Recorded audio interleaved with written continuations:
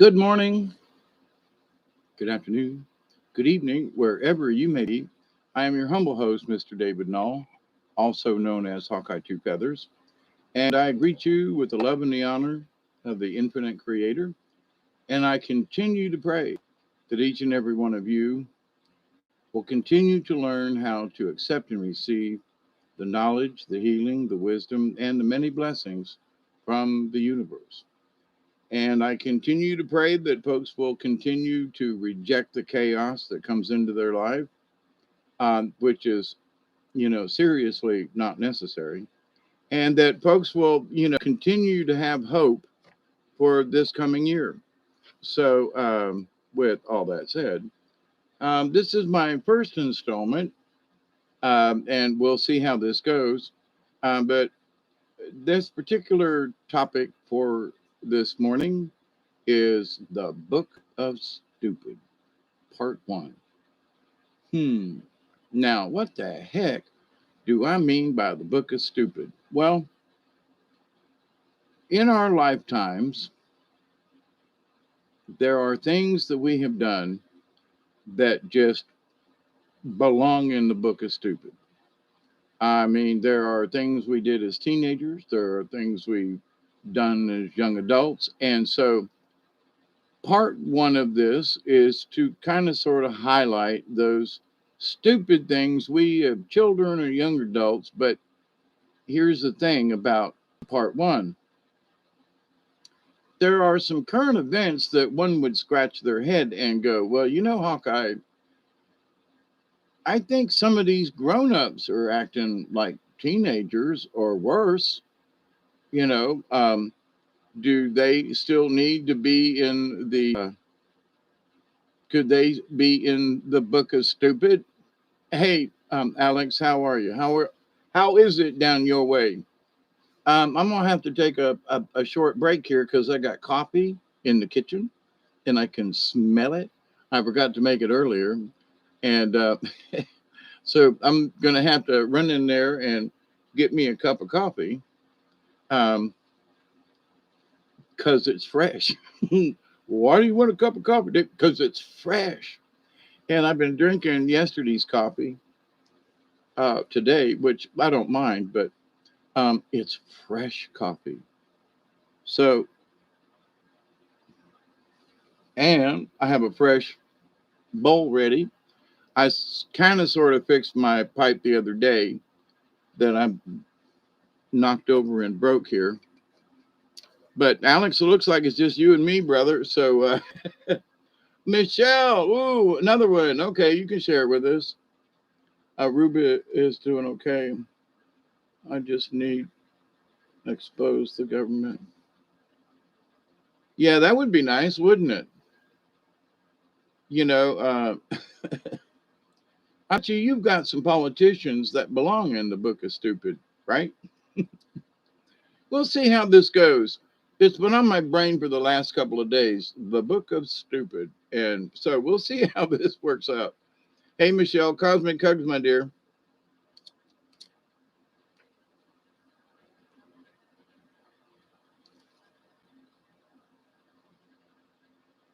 It is now 12:21 Eastern Standard Time here on Late Night Radio cast YouTube thing. Hi, everybody. Ooh, there's 5 people in here now. Hey, Chloe. Smoke if you got them. I'm in a strange mood today, kind of thing. So, this idea of the Book of Stupid, I want you all to be coming up with things that you think that belong in the Book of Stupid, okay? And share them. We're going to co-write this oral. We are going to co-write this oral interpretation of the Book of Stupid, Part One. That's all I put in the title for this thing.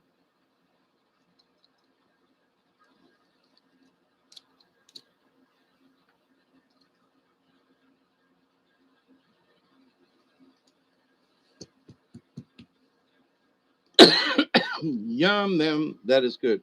Okay. So Michelle, you and Alex keep everybody here. I'm going to go get fresh coffee because I heard the percolator just quit. So I will be right back. I'm going to turn this to so there's, it ain't dark.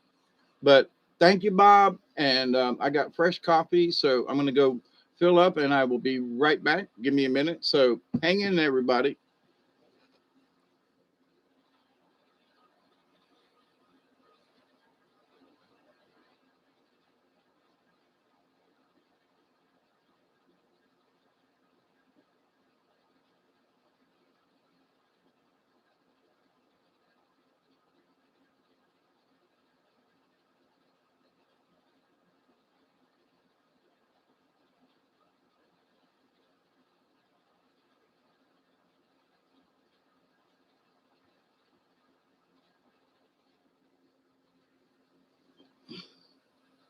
So hey, David, how are you?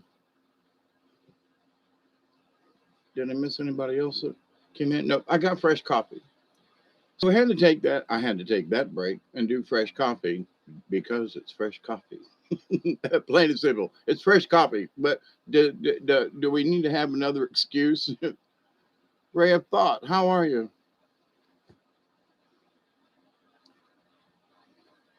Hope you're doing well, Royal. Well, Ray, I'm sorry, Ray. I don't have my glasses on. So, this oral rendition of the Book of Stupid, Part One.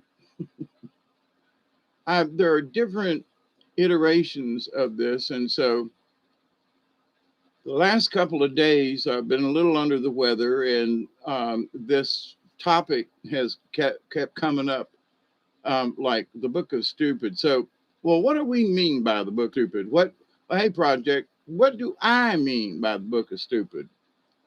So those events that are just stupid, okay, ludicrously stupid, okay.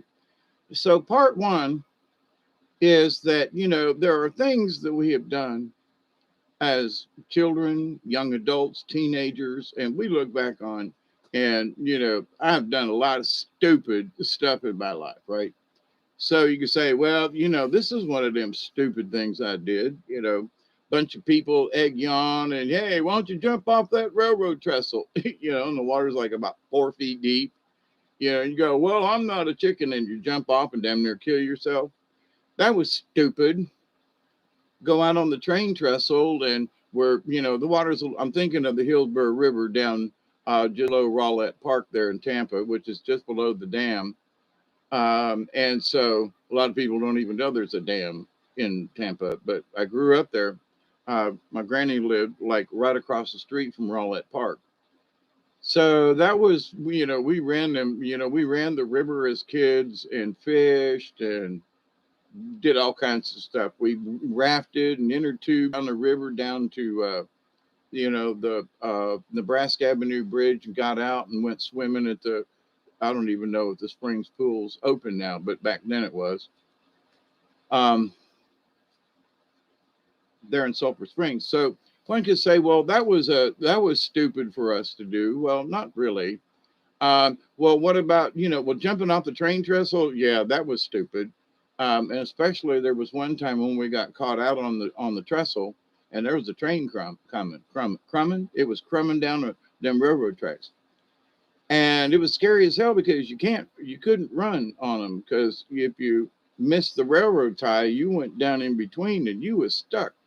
And there was no way to just like sit on the sides of the trestle. Now I would have done that maybe, but it was trying to run off the middle of this train trestle and get off the tracks before the train got there. And I remember the panic and some of the other folks that was jumping off the bridge and swimming and all back in them days. And somebody said, well, that was just stupid. Okay, well, Mike would put that in the book of stupid. You see what I mean? So those things that we did as kids or young adults or whatever, there are those things we were like, man, that was stupid. We just shouldn't have done that. But now I read through the the news every day as I'm supposed to do as my watchman duties, and I'm looking at this stuff and I'm listening and hearing these congressmen call, Dr. Fauci's calling somebody a moron and all this other stuff. And um,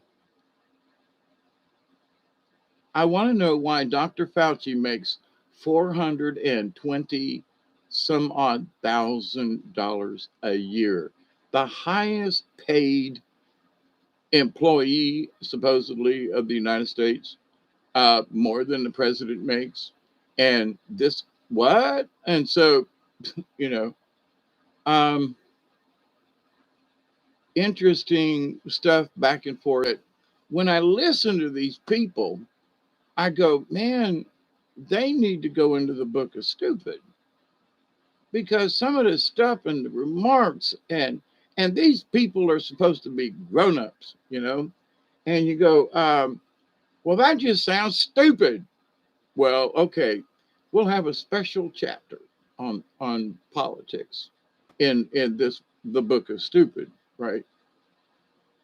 So now there are those stupid redneck things that people do. Don't try this at home. And you watch people like catapult themselves.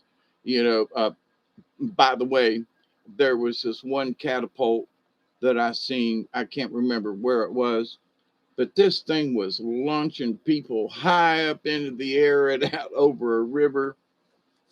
And I was like, you know what? And nobody got hurt as long as, you put yourself in the seat right. But, I was like, catapult. I mean, sure enough, a catapult throw you up, way up in the air and out into the river. Everything's so surreal and dreamlike lately. Maybe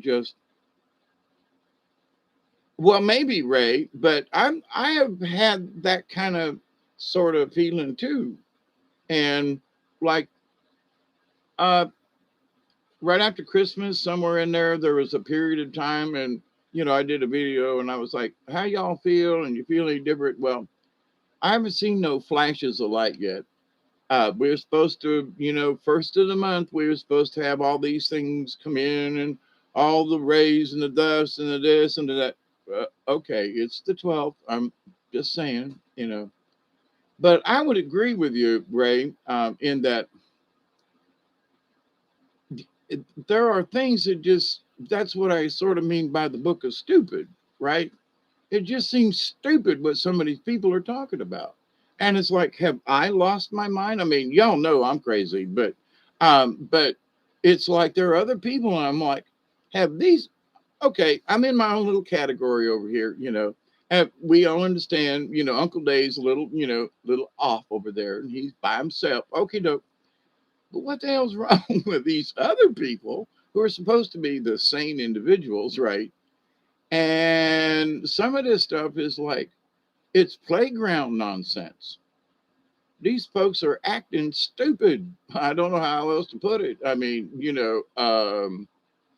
it's sort of like a Jeff Foxworthy situation a lot of times, in that, here's your, remember Jeff and his jokes about, here's your sign. So um, I loaded this thing up to share with y'all, but, but also when I was on with Robert earlier, he did a small segment about the peace pipe. And that for each time that I smoke up, um, and even when it's not a 20 and I'm just here at the house, every time I light up, there are prayers that go with it now. So this ain't necessarily my peace pipe, but every time I light it, I have chosen this year to send up prayers with the smoke to the universe. Hope you had a chance to do the things.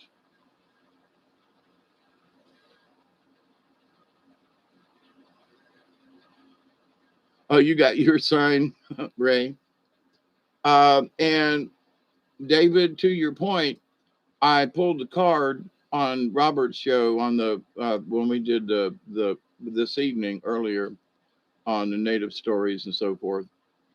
And the card that I pulled was porcupine, which is interestingly enough is supposed to be the Null family crest. Okay, the porcupine, and the porcupine is innocence.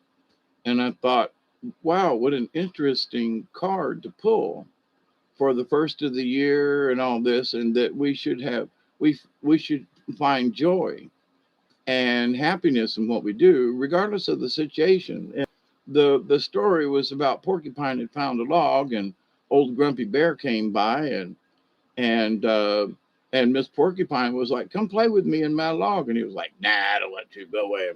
I'm busy."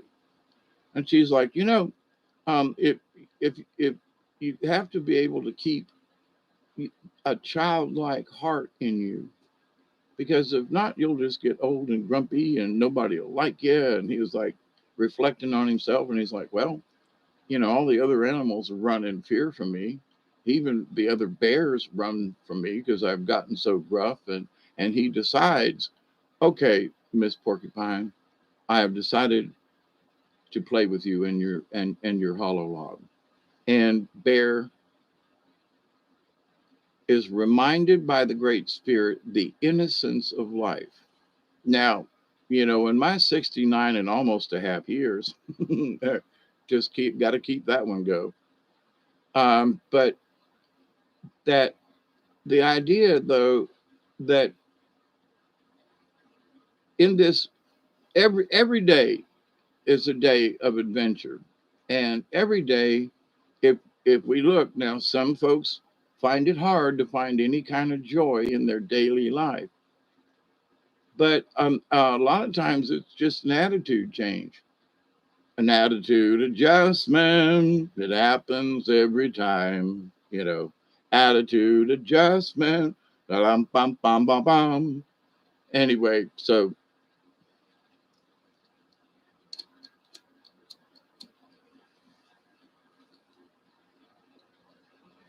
the old story about the farmer with the mule out in the field with a plow, and the mule just ain't going, and he's a tugging on this here mule. City slicker pulls off the road, sees watches what's happening. So you could hear the farmer just kind of cussing and fussing with the mule. And he finally just throws his hands up and walks around to the back where the plow is, and he picks up this 2x4. And he goes around over to the front of the mule, and he points at the mule and he says, talking to him, and one more time. And the mule just sits there. And so the old farmer takes his 2x4 and whacks the hell out of that mule right dead in the forehead. And the city slicker gets up and he's hollering at the farmer, "Oh, you animal cruelty, and what do you think you're doing?" The farmer looks over and he goes, he said, "What am I doing?" He said, "I'm trying to get his attention." And for folks down here in the South, that's always been like a barn burner. Everybody laughs. You got to get his attention. So there are some folks that, I don't know, their current positions or even how they're speaking to some of these folks is like, what? Oh, a recent statement by Nancy Pelosi in the most important thing ever right now. There's nothing else that's more important right now. This is what she said, than passing a voting rights bill. Well, wait a minute. We've got voting rights bills on all the states, and the states are supposed to be able to retain their own voting rights stuff, right? Now, I agree that there should be some similarities, but don't tell the state what to do. I'm sorry, I live in Georgia, and Georgians do what Georgians do, and folks in New York do what New Yorkers do. So don't, they can come down here and visit, but we want them to go home. I'm thinking of snowbirds. It's that time of year. But anyway, oh, and speaking of snowbirds, out in the yard there were a bunch of birds yesterday. I didn't notice them today, but we used to have huge flocks of birds that would come through, heading north or south, depending on what time of years it is. But and then a lone honker. I mean, like I could have hit it with a rock. Okay, this big goose, honk honk. I mean, just right overhead. I mean, I could have hit it with a rock. Which is interesting because they usually move in large pairs, or three, four, five, 10 at a time. But where there hasn't been or has hardly been any bird activity I was proud to see these like little finches out in the yard and about to yesterday. Didn't see them today, but not that they weren't there. I just didn't see them. Anyway, but to the nature of things, for example, so there are people who are naturalists who don't know squat about nature. And some of these people belong in the stupid book, the book of stupid. Because, oh, it's all good for the environment, all this, that, the other thing. Then why are you still using plastic bottles and why are you still doing all these things? Oh, well, I'm a conservation. Well, I recycle my plastic. Well, okay. They have gotten better with plastic recycling, but recycling the plastic really ain't as easy as I had originally thought 40 years ago. Okay. And it has to do with reusing the properties of the plastic itself. Okay. The polymers and so forth, they get literally burnt when trying to fuse them back together because they must be heated, and some of them are better at 120 degrees, and some of them are better at 160 degrees, and a bunch of stuff in between. Okay. But so these conservationalist people are driving big SUVs, and here's something, everybody's going electric. Okay. But what's going to happen when them batteries go bad? All of the batteries in all of the cars, that's toxic waste. Okay. Don't care what kind of battery it is. Any battery that you've got, do not put in the landfill. Do not, dispose of properly. Okay. So has anybody discussed what the implications of are that with all the batteries, with all these new cars and stuff, because they will only recharge so many times. They will wear out. It's the battery's life does not last forever, period. Okay. 2 3 years. I know they got some new technology, maybe 5 years, but for every time it recharges, it loses a little bit of its stuff. Okay. And for constant driving, constant use, constant recharging, the batteries at some point are going to fail. Period. It's they don't sell you that. So all these people that are buying all these batteries things, and if the batteries ever fail, then what do you do? Well, you replace the battery pack. How much does that cost? And how long are you going to have to wait? Friends of mine who had a minor accident waited for 2 months for parts to come into the dealership because they're backed up so far. And then when it got here, they were like, well, now all the parts came in. We got to wait another 2 weeks. And it took them almost 3 months to get their vehicle back. And it just sat there because it's supposed to come in, but they had taken the parts off. And so, regardless of how bad the damage was, and they were without a vehicle for all that time. I had to borrow another vehicle and go through all that stuff. And other friends of mine who've had similar issues with vehicles and shops and mechanics and parts and all that kind of stuff. And it doesn't necessarily, there are Chevy trucks that have had problems. There are, theirs was a Ford, but now it was an accident, not the truck's fault. Okay. But that, it knocked one of the cameras out of whack or something like that. They have to reboot the system because there's so many electronics. Now, I got a 98 Mazda, and I've had all kinds of issues with these like 20 some odd sensors in my truck. My truck is nowhere near as smart as these trucks and vehicles these days. And I'm not trying to point my finger at anybody, but wait till that shit quits working. Wait, if you want a job, learn how to be a mechanic, learn how to read the codes in any of these vehicles, learn how to fix them, okay, replace the parts. Because when some of these new vehicles start failing in 5, 6, 7, 10 years, because things fail after 5, 6, 10 years. I'm just saying that now what? So who's going to work on them? The dealerships are already having issues with vehicles with like engines in them, let alone the electric motors and the this. And well, we didn't anticipate this problem. Okay. Battery issues, another where, oh, it's all really good and everything's really cool. But my take on this is like, it's groovy, don't get me wrong. But I think a hybrid of both is your best answer. Why? Because if the batteries fail, you got a backup. Okay. That to me is like, that's the answer.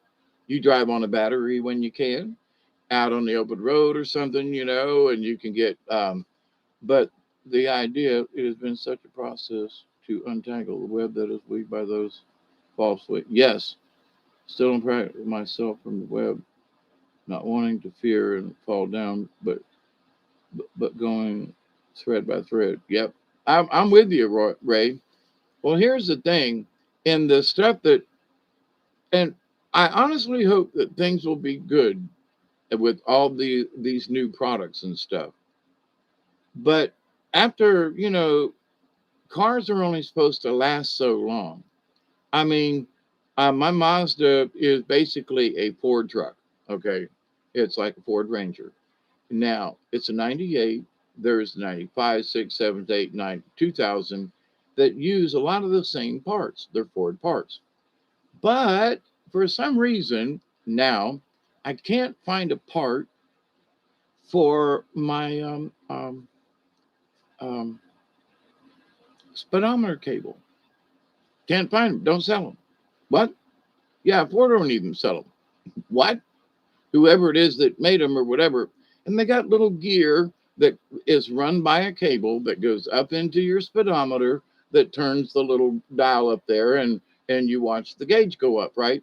Well, these little gears that go into the transmission at the end of the speedometer cable, they're not making them anymore. Now, if I had to see a little CNC machine, I'd cut these suckers up myself. I'd make it. But nobody's making these things. Well, the production and thing and aftermarket and blah blah blah. So now I don't have a speedometer. Now that belongs in the book of stupid, because there are millions of Ford products out there, and for whatever reason, somebody made a decision to not make these parts anymore. Now that's stupid, because I like to have a speedometer. You know what I mean? Well, so people are saying, well, just put your cell phone on your dash and get a GPS signal, and it'll tell you how fast you're going. Okay, but I would really like to fix my speedometer cable. I mean, seriously? So now that to me belongs in the book of stupid. Somebody ought to be making there's millions of them still on the road. Folks who have Ford Rangers and Mazdas like mine, we love our little trucks, and things are going to break. So keep making parts, right? Duh. Okay. So, but trade in your old vehicle, right? Get a new one, and then what? Well, if I get a new vehicle, it's got twice as many electrical components on it that my truck does now. What issue am I having with my truck? Electronic components being old and weathered, and okay. So I'm going to buy a vehicle that's 6 or 7 years newer than mine, twice as many electrical, but they're reaching the point where they will fail. Now everything's running fine now, to the gentleman that we discussed getting my truck. But would I be written into the book of stupid if my little truck is still running and I do fix the electronics portions of this? Would I be better off to buy a truck that's 4 or 5 years newer, but old enough to where their electronic components, which are twice as many as I have now, going to start to fail? And how much are they going to be? One of the O2 sensors I bought the other day was $55. Little thing like this, made out of brass, 55 bucks. By the time I bought three different sensors, I'd spent 170 bucks. Now it's just been too cold the last couple of days, and I just was not feeling like being a mechanic. Anybody else come in? Hey, Project. Off to the Astral for sweet dreams. Yeah, be careful out there. There's some crazy folks out there.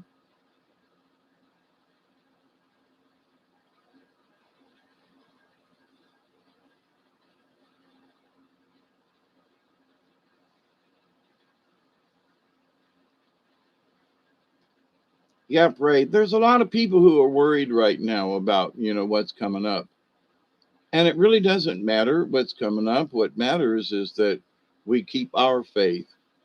And there, I pulled another card earlier just for myself, and it was kind of sort of written in with a porcupine I pulled earlier, and it's about faith and trust. Like what? Yeah. So this year, the thing that we need to learn, we need to make sure that we are trustworthy. Okay. So in order to be trusted, we have to be trustworthy. So in the book of stupid, there are folks out there who are going, well, you should be able to trust me, and they really can't. They really cannot be trusted for simple things. There are certain things that somebody will say, well, Hawkeye, I used to be able to do this and that, my sleep habits and how I wake up today was a very hard day for me in that I could not stay awake. I could not stay focused.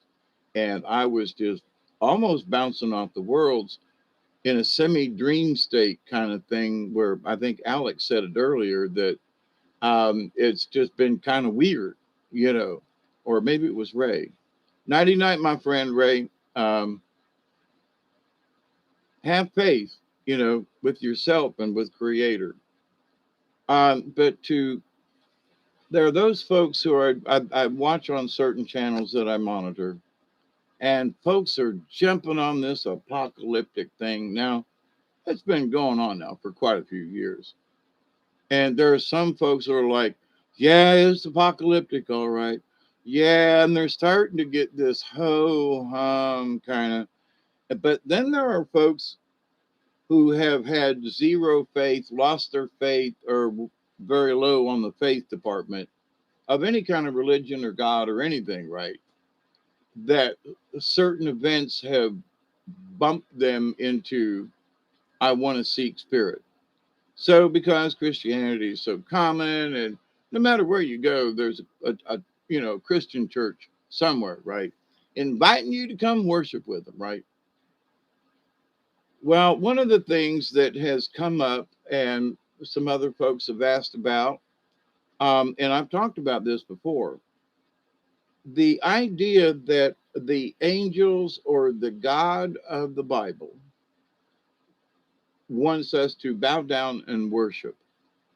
Now, the old Catholic Bible is more about they use the word adore the Lord thy God, versus worship or, honor your father and mother, don't worship. But anyway, so for those Christians who are down on their knees worshiping, that's like worshiping the devil and worshiping, you're bowing down, you're giving your energy and you're looking at the ground instead of looking up and praising God. You know what I mean? And so Native Americans would look down at the ground, but then they would put their hands up, in the sign of the Charistus, for those of you who follow Dante and the cause. So in the book of stupid, there are those people who they're worshiping, and they really don't have a clue what's behind some of the words, like Catholicism. I ain't going to go into it, but for me, I think that there are people now who are looking at some of the things the Catholic Church has done since, uh, since 1964 when they did the, ecumenical council and all, and since about 1984 when things really started to change, not only in the Catholic Church, but with in Christianity and the Bibles themselves. More folks were reprinting them. There, as I've discussed before, in the Book of Stupid, nobody looks to see who printed the. Well, it's a KJV, okay, but who printed it? Well, what does that matter? It's a KJV because it matters who printed it and what's the date.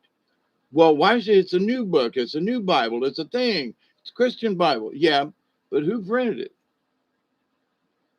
What do you mean?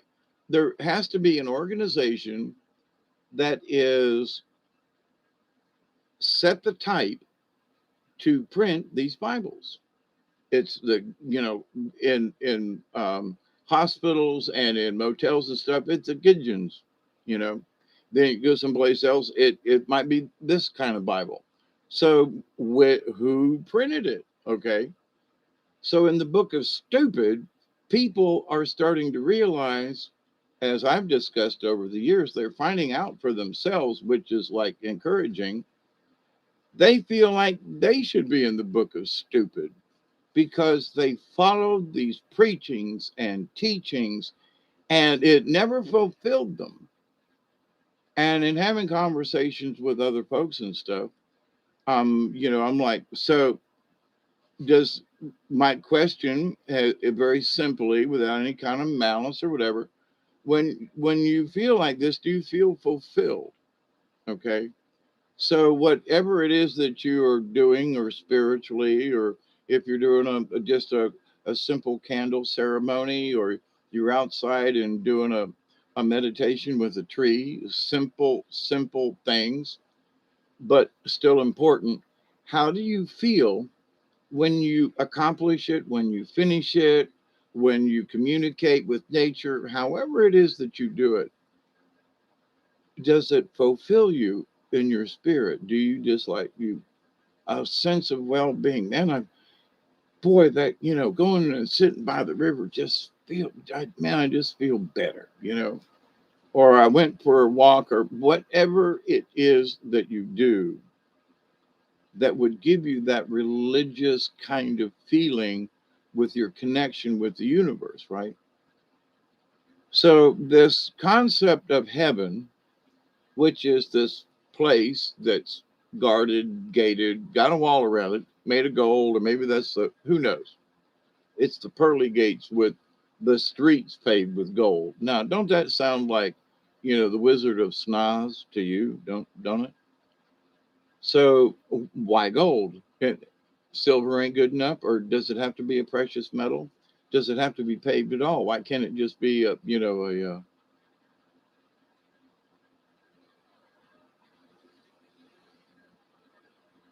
um, does it have to be gold? And why gold? Well, because it's precious. Well, in native legends and traditions, there are no streets paved with anything.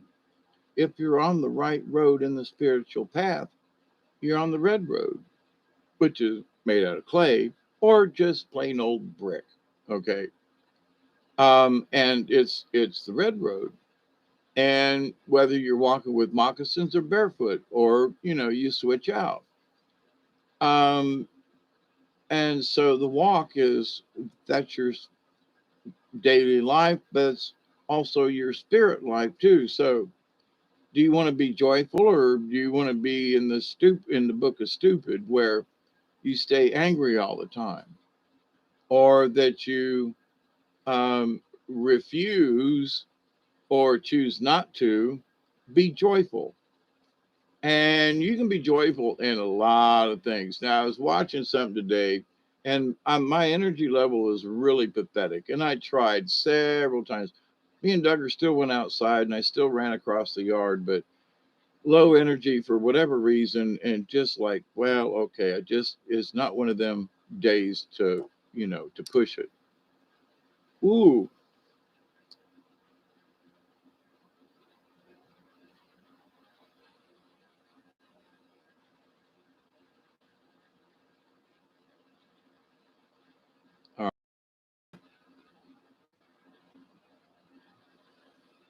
I'm reporting.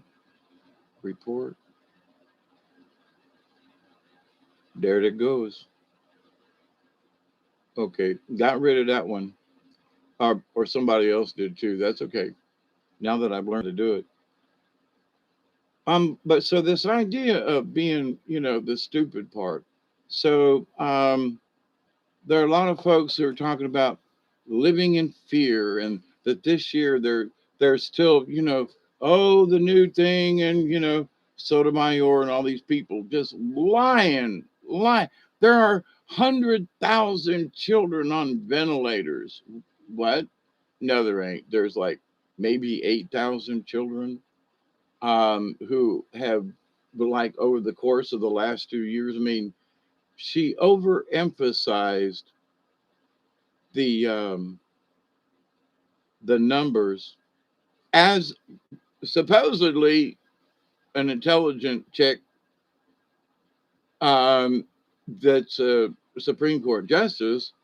She should know that 100,000 seriously ill children is a really big lie, right? So I think she belongs in the book of stupid and stupid remarks here recently. Even though we're talking, I was trying to use the first part of this to just reflect on those things uh, that we did as children or whatever. And we can look back on and go, that belongs in my personal book of dumb, stupid things that I did. Do not want to repeat it. Did you learn from them? Yeah. Do you feel kind of moronic afterwards? Yeah. Now, so in this book of stupid for other folks, do these people have their own book? Now, they think you and I are stupid. They think you and I are conspiracy theorists because we see through the BS and we look at the information and go, they're lying. No, those folks and their stuff belong in, hey, Amanda, them folks belong in the book of stupid.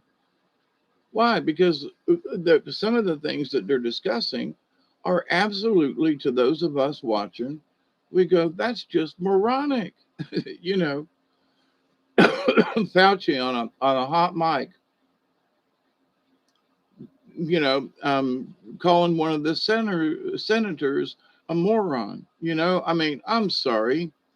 He's being paid 420 odd $1,000 a year, and this guy can't hold his tongue in a public place in a hearing. He doesn't have enough whatever to keep his big mouth shut, especially about talking about a senator, whether the senator was a moron or not. But you see, when Fauci and others like the Supreme Court justice, they take on an air of superiority, better than you and me. Absolutely believe that they know what's best for me from their point of view. I've seen it so many times in the mental health field with doctors. I'm getting involved in local politics and stuff, and everybody's got some kind of weird, stupid opinion. And when you get right down to it, they need to be written into the book of stupid. Hey, Michelle, thank you. I missed that one. Bando, you doing all right? So what do we do about this? And with these things and the hijinks and stuff that are making some people just randy crazy, you know?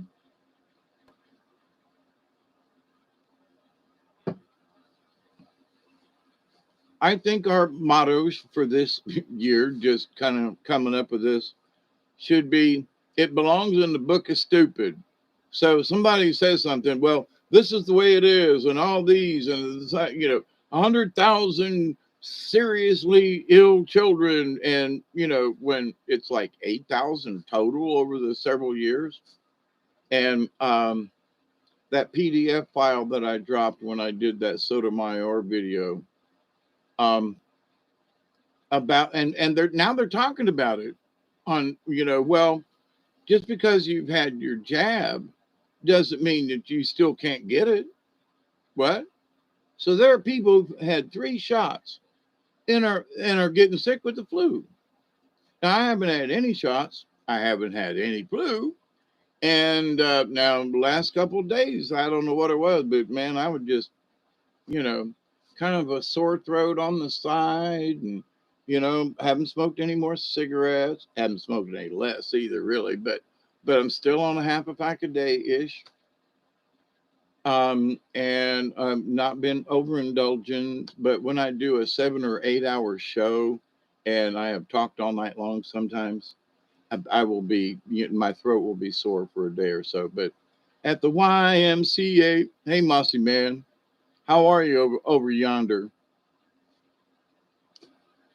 So these folks are supposed to be knowledgeable. And so, the book of stupid goes on today in maintaining that Sotomayor kind of theme. And the people were going, don't you think that someone ought to correct the justice with her statements about COVID?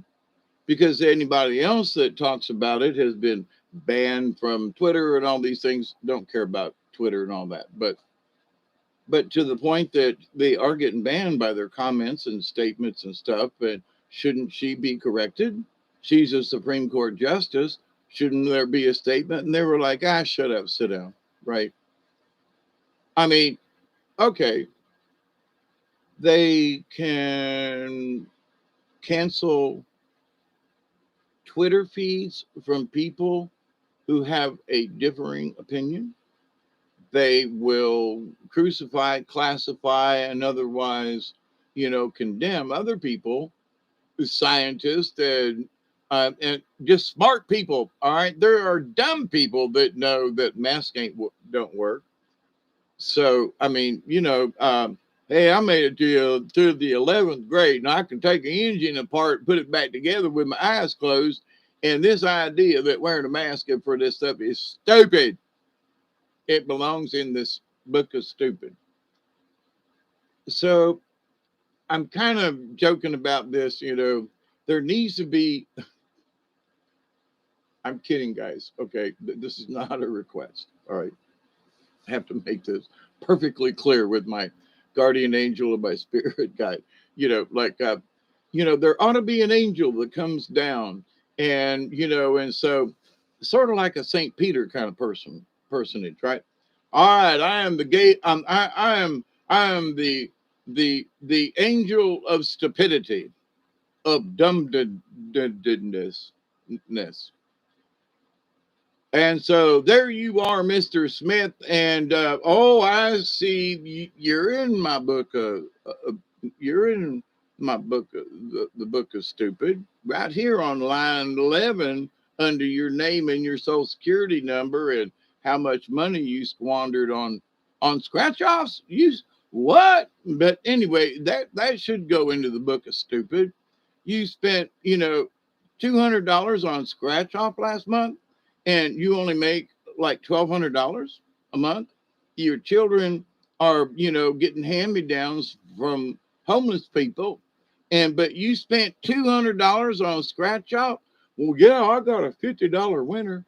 So, but now that person should be written into the book of stupid. And I know folks like that who will spend over a month's time. Well, I'll get a $5. I get a $10. Well, I got it, whatever. And they spend, when they count it up on their fingers, if they can count that high, $200 worth of scratch offs. Well, I always get it. And sometimes they win. That's okay. And once in a while they hit a big one. Okay. But they spend $200 a month in scratch off. If I spend $20, that's like my limit, right? Now, somebody say, but my chances, but I have already been written into the book of stupid, where I have looked at those times I have spent $20 a month on tickets and maybe got 2 or 3 free tickets out of the deal after spending $20. So for the state of Georgia, it goes for education and stuff. Okay, I'm making a donation, right? But But for people who spend $200 a month when they really don't have money, and then turn around and complain, well, but we sure ran short this month, but how much did you spend in the scratch offs? Well, I don't know. I got a $50 winner, and what'd you do with it? Well, I gave some to my granddaughter, which is okay. And then I spent $20 and got some more scratch offs. What'd you win? Well, nothing, a couple tickets. Okay, so then you need to be you need to put that in your book as stupid, right? So well, there are bigger things. There are people who are buying things because, ooh, it sounds so cool. I bought an item here back in the summer. Oh, big promotion thing on the side. I got it.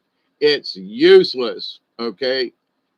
Useless. Absolutely useless. I did a video on a Breeze Max or something like useless. Okay, waste of money and went off on vacation and got back and I couldn't send it back in. Useless. I kept it as a reminder of useless, right? Right. For me, write that one into the book of stupidity, right? Or the book of stupid. So, what do we do about this? I say we call them on it. That's all. Well, get upset. Well, that angers me. Okay.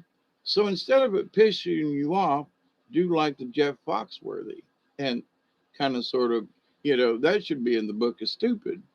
And here's your sign, I'm stupid or I'm with stupid and your arrows pointing at them or you or me or whoever, right? Depending on how you hold the sign. But the idea though that with things coming up in the future. Oh, by the way, so in my hopes and dreams about what's going on over in the Ukraine and Russia and Putin and all that, and been watching some other things and RT and listening to Putin, and also about what them folks in the Ukraine want. And somebody that was on our channel in the chat was from over in that direction and we were able to ask questions and nice participation. I think it's lovely, personally, to hear from people on the ground like you folks. So,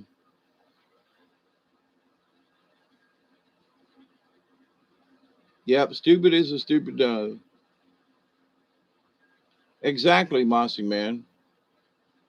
So, recognizing our own stupid moves, when we look out across the planet and we're watching the news, and there are folks who are just like, for example, the voting rights bill. Okay. Now I grew up in the 60s, early 70s, right? Could not wait until I turned 18 so that I could vote. And went down and did the thing, but there are these folks now who are from Mexico. They're not just from Mexico, okay? There are folks who come into the United States. God love them, they come and do this, but then they want to vote like Americans, but they won't take this. They won't take the test to be citizens. They won't renounce their home country.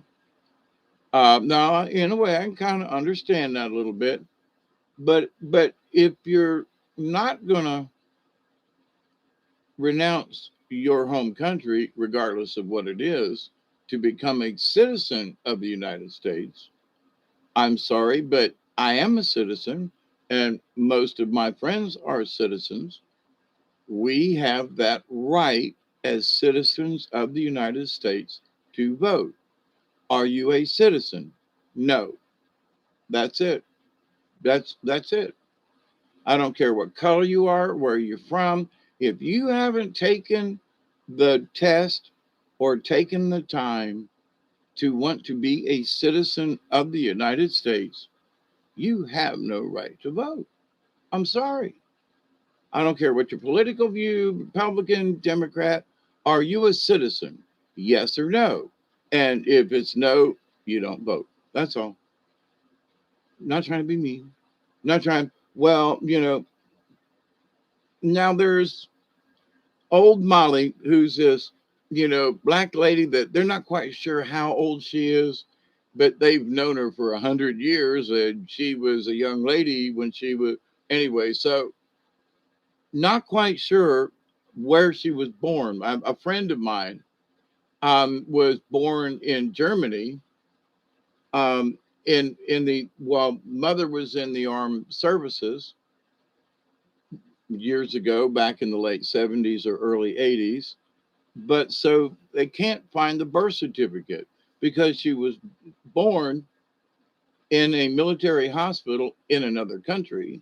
But because she was born on American soil, the military base, this lady of 40 something years old she can't get a driver's license. She can't do anything because the military and Germany, and I mean, they have spent thousands of dollars to straighten this out. But because she has no ID, and how she got into school and all that, but now that things are so tight, she can't get anything. She can't even get a photo ID, okay, because she doesn't have a birth certificate. And so now what do you do? So she's been in America like 99% of the time, but here we go. It's almost 20.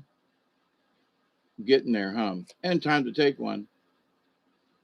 So in this book of stupid, here is this mixed race, and she's a lovely lady. I've known her almost all of her life, actually all of her life, I guess, because I my friend Marcy, it's her sister's uh, girl. But anyway, mixed races. That isn't it, but senators, Democratic, Republicans, military generals, and whoever. Um, Vote is just for show. Puppets are picked. Yeah, understood. But the idea, like here in Georgia, there are a lot of Mexicans in Georgia. Okay, probably as many as in Arizona. Uh, Quietly because of all the farming and other, stuff here. But anyway, and there are some of these people that actually want to become citizens. Okay, I'm all for it. If you got a green card and you can show that you were like um, taking the test and you were in class to become a citizen, and I could kind of see where these folks could get like a pass, like, oh, okay, we're going to let you vote. But these folks would, no green card, but they can get a driver's license. How? Where's their birth certificate? Well, they got some document from another country. They wave it around in front of people, and then all of a sudden they've got a driver's license thing. Where my friend, who yes was born in Germany on a military base, a proud American, can't get the things that people who've snuck across the border automatically get. What? Right. Grew up here, went to school here in South Georgia, can't have a driver's license because, well, you don't have proof. Well, what about all these dang Mexicans running around here that are driving? Well, some of those have Mexican driver's licenses, and some of them have you. Well, can you speak English? No, they have to talk to an interpreter at the DMV, right? They get a driver's license. But my friend of 40 something years, nope, because her birth certificate got lost. All the other records, her school records, everything. She went to school here. Here's 12 years of proof that she went to school here. Well, but there's no birth certificate. But what about all this stuff? It proves that she has lived as this person. Nope. In the book of stupid, that's not enough proof. But somebody who doesn't speak English from obviously another country gets a driver's license and free food stamps.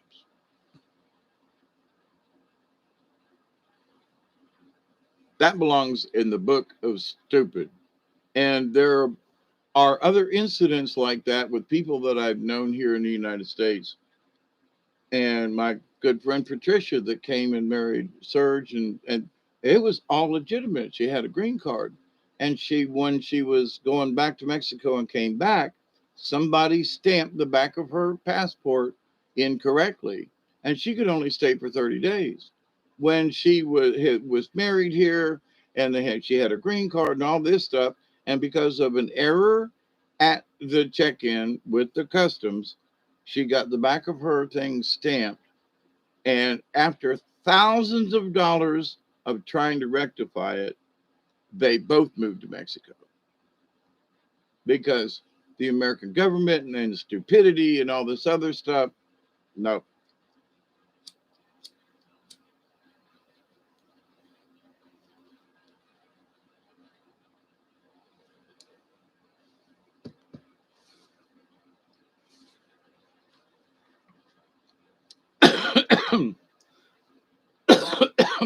If some of this stuff, good night, Chloe, sleep well. Oh, I was 3 minutes early. Yum, yum. Well, I just wanted to get on here after having a show with Robert. And the idea, the book of stupid, I've got some other things I'm going to write down that are kind of have been tossing around in the back of my head, more like an outline. But there's some things that all you got to do is just look around and, well, that's a stupid remark. Well, that belongs in the current book, you know. Um, there were some folks that were discussing, for example, you know, oh, the government, for example, the government is always truthful to us. No, that's a dumb statement right there, right? Which idiot said that? The government is always honest and truthful. Must have been a Democrat, right? Or some Republicans, but anyway.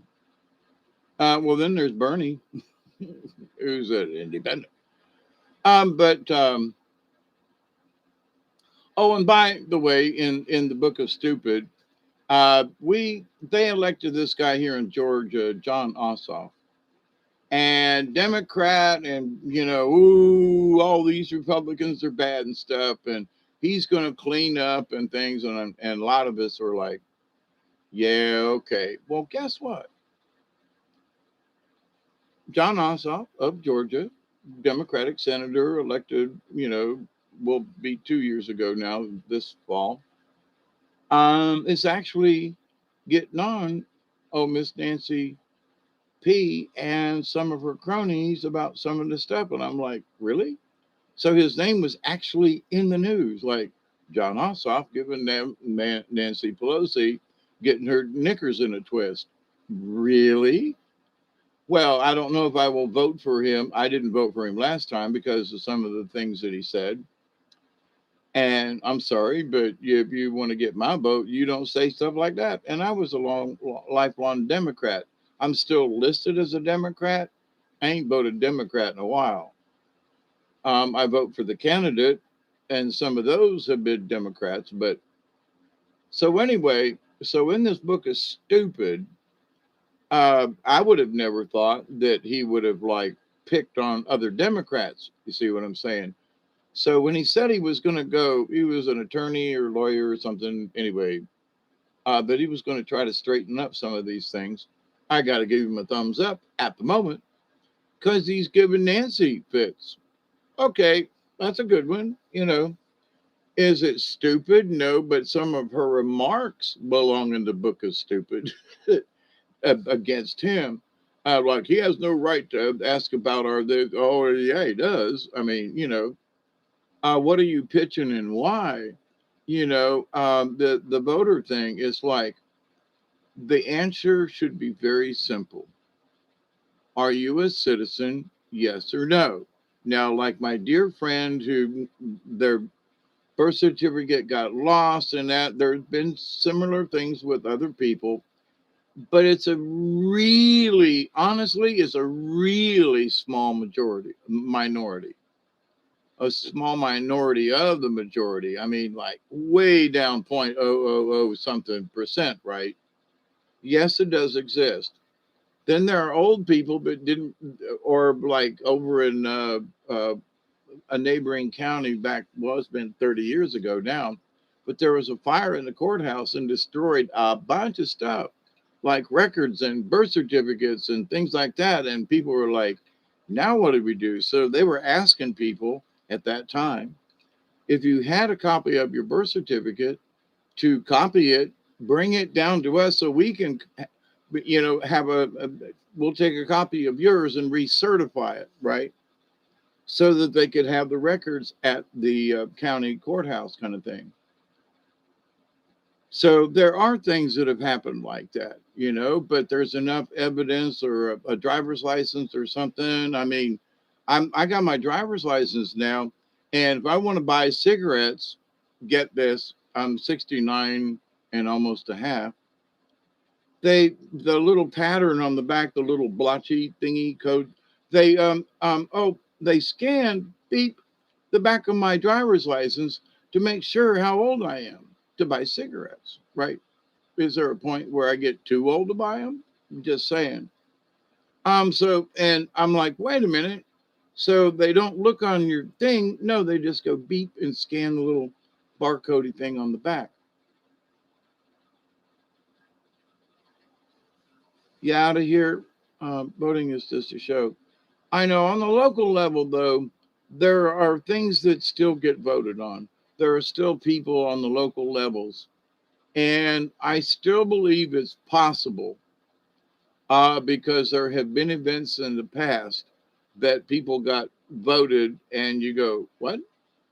So, um,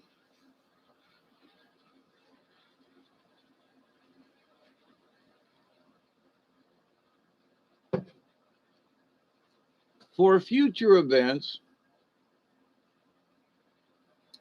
it is 1:23 in the AM time here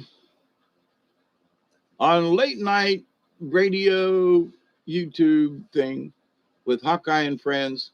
And the subject for tonight sort of is the Book of Stupid, part one. And this is sort of a prelude, maybe to a part two. I don't know. But I think the Book of Stupid is like ongoing, right? So some of the mistakes in the past, things that I remember in politics, and after all these years, 69 and almost a half years, that they're using the same old crappy political techniques. They're using the same kind of rhetoric. Oh, you're a moron. Oh, you don't know what you're talking about. But here's the thing: when people like a Supreme Court justice, when they don't have, nor can they represent true numbers of the medical field or pandemic or whatever, when these folks are making egregious mistakes and not being called on it. But here's the thing. Now, a week or so ago, I said, let's watch and see how this turns out. Ain't nobody talked about other than, you know, than, Chris Ann Hall and myself about the remarks about us being human beings are no better than machines, right? But they are hammering her about her disinformation and her lack of the facts. And that here's our Supreme Court justice who's supposed to be making informed decisions for the whole country are in the book of stupid. Like what? Come on now. You can't fact check. I mean, I knew better. And I'm not assuming, so it shows their agenda in that they're willing to stretch things so far out there. And then people look at it and go, well, wait a minute, there aren't 100,000 kids on ventilators and in hospitals sick. That's just wrong. And there are smart people who have just been keeping up with stuff going, no, that's not true. So she has written herself into the book of stupid over the last couple of the last week or so.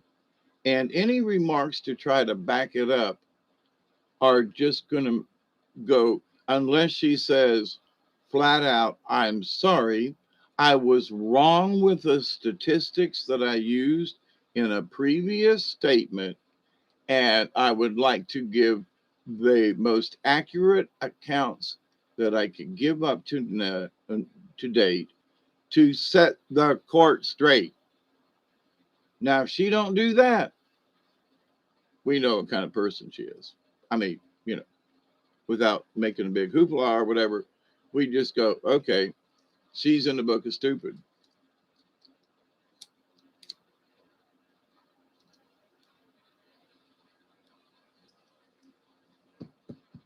On another note,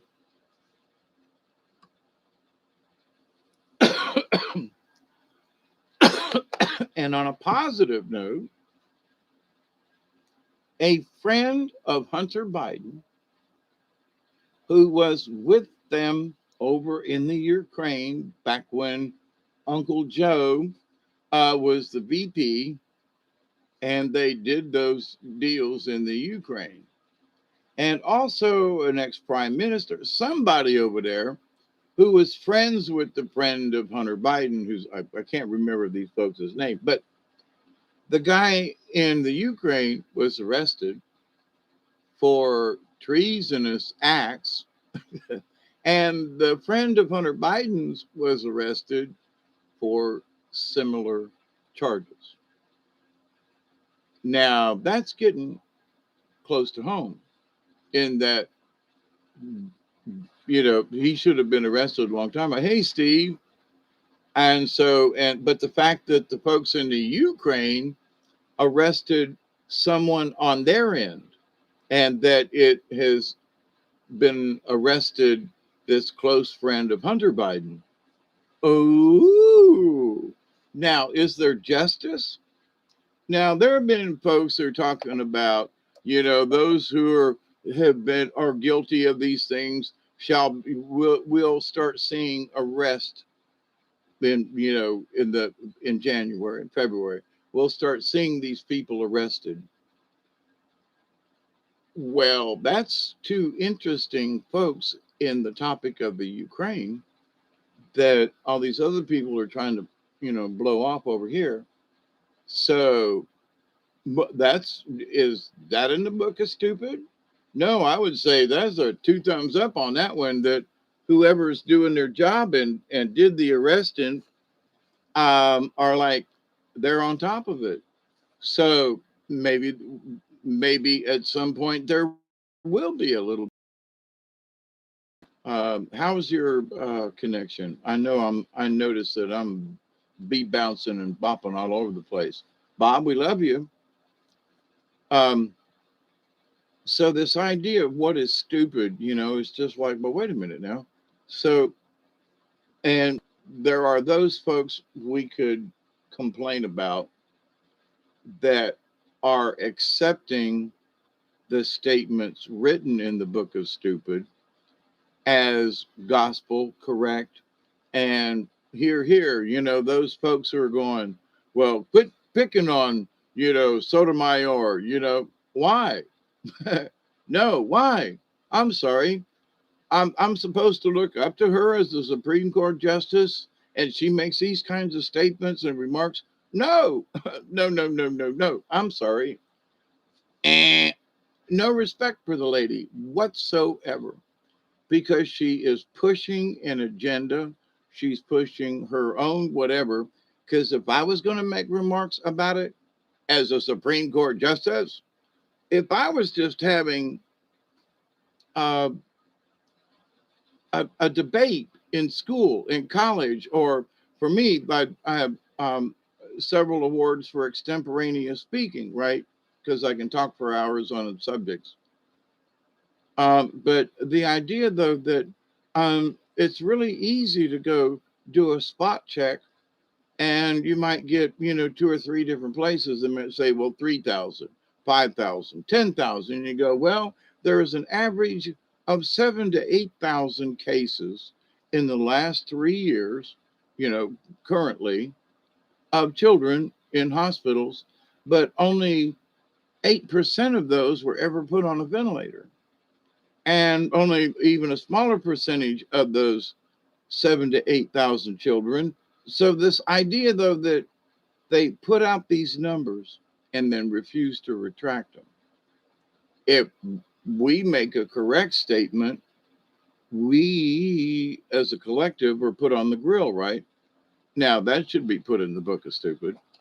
But so those things that are contrary and that make us ornery around the edges, personally, this year, book of stupid, and I might literally keep a log of the stupid things that just, the Pope has done some other stupid things recently with some of his remarks.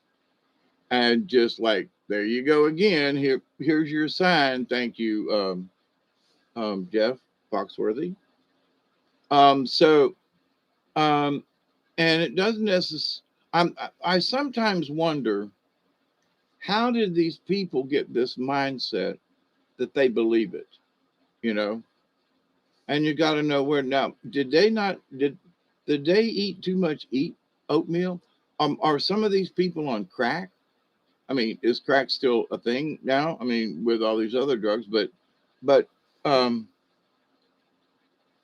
you just don't hear the word crackho thrown around as much as it used to be. I'm not saying that folks should use it. That ain't my point. Never mind. Um,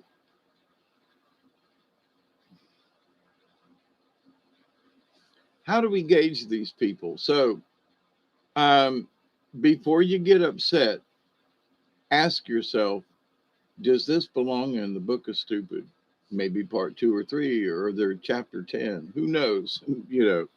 I think every year, sometimes every month, there should be an update on the book of stupid. Like, okay, let's see what the Vatican says here lately that belongs in the book of stupid. So, in this first part of the book of stupid, is I think that this year more people are becoming more aware of their spiritual side without religion. Now they still have this conflict of the God and of the thing and the Christian. Now I still believe in Jesus. I still believe in the Christ consciousness. I still believe in the good of all that.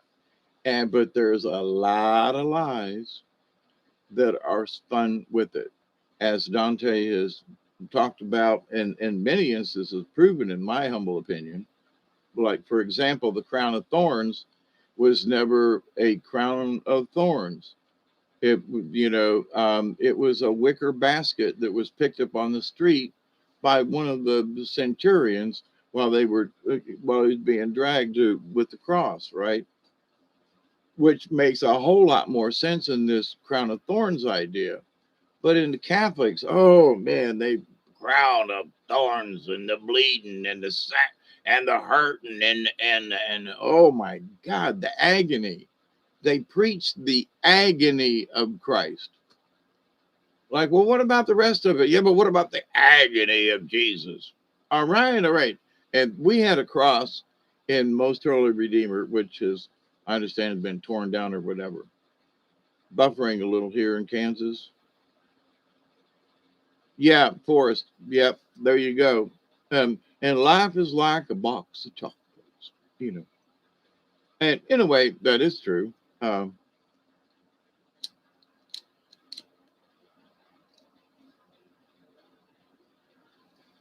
but I think this year, it's just a feeling. Oh, what a feeling. Da, da, da, da, da, da, da, da.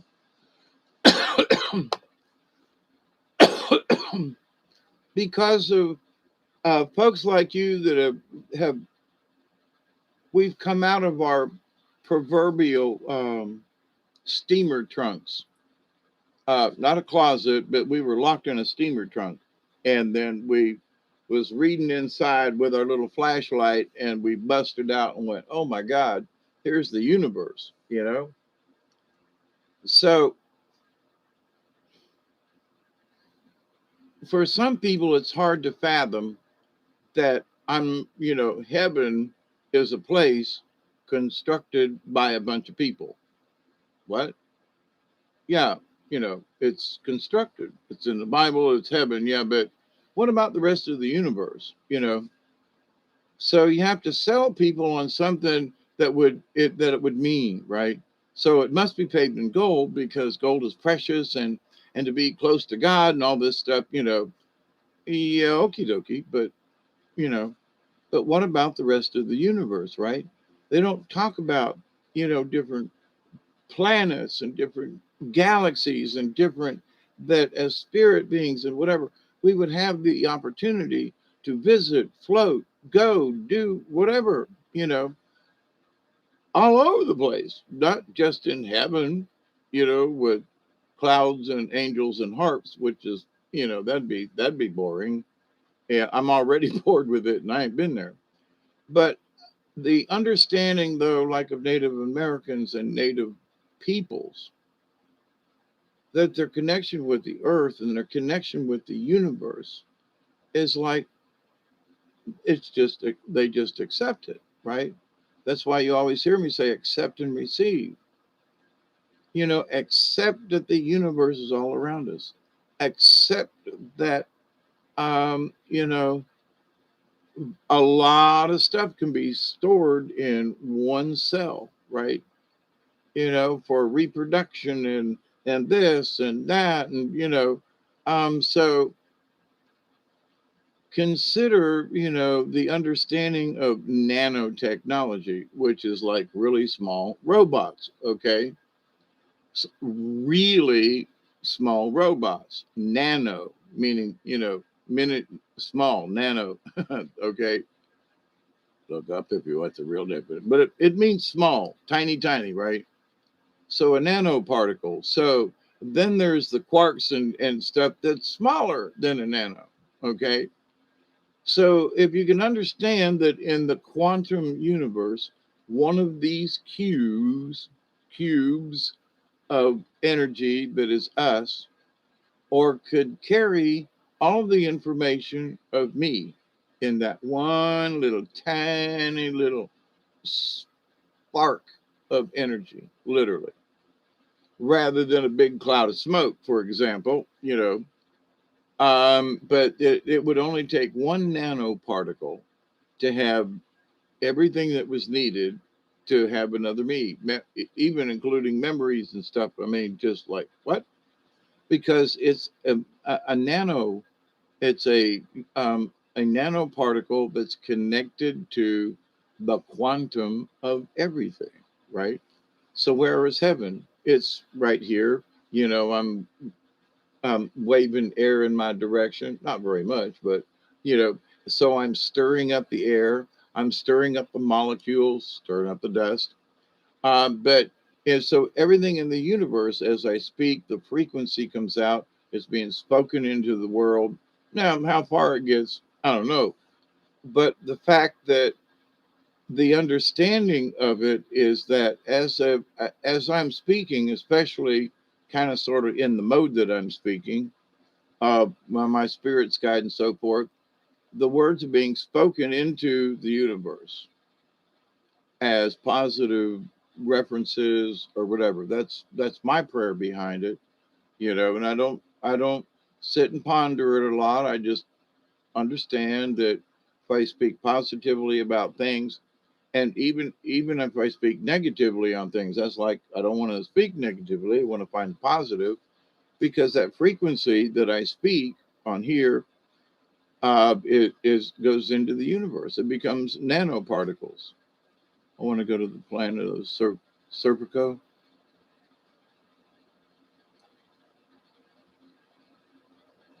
I'm not sure.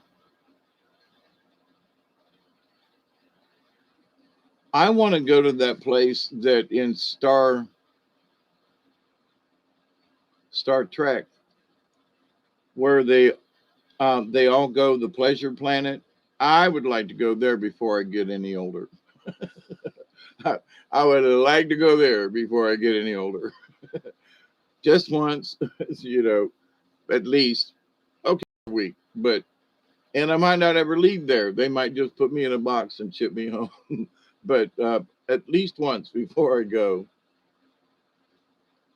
Uh, please don't be offended, but there is this rather raunchy song that I know.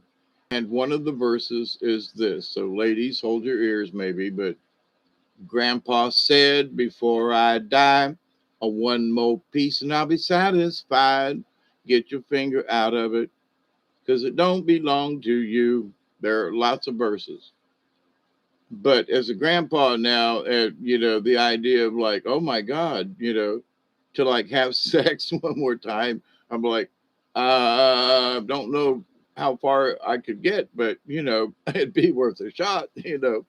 But anyway, it's not like I'm obsessed with it, but you know, somewhere along the line, it was like, you know, with relationships and people, and then nothing, you know, just nothing.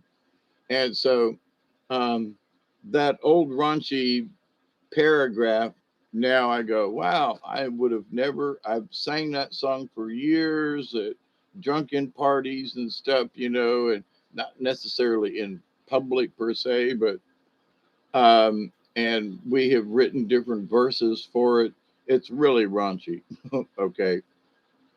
But it's a lot of fun when you're drunk and high and everybody sings along, you know, um, and it, you know, good rowdy fun. Um,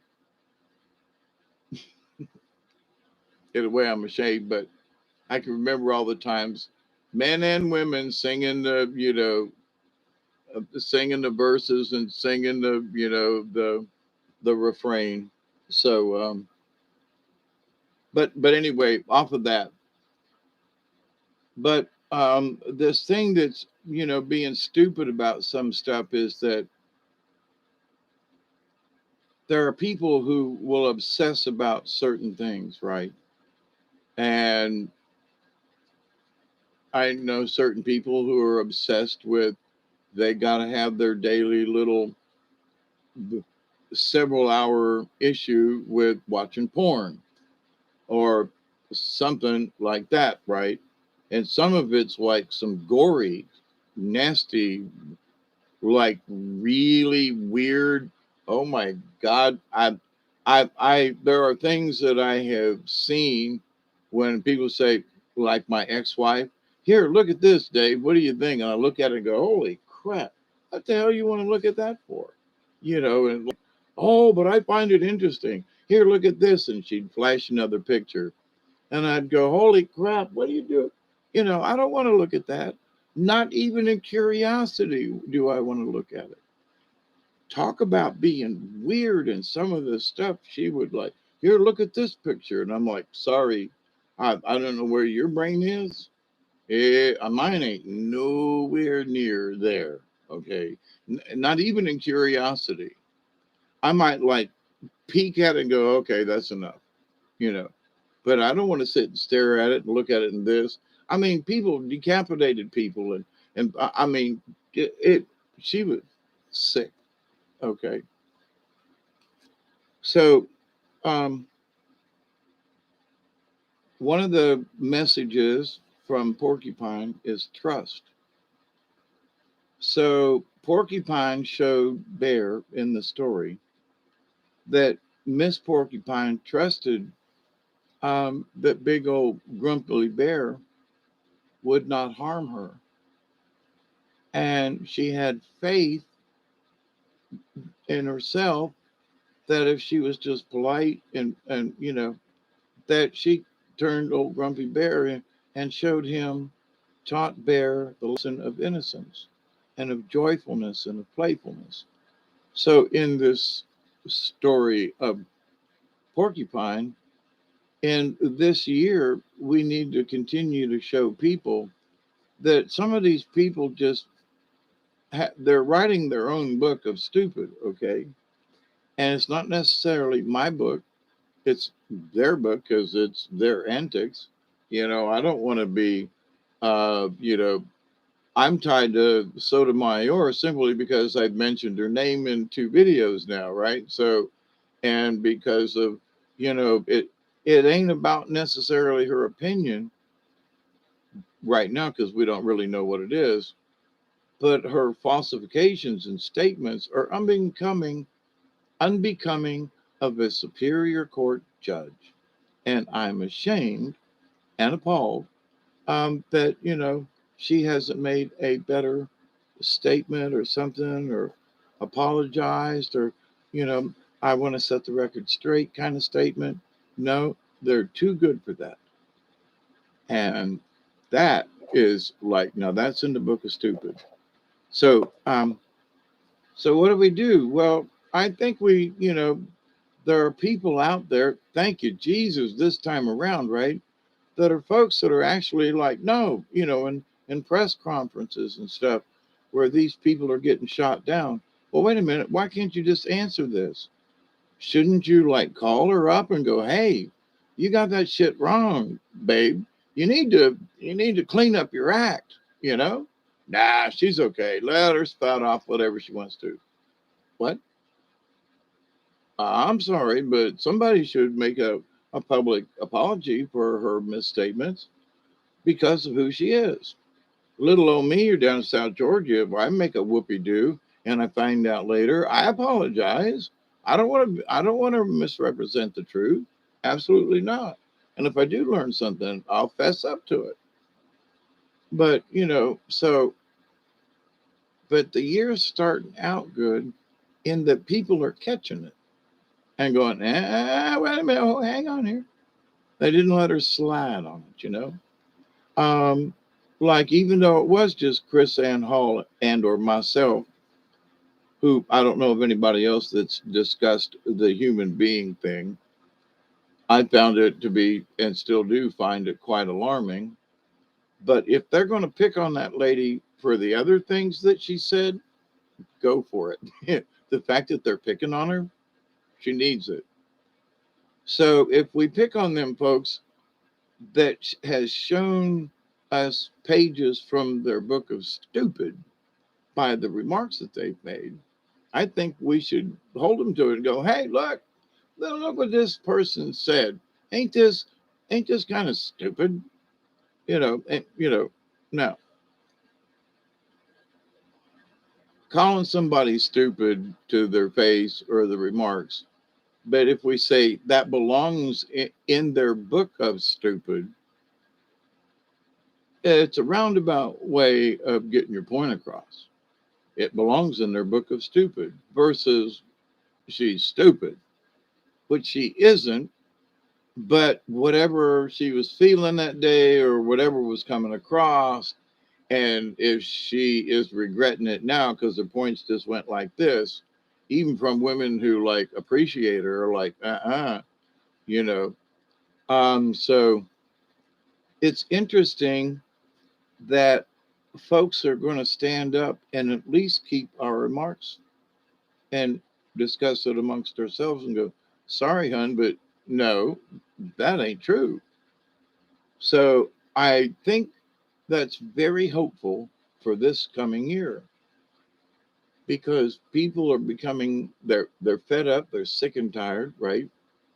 But also in that they're going to find their own voice and their own footing and be able to discuss these things. So there are some folks that are running these, um, you know,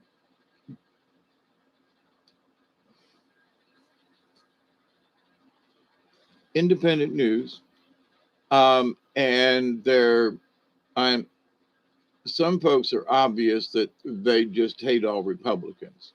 And then there are some groups that are like, you know, they're like me. They I used to be a Democrat years and years and years, JFK, Bobby Kennedy, back in the day. Um, and I think yes, I did vote for Jimmy Carter, but there are people like you voted for that old peanut farmer. Sorry, I know a lot of peanut farmers around here, but anyway, I still say some of the things that he started are still producing good for folks. But anyway, I look at the houses that they built, you know, Habitat for Humanity. I mean, seriously? What other person has dedicated their, after a presidency, to start up such an organization that still provides housing for low income people? So, but anyway, so um, there are folks that criticize Jimmy Carter all these years, but then there are those folks, well, but look at his track record. He's never been accused of philandering. He's never been accused of taking drugs or being drunk or arrested. Um, he's been seen at ball games and talks to people on airplanes, and him and the missus, they're photographed together. When I was up in Americus, they live outside of Americus, was at the local Walmart there, and then drives these two big SUVs, and it's the Secret Service taking the Carters in to go to the Walmart store, because he's an ex-president.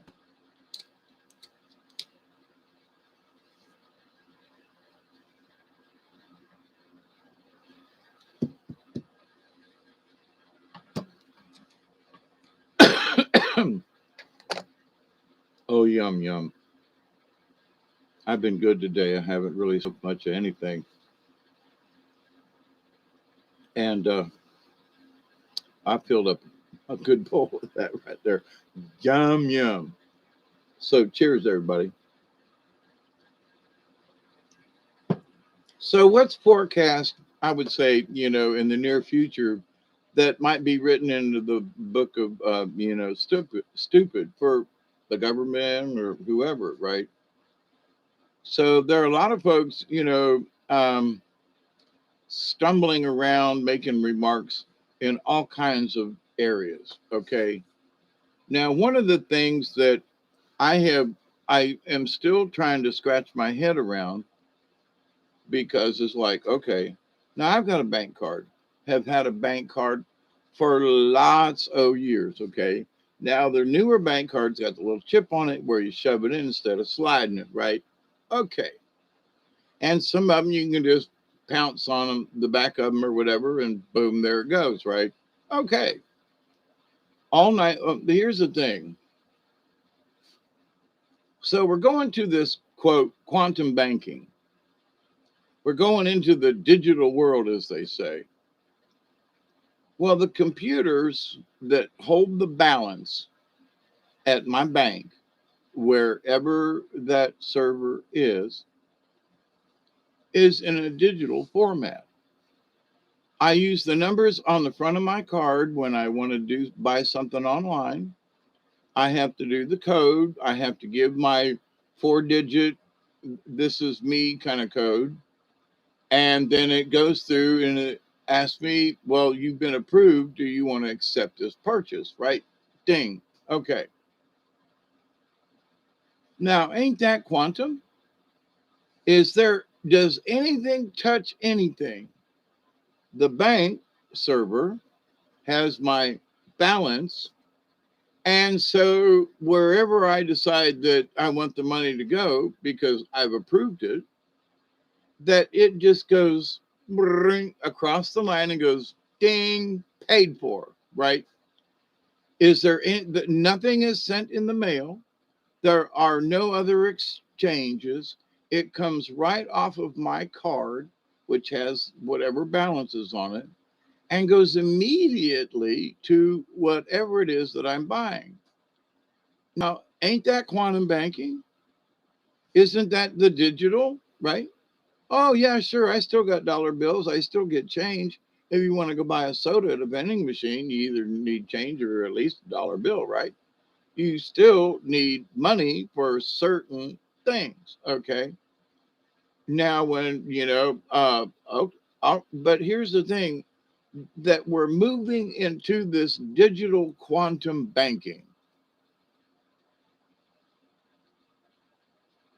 We're already there. But in listening to the financial guys and this and this, well, but it's different. Is it still going to be on my computer? Well, yeah, but it's going to be quantum banking. Okay. But my balance that I put in my bank that I do my business with is still going to, if I want to, go to the local store and put it in and punch out $200, it pops it out, pull my card, and I'm good, right? I convert those little dots at the bank into cold hard cash that I bring home and hide, okay, in case of, well, that's what I paid my taxes with, right? Because I go into town once a month and I will take out $200 and I might need it for this or that or but I've got money in case it's necessary. And also I save it up for stuff like parts for the truck and my and but anyway, so there I do have money on hand here at the house. But there's also the bank, which I'm supposed to trust. So, but where does the quantum part of this come in? Well, it's somehow, hey, Isby, it's somehow how they're going to make transactions like, well, lending money and charging people interest for it and that kind of thing.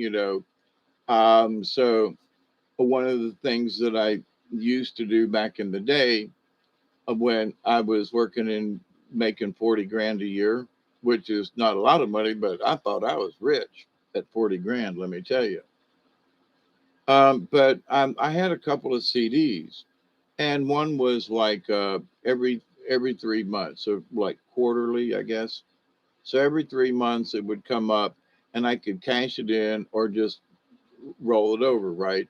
So I just rolled it over. But then when I lost my job and things were tight, then I cashed it in, right?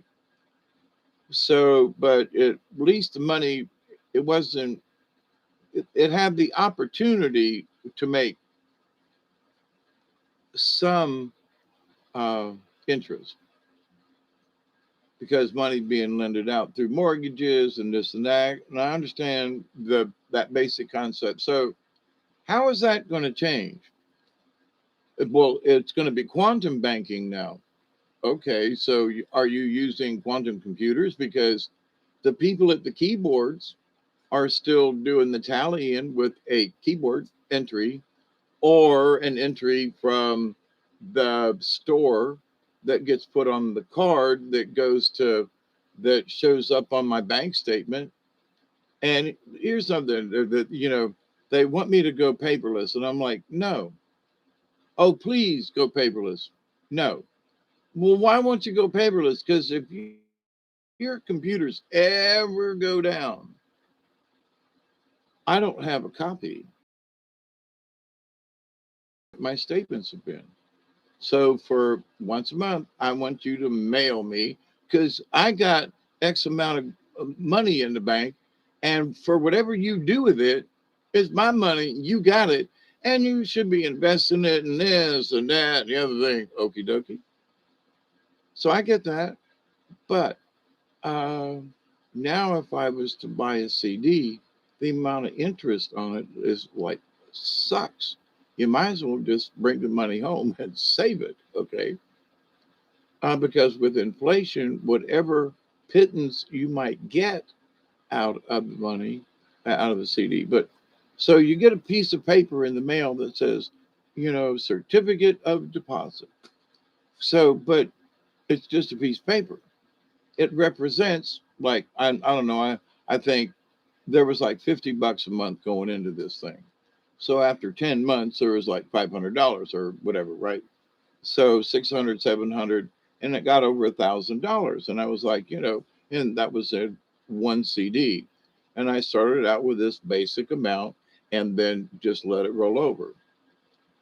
But back then there was actually, you know, a little bit of, there was like only 4% interest, but at least it was there. I don't know what the interest is on it now, but so you get cash back if you use certain cards. So that's as good as anything. But anyway, what the cost of inflation. Here's my point about this, though. The transaction was we filled out the little forms online. It went into the database for a mortgage or my CD or whatever the representation was. And I got a piece of paper to prove it, right? So I took the piece of paper to the bank. They would scan it, enter the number, and then it would show up on their screen and go, yeah, we've got your money. Okay. So, but it isn't paper money or valuable until they hand it to me or until I use it. So the $500 or $600 that was on that one CD that I kept running, and had I not lost my job and kept it up, you know, after a while, that would have been a chunk of change on that one CD. So at least I had the right idea, right? So the idea, though, that invest something and all that good stuff. So I played the stock market back in the day, made a little money, but it by the time the fees and the this and the that and the trouble that I went through, I didn't really make as much as other people who deal in high dollar stuff. Ooh, I made $50. Ooh, like yeah. And I could have been, kayaking on the river for the amount of time I spent on the computer to get that $50. So there's this differences of stuff. Hope you're doing well, Isby, and that your new surroundings are livable. Was thinking about you the other day in a good way. I was wishing if you come back up this way, I really want somebody to go to the river with me. It's like, come on, man, come back up here so we can go to the river. The river's up.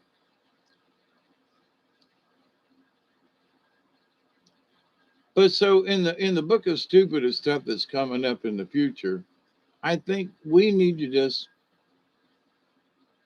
I know that in the last couple of years, I've changed certain things. Still piss me off, like that we're human beings are nothing more than machines. Those kind of remarks, they really pissed me off.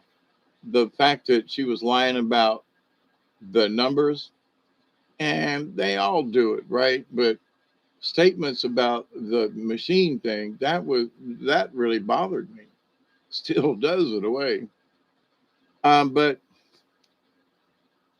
so for those prognosticators of the end of last year who said we would be seeing things at the beginning of this year. So the Hunter Biden friend, close friend, um, and the guy from Kazakhstan or whatever over in the Ukraine who was arrested along with Hunter Biden's friend for treason over here, for whatever over here.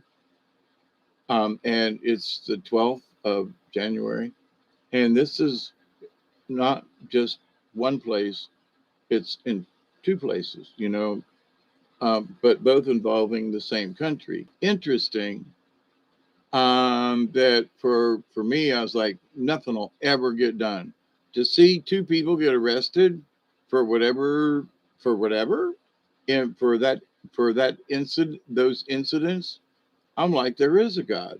You know what I mean? I'm like, oh wow, maybe I should go to church and worship. I'm sorry, that right there was sacrilegious and unnecessary. But I will go outside and say hallelujah.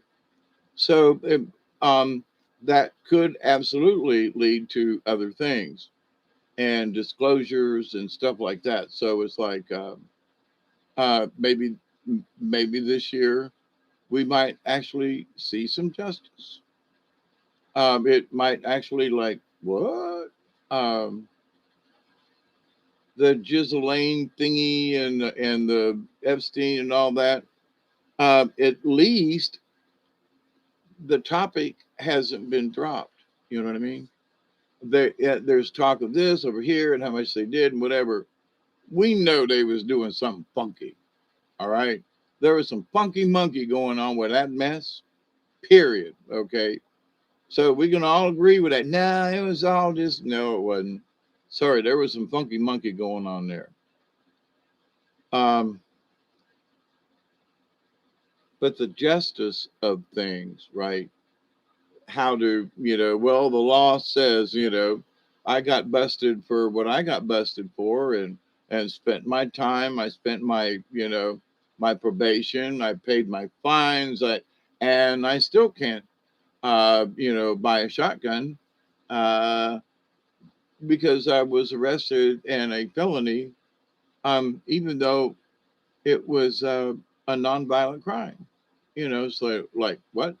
So, for example, some folks who passed some bad checks had a felony arrest for passing checks, and because they passed bad checks and they have a felony, they can't buy a shotgun either, or any other kind of gun.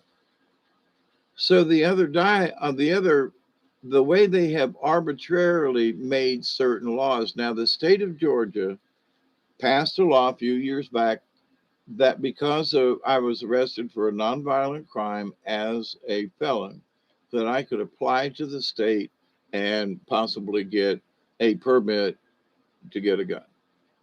And I just have not seen the need. I don't want to put myself back through the system. Okay. Um, uh, Handguns are cool. I know some friends that will bring theirs over and I can shoot theirs. And I've got my air rifles, which I'm really proud to have. And at the moment, I'm good. So, but all of the political stuff that you had to do, contact these people, and then it gets sent to the state. You have to review your where you live and who you are, and all this other kind of stuff. Which I ain't been in any of the trouble. So I've had a couple of warning speeding tickets. Had to pay for one, but other than that, I've no accidents. I have driven literally 1,000,000 miles with three of my vehicles and have never had an accident that was my fault. I've had deer and um, somebody wrecked my car, but the tire blew out and they hit a culvert on the side of the road and it dented the front end of the car up. It was hardly avoidable. It was a difficult situation. In avoiding a deer, by the way. But that could have been worse. Um, Come to think of it, in the about the same place where I've hit two deer with my truck, poor Mozzie out there. Um, I'm sorry, I'm having visions of a huge buck coming through my window. It, anyway, thank God my truck has survived two of them without worse or damage. All the plastic on the front grill's gone and all that, but the fact that the rest of the truck's still there, like, hey. But anyway, for the Book of Stupid coming up, oh, it's 2:10. We got 10 more minutes. Gonna have to get my own vehicle. Yeah.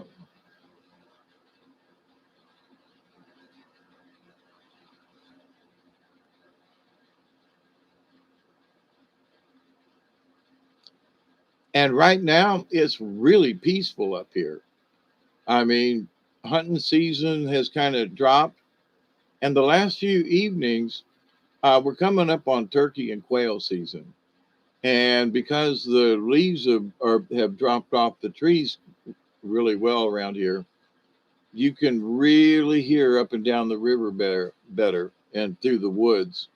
Where in a couple of months, when the leaves get back on the trees, it's surprising how much especially over a distance, how much the leaves muffle the sound in the woods from actually getting out of the woods. but when all the lights are down, that and the ability for sound to travel is like, whoa, it's really interesting. Anyway, so these last few nights at sundown, you can hear gobblers. I mean, gobble, gobble, gobble. At first, I thought it was a dog off in the distance. But, when you stop and just try not to, you don't say that's a dog. And I don't say that those are turkeys. I say, wow, that could be a dog or it could be turkeys. I wonder which. So versus instead of making up my mind, well, those are turkeys. No, that's just a dog. Nah, because there is a dog bark in the background, but then there are the turkeys that are coming from off in the distance from a different direction. So there's both. So well, all the noise that I'm hearing are the dogs. Nope. All the noises I'm hearing are turkeys. No, but the turkeys were more prominent. But anyway, so in my continuing lessons of the outdoors and of nature, so you don't make up your mind until you've observed it a little bit. And um, it's interesting because it's like it seems like the turkey sounds are coming from the river in this direction, and it seems like the dog things are coming from this direction. But in general, if you were standing on the hill just right, that they're because of this point and this point, it's kind of coming at you at a triangle, right?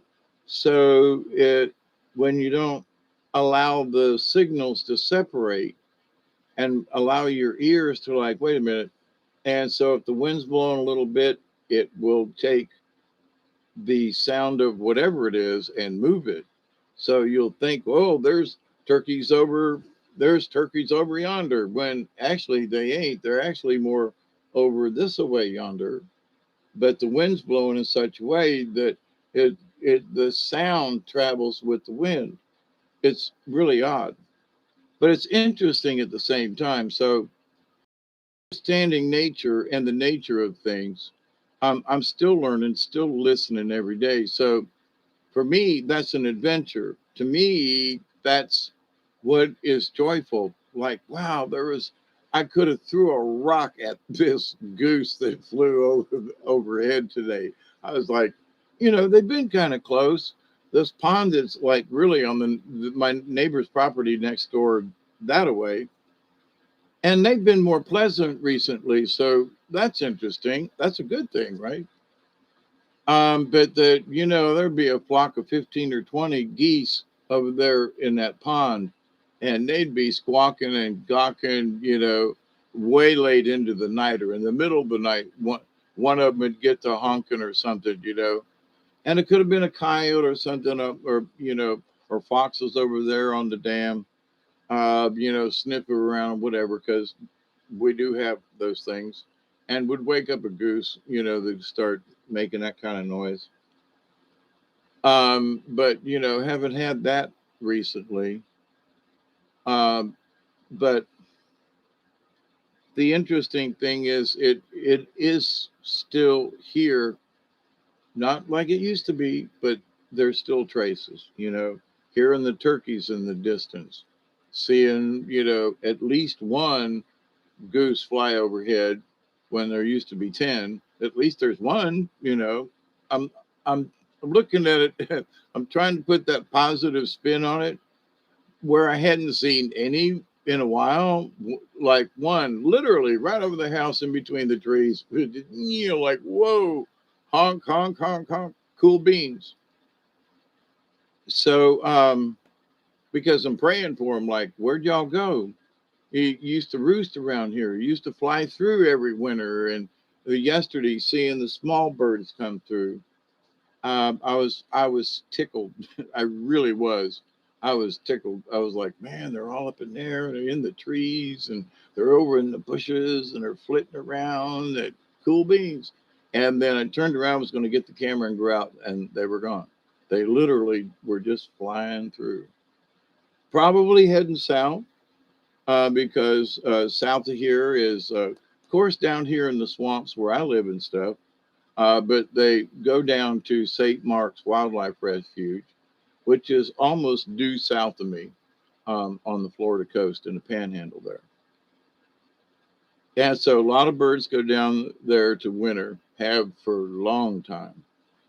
Also, Lake Seminole, which is on the Georgia, Alabama, Florida border, big lake.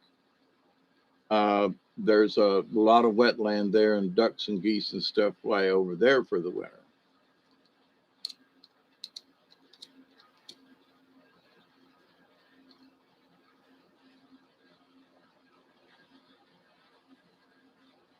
Oh, I'm early. It's 2:17 on a Wednesday morning here in Southwest Georgia, where it is oh my goodness, where'd the temperature go? Oh, they took my temperature away. The thing is in the 40s outside earlier. It's brisky out there, let me tell you. Hey, that way, how you doing?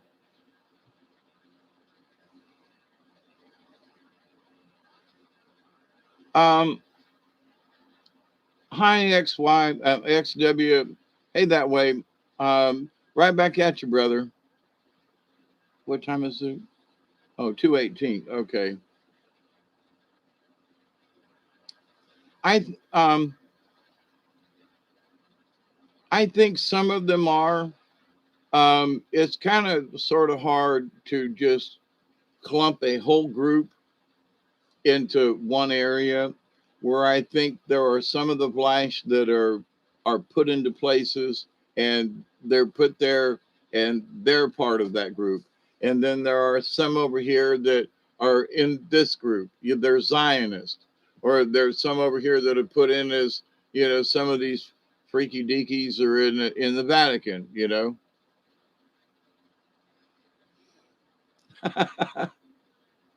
Well, Dante has stated a couple of times that there have been times when they've had to make alliances with the Vlash or the Mater over a common enemy, right? So um, I can't remember which. I want to say, and I could be very wrong with this. Please don't hold this to me. But I want to say I'm leaning towards that he was able to work more with the Vlash than the Mater, because the Mater are just so freaking bloodthirsty that they're just that the Vlash didn't like him either. So it's like, and there were times when, and it could be the other way around, but my recollection is that it was the Vlash that the Charistus and other folks had to swing a deal, because these folks over here were getting way out of hand. So there are so are there good ones? As Dante and other folks have said, there are turncoats in in anywhere. We're all given a, a free will, okay? No matter whether or not you've got Vlash relatives, or whether or not you've gotten Charistus or Andromedan or Palladian or Syrian or whatever. M34. There's some stuff out there in the north, up around the North Star. Just saying. But 32 feels like 25. Yeah, it's not quite that cold here. But it's hard to just say, like all reptilians are bad. Well, there might be some reptilians like humans that are vegetarian. I mean, because, and that there are those folks who um, have they're traitors to their own kind, okay? Because for whatever reason, they're talked into it, or even though they have Vlash or Mater essence, they still have the they still have the free will to be bad or to be good. Uh, not necessarily, because reptilians have their own gods and whatever, and Lucifer is part of a different tradition. So you'd be like saying people from Mars believe the same thing that people on Jupiter believe, and you'd go, well, where's that coming from, right? When the people on Mars are, they just their perception is blah blah blah blah blah blah, and but the folks on Jupiter have grew up this way. Well, they're both planets in the solar system, but are they the same? They would have similar traits, but would they all believe in the same gods or whatever? So you have to keep that in mind. No, reptilians are from reptilian. There are star systems and so forth where they're coming from out in the galaxy. It ain't just from Saturn. They've got planetoids and moons. They've got outposts all over the place, okay? But they're not necessarily from Saturn, okay? As it was related by some of the ET folk way back when, the reptilians are not from this solar system, okay? They're not originally from here. Some of them were brought here um, way back in the dinosaur days. Think about that one. And that um, some of these entities decided that they would try to give them a smart gene.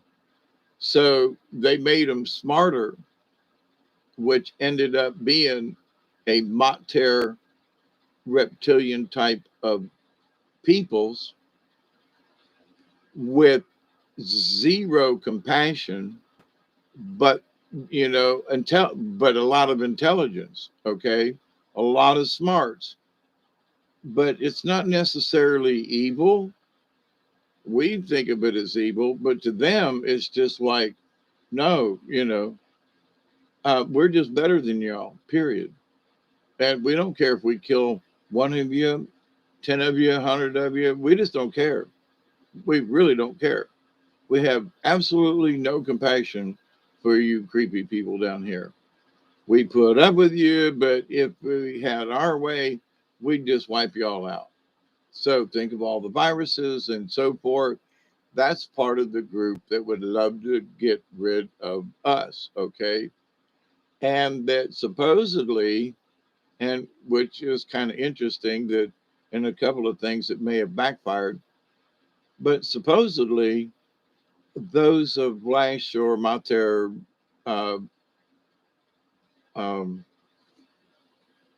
essence would not be affected by certain types of the jab. Okay.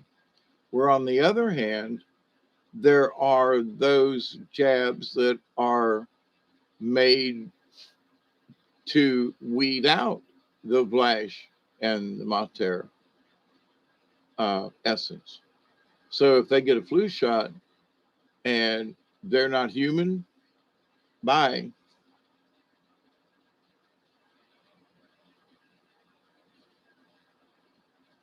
Why do Catholics believe that eating the body and drinking the blood of Jesus is going to make them more spiritual? Why is the thought of cannibalism in a Christian setting and magic? Uh, so why do they sacrifice kids? Because that's what those folks believe in. Why do they do it? Because that's what they believe in. Is it right? No.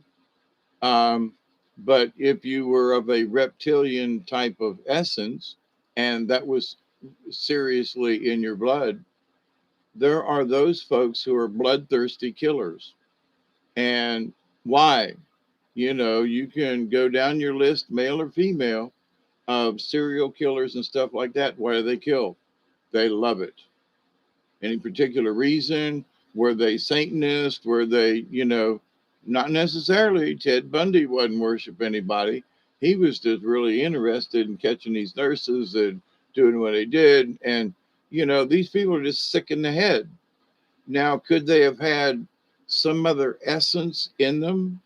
I would say yes, but it's highly likely. Reptilian or otherwise. Hey, Coleslaw, how are you doing? But not all elites sacrifice kids. Not all elites, you know, are pedophiles. Not all elites are, you know. I've met some for being rich people. They were decent, you know. Um, they did their best to help out in the community. They gave breaks to people who they you could look at and tell really needed help from somebody, right? But that there is a reptilian essence in everyone that can be activated by certain rituals. Um, Up to a point, I would agree with that. And being that every single human being has first developed into a tadpole type lizard as a fetus, it goes through this little polywog stage. Deny it all you want to, but look at the stages of a human embryo, and it mimics a lot like a frog or a lizard. Okay, in that reptilian. My opinion of Bill Gates. Bill Gates was replaced. Whoever this guy is ain't the Bill Gates that was the original Bill Gates. Um, and he has bought into whatever it is. Certain people are, you know, hey, if you do this, like, how many of you have listened to Dave Chappelle and some of the stuff he's talked about Hollywood, and that there are people who, you know, he was like, oh, you know, if you put on a dress, you're going to be accepted. And he was like, wait a minute, you know, if the sketch was funny, I'd put on a dress, but you want me to put on a dress in this particular instance because they want me to wear the dress. And it's like, but it's not necessarily. Yeah, but it'd be really funny if you wore this dress. And he's like, no, because to wear the dress meant um, becoming part of this certain club in Hollywood. I thought, you know, I go back to Dustin Hoffman, who played, you know, Patrick Swayze, and then, you know, what is it? Good Night, Miss something. And they were driving around in a big pink Cadillac. That still is a great movie to me. You know, a good night, something. Anyway, they go into a desert town.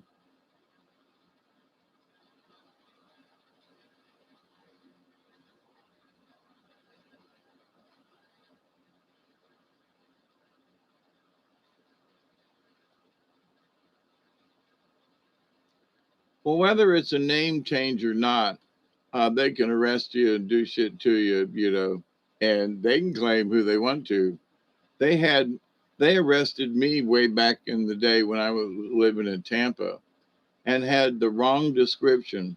I had blonde hair, which my hair was brown, but not blonde. I was taller than I actually was. I weighed more than I actually did because I wore baggy clothes. I still do in a lot of ways, and not much heavier than I was back then. Now, so but you know, but because they had my name, David Null, even though the last name was spelled Knoll, um, I was arrested and spent 30 days in jail for a destruction of private property. I rented this house and was thrown out of it the first month, and I was trying to do some work in there, and they threw me out, and I never had a chance to finish it. So, but anyway, they charged me and went to court and all that, and I was as because I was under 21, but I was still sentenced to 30 days in jail, and but how my description and who I was did not match any of the stuff, but because that's where I lived and that I had receipts to that, then that made me guilty of the crime because of, but they had the information wrong in their computers, right? Back in the day. So they can pick you up whether you can call yourself, a little boy blue, come blow your horn. They'll still pick your ass up, unless you're really well known. But I will say, having been in the prison system myself in a couple of places, Florida and up here, a couple of places in Tampa. So, the county farm and this one, and then the county jail for a year, and then up here. So, Dade City, spent, 2 nights in the great old jail at Dade City. For a violation of I had no sticker back in the day when you had to have a state inspection sticker. Boy, they made a lot of money off of that, and I spent time in jail and court and all that stuff. But anyway, so and in the book of stupid, having car inspections and all that mess, that was that was a rig. Let me tell you, back in the day. Are they powerful people that have not been replaced? Yeah, there are some people that they, I've known people locally, okay, that, now I don't know who they knew or what they knew on certain people, um, but they were into some serious shit, okay.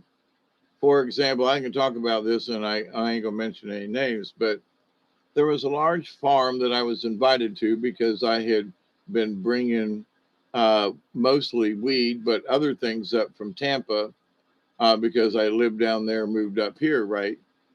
And had learned different people, and they had deals, I had deals, we had deals, whatever it was, right?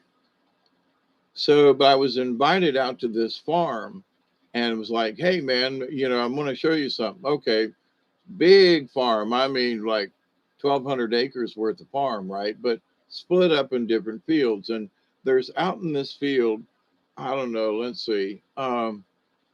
It was more than 5 acres, 12 acres, maybe ish field, and big field planted in corn.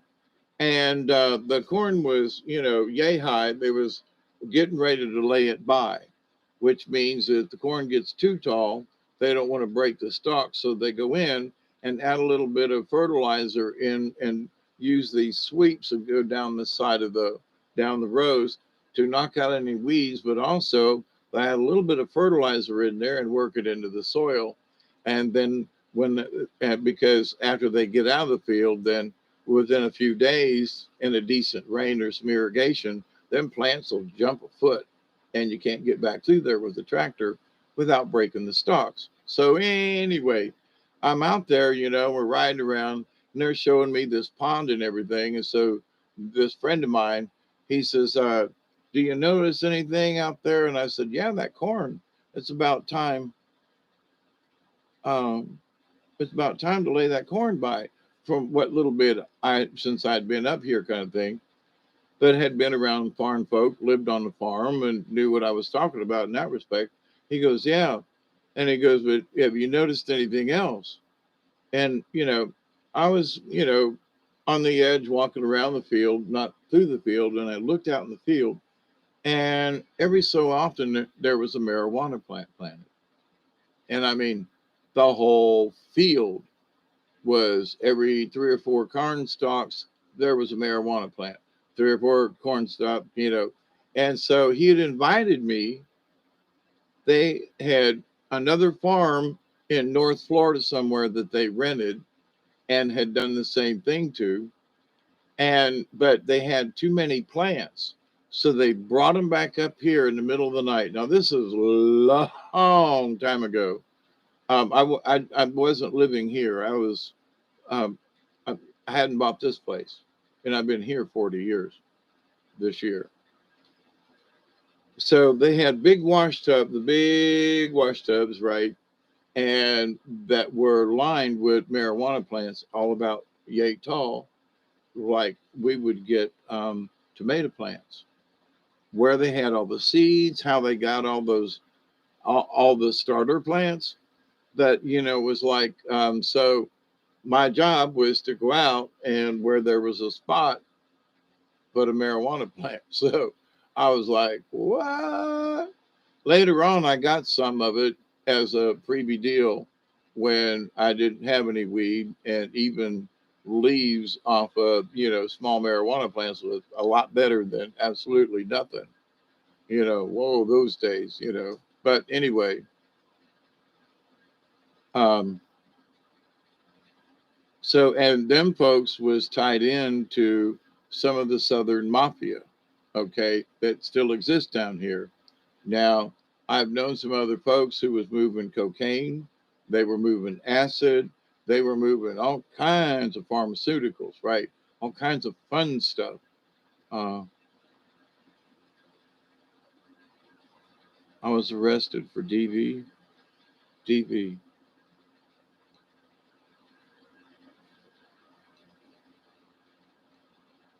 Only the brave have no names.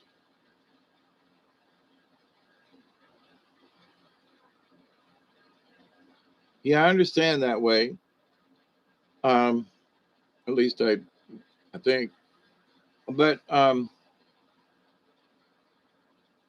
in my book of stupid, there were the times that I traveled back and forth across the state, you know, um, with $2,000 worth of methamphetamine, $1,800 worth of cocaine at a whack, you know, and that's what an ounce of cocaine was going for back in them days.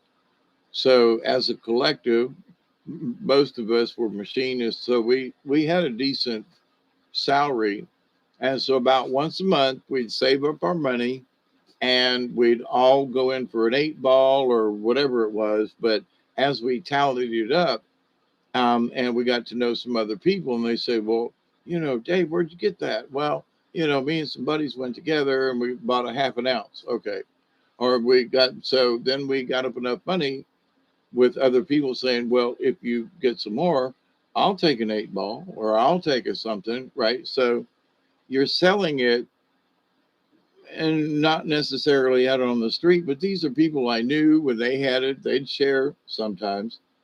But I understood. So it was more of a consortium of people who took drugs. And somebody might show up and say, hey, man, I had a friend of mine that came in from California and they brought me 20, you know, 20 sheets or 20, things of acid, so I got a sheet of acid with 20 hits on it. Anybody, I bought it from them and, but, I need $3 a hit for them. Anybody like, okay, hit acid, blotter, $3. Sure. you know, but there always seemed to be somebody that knew somebody that knew somebody that knew somebody. But in that, there were a lot of chances that I took and should have been in jail a few other times that I narrowly skipped by. There's one particular time when my brother and I was riding up to a football game one Friday night, and I used to videotape local football games for the local cable access channel between Camilla and Pelham there in Mitchell County, just one county over, which ain't far from here. like 2 miles to the other county. Anyway, so it was a Friday evening, just about supper time. And we're driving down the road and had just got this bag of weed. And we're literally out in the middle of the country on a country road that's a shortcut from here to here to here to here. I mean, you'd have to really know your back roads like we did. I still do, of ways to go that are just like, you know, but other folks will stay on the highways anyway. So we were driving down there to go to a football game, and there came over a hill, and there just in front of us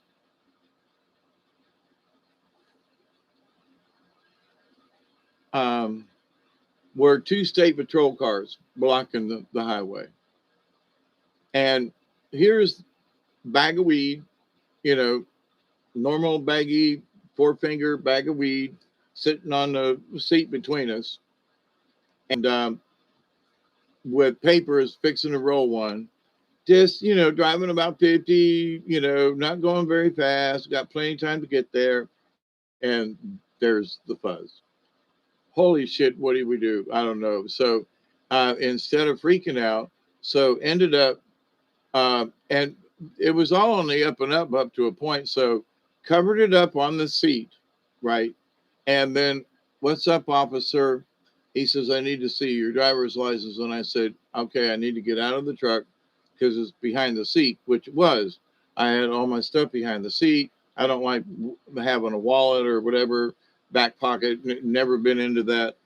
So I said, but it's in my little satchel behind the seat, right? But I need to get out, no hands, there's nothing here. So he's watching me. And as I do so, I'm lifting the seat forward to get behind the seat.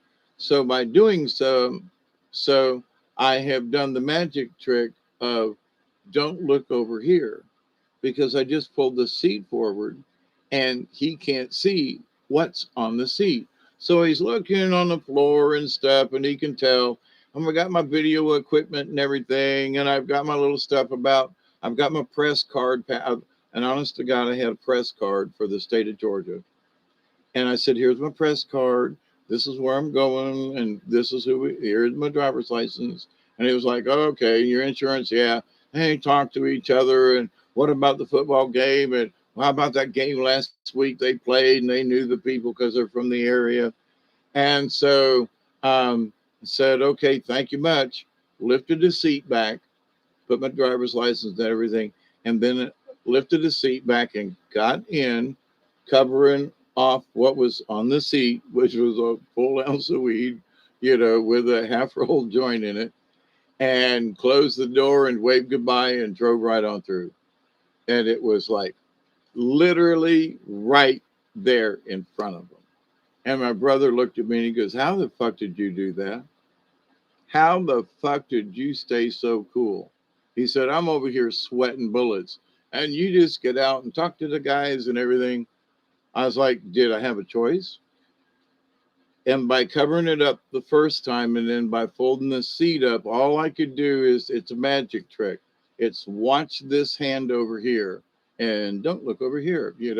It's that,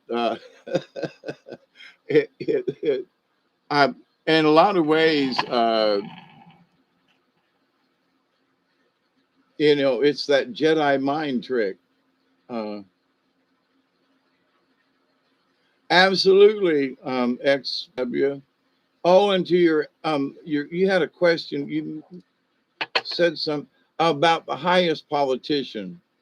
I honestly don't know that. And I don't know if there's anybody that actually does know that. I'm sure there are some off-planet folks who know who the most important folks are, but I'm very suspicious, for example, of John Kerry, and some of the stuff he's done. And why did he go to the Antarctic? I'm just saying. There's some other folks that are just on, just, whoa. Ooh, they don't like me talking about this. Something just flashed on and off my screen. But anyway, so who do I consider? I don't know. You can kind of sort of tell by how some of these people don't react. And what do I mean? Well, it's uh, the way Sotomayor talks that we're machines, that humans are like machines, and that it's okay for her to do these things, and she seems human enough, but really, would another quote human being make those kinds of statements? So, um, as the old proverbs go, that you know they are what they show us. What they are what they sow.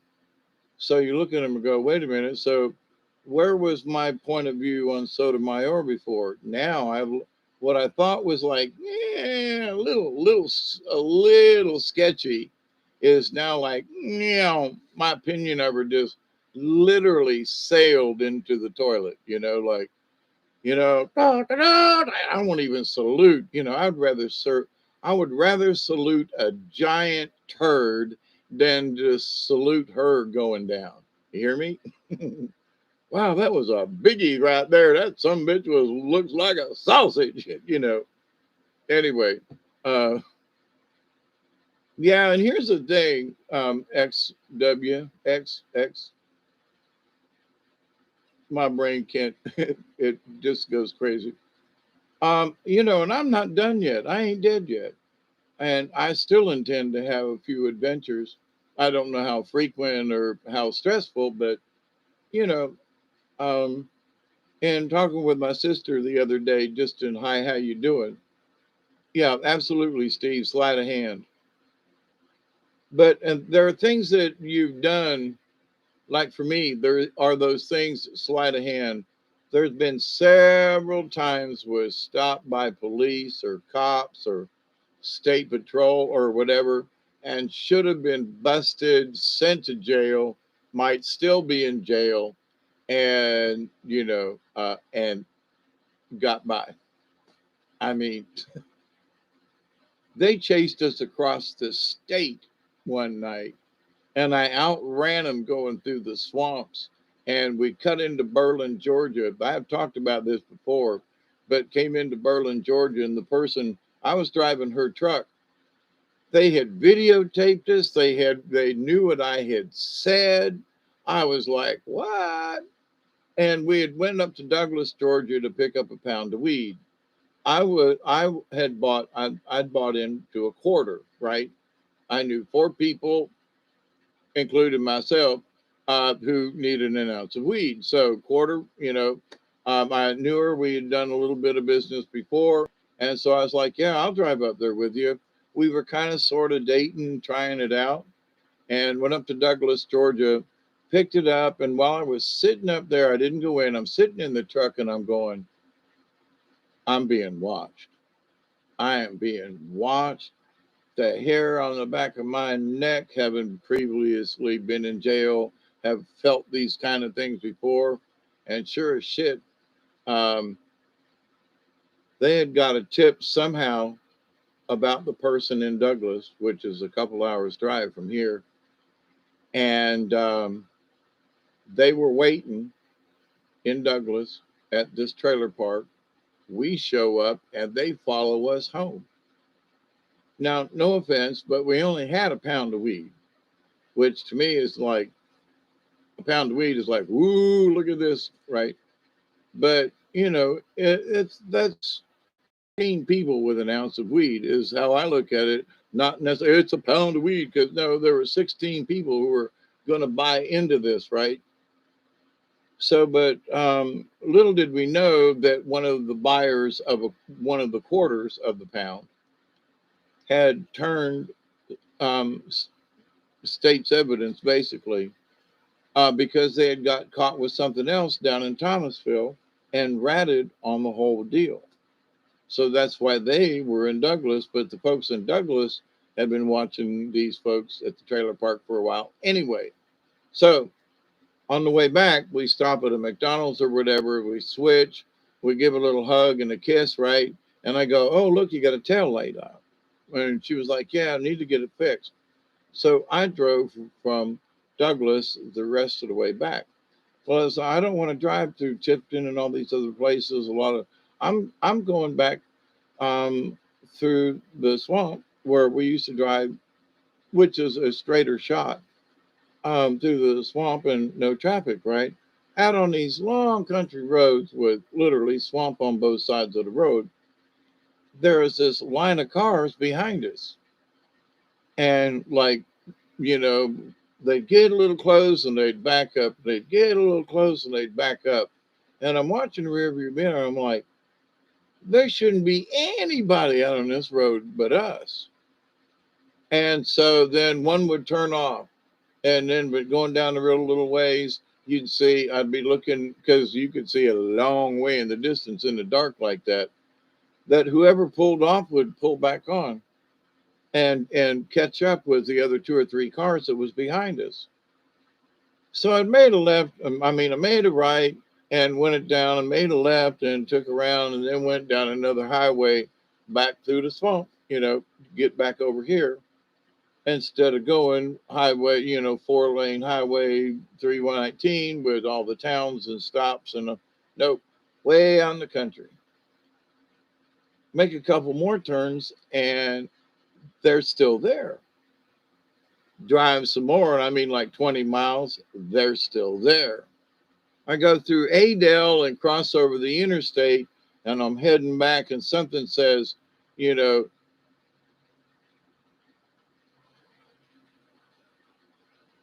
that's a weird noise. Whoa, whole house was humming, literally humming.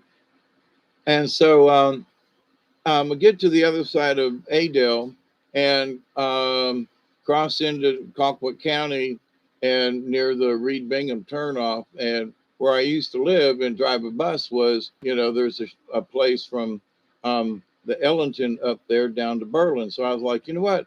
I don't want to go through Moultrie. Just got a feeling, hung a left, right?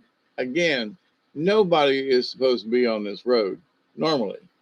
And then a mile down the road, there's 1, 2, 3 vehicles that turned in behind us. And I'm looking at her, looking in the rearview mirror, and I was like, man, there's a lot of traffic out here, And I hadn't said anything that there were cars that it seemed like they'd been following us since we left because I couldn't prove it, but it was damn suspicious. And then later found out I was right. But so I'm heading into Berlin and down this road. And as we go into Berlin, where the road that I was on, Ellington Road, it makes a T, right? And there's I don't know if it's still there, but there's a grocery store, Quickie Mart. And so as I pull up to the stop sign there's a state patrol. And I looked over at her and she looked at me and I was like, something's up, something's up. And behind us, these cars are really getting really close, really fast. So I make a right-hand turn. And since I had lived around there for several years, I went down over this hill so the state patrol couldn't see me. Big sweeping curve in front of us. And I make a left-hand turn and go through the country. If we had continued around the curve, they had a big roadblock. They'd been following us all the way from Douglas. They had a state patrol there at that store. There was county mounties and I turned left and came to my house down through some dirt roads and back roads. And they never caught me. She dropped me off with my £25 and went on home to her house down in Thomasville. When she got, close to her house, they followed her into her driveway and busted her and with anyway. And then they tried to set up another guy who was supposed to meet her there and him come pick his up. And they were going to bust him. Well, they did. They let him get away with a £25 of weed. He tried to outrun them. And coming back out this way towards my house, but not to my house, but tried to outrun them and got out towards the river and lost control of the vehicle. And so they lost a quarter pound of weed because they was trying to find out who he was in cahoots with. Lost that quarter pound. I never showed up at her house. They called me on the phone wanting me to bring in the quarter pound that they knew I had or suspected. And I was out in the woods going, here, I was just throwing that weed off in my woods. You know, I was not getting busted for that. No, sirree. And they couldn't prove anything except that I was in the car or in the truck. That's all they knew. And they knew because I lost them. I mean, this was a big time chase. I lost them. They had to admit that I lost them, could not prove how much was in the bag at the time because it was supposed to be a pound, but nobody knew for sure. And except the people who made the transition. So, but when it got to me and I took my quarter, because they were in ounce bags kind of thing. So, but anyway, so I took my quarter and got dropped off at the top of the driveway, about 1 or 2 in the morning kind of thing, or whatever. And nobody here, because they didn't know who I was and what my address was, nor how I was going to get to my house from where we were in Berlin. And I talked with a deputy sheriff, and he goes, honestly, Dave, how did you go? He said, we went everywhere. We called people in from Thomasville. He said, we could not find that truck until she was at the bypass about 2 miles from her house when they, quote, caught up with her. But they were just watching only certain roads to get to her house. So that was an easy one. But anyway, but to the point of, man, that was on the stupid list, but I made it through, you know. I lost a quarter pound of really good weed, but better than, getting busted. And the fact that, it was like a Bonnie and Clyde kind of chase, literally, because we had policemen behind us and policemen in front of us. And only because I knew my way around here really good did we miss it. And we disappeared into the night, literally. And, I can tell that story now and have told it before, this time in a slightly little bit different detail. But we went, from Douglas down here to Thomasville and the way we went. But I'd driven a school bus way back in the day, and I had children's and adults that, I picked up and brought home every night.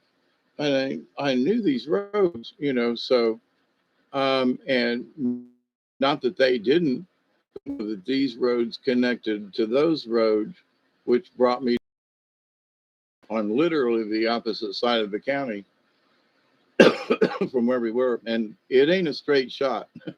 You got to go up here and then down this way and then come back over here, then go back up a little ways and then back down. And it ain't a straight shot.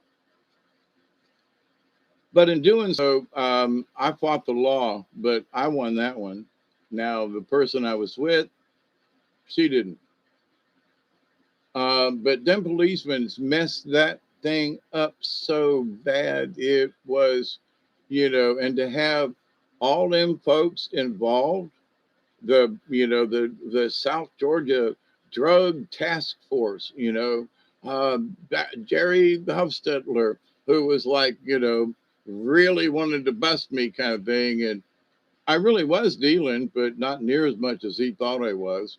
And I didn't have near the connections that some of these people thought I did, because I talked with some of them. And I was like, dude, man, I know 2 or 3 people that like to smoke weed like me. And when I can get a deal, I take the deal.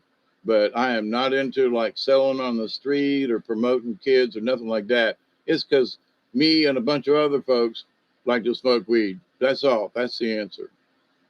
And there have been times when it could have been a lot worse by one of the deputy sheriffs that came out to my house at one time because this next door neighbor down the road that was the guy I wanted to choke to death one time.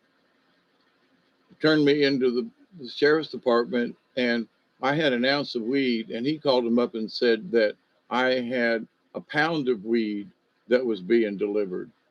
And some folks in Moultrie found out that I'd been busted, but I never went to jail. I went to the sheriff's department and talked to the drug squad.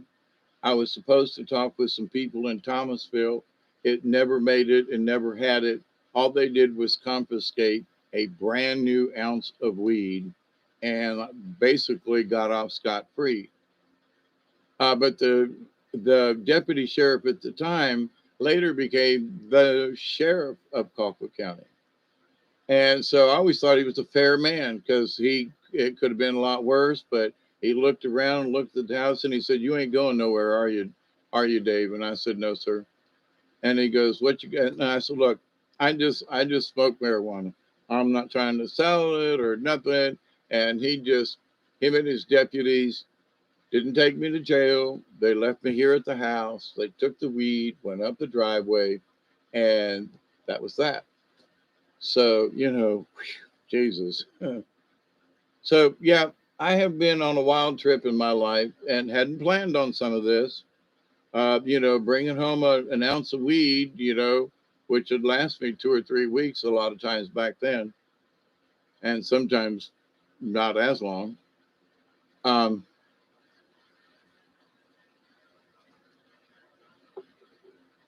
But other people absolutely wanted to get me for whatever reason. Neighbors, this person, uh, I look at them and go, "Oh, why would you want to do me harm? I don't, I don't mean nothing to you." But anyway, they go in in a book as stupid themselves. One of my ex-wives was, in one of her monthly moods. Oh my God, she became this horrible person for like 4 days, sometimes 5, depending on the moon and whether or not she'd been drinking. But got out of our Chevy Bel Air 66, 7 model, nice car. And she tried to run me over in the middle of the road, and I was trying to get out of the road, and she just, that was fun. So, but anyway, but in the book is stupid, this part, we can look back over stuff and go, man, some of us on a personal level have made some really stupid mistakes. Now, that long chase from across the state, thank God I got away with that one. And I still like, man, that was really, really, really, really, really too close. But then the time I did the Jedi mind trick with the ounce of weed on the front seat of the truck, and then just, and there have been some other times when it was there, I had something on me, around me, or whatever, and I was able to conceal it or move it or something. And they're like, there got to be something in there because you're an old man and long hair, and you got that look of a hippie going there, Mister No. Okay, fine. And they're probably more right than wrong that he probably got something on him around over there. But you don't have the right to just because I look like a hippie that smokes weed. You don't have the right to just tear my shit apart and see if I really do have any. And if I did, it ain't gonna be obvious. You're gonna have to look. But anyway, so because I've learned that with wisdom over the years of being able to do the Jedi mind trick. But when I was on one of my trips here a couple of years ago, there was one of these little county mounties who was like trying to be real sharp and this and that and the other thing and blah, blah, blah, blah, blah. And I was like, okay. And he was, well, you shouldn't be like that. And I'm like, okay, I'm an old man. I'm in my truck. We're going slow and everything's tight. Everything's groovy. Why do you want to make something out of it? Right. Because he was bored on a Friday night. That's why. And there are some There are some folks who just like to harass people. I knew there were jailers in the jail where I was at who are absolutely wonderful. I worked in the kitchen while I'm cleaning up. They'd hang out. I'd make them sandwiches. We'd bullshit. You know, they had a TV in the kitchen. And rather than trying to go upstairs and argue with a bunch of other cellmates about what you wanted to watch, now there was only a couple of channels, but there were times when I really liked to watch PBS, public television and stuff like that, versus some of these other shows. But there were folks, in population that would literally fight over certain places to watch TV. Like Victor always had this spot at the end of this table. Do not sit in Victor's spot.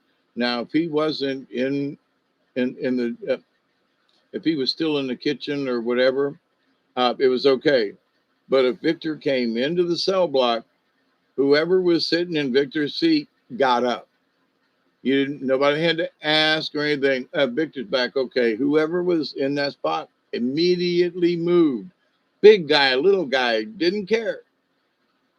Victor was 300 and some odd pounds, a big black, bald black man, and tough, had gold star tooth in the front, and gay as hell. Okay, and let everybody know it. Okay.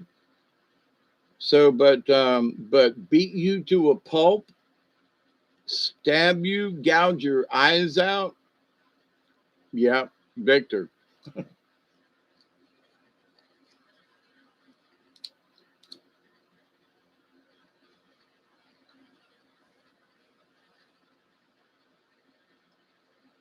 And for whatever reason, when I was in jail, just as a sidebar,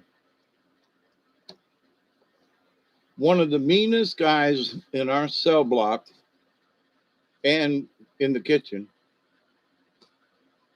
we got to be friends. Now, he wanted to pinch my butt every once in a while, but I also, when he had little clandestine affairs, um, he, um, he would get nutmeg, and also he would get yeast so I could make homemade, jailhouse brew. And so I'd watch the door and they'd go back around in the back, and Victor and whoever went with him would conduct their business. And I don't care, guys got to do what a guy's got to do sometimes. But Victor is like, come on. I'm like, no, sorry. Thank you very much. But no, it's okay, you know. But, and then there were guys that paid me in cigarettes and money and treats to not say anything, because I'd catch them, like, um, you know, you were back there with Victor. Don't say anything. Here, man, I'll give you a pack of cigarettes if you keep your mouth shut. you know, it was interesting. So, and sometimes you don't really want to like take the cigarettes, but I realized that, yeah, I did.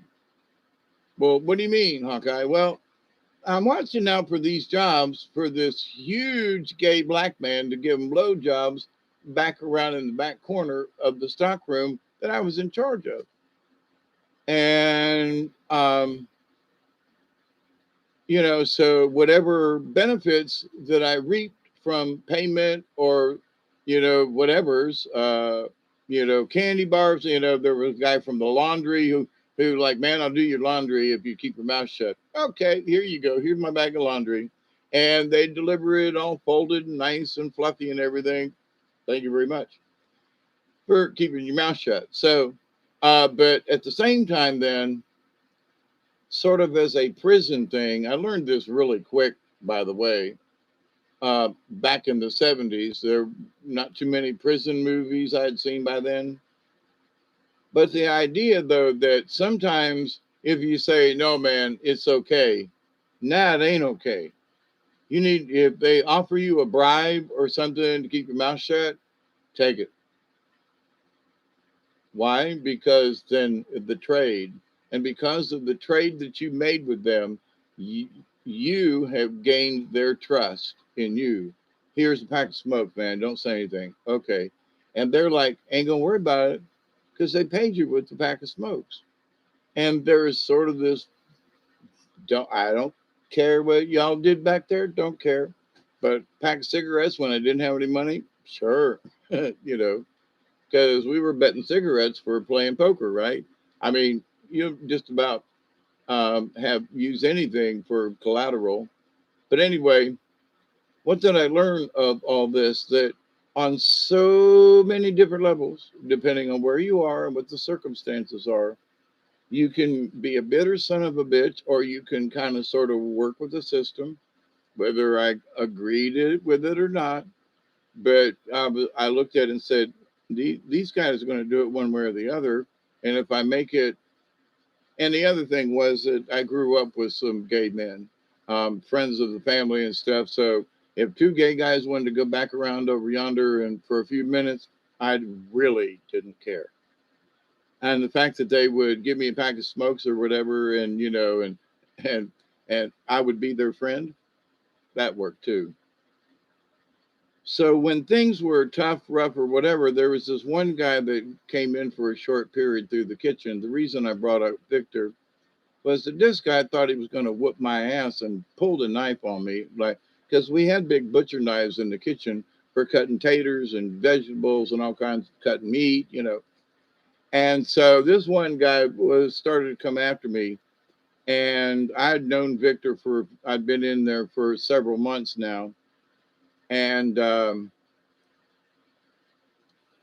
all of a sudden Victor came up from behind this guy, and Victor was a big man. Okay, he was 6'7" easy. I mean, he hung off the bunk that he slept on, and but he grabbed the knife and he grabbed the arm of that dude, and I was like, he came out of nowhere, but me and little Joe, Mexican Joe, he came at us with that butcher knife, and the next thing I know, from wherever Victor came out, was like, "Nah, I got this, Dave." And I was like, "Whew, that was a close one." They threw him out of the kitchen on the spot. But like, here's this great big huge gay black man that just appeared out of nowhere, and it kept this guy from slashing one of us in the kitchen. Like that was, thank you, thank you. But for whatever payment and get along with other people and not making waves and not saying anything and just, and I knew a lot. That was one of the interesting things. I knew stuff about sergeants and the lieutenant in the front office.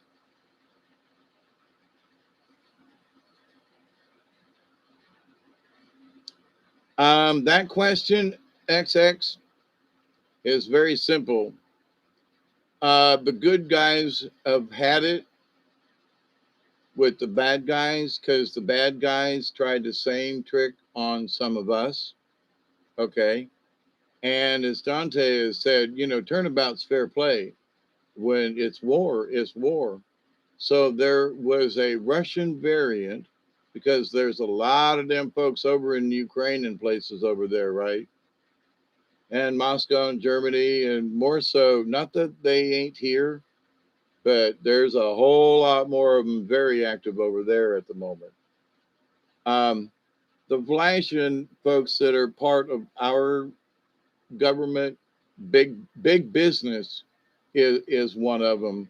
Uh, Not so much government, but big business.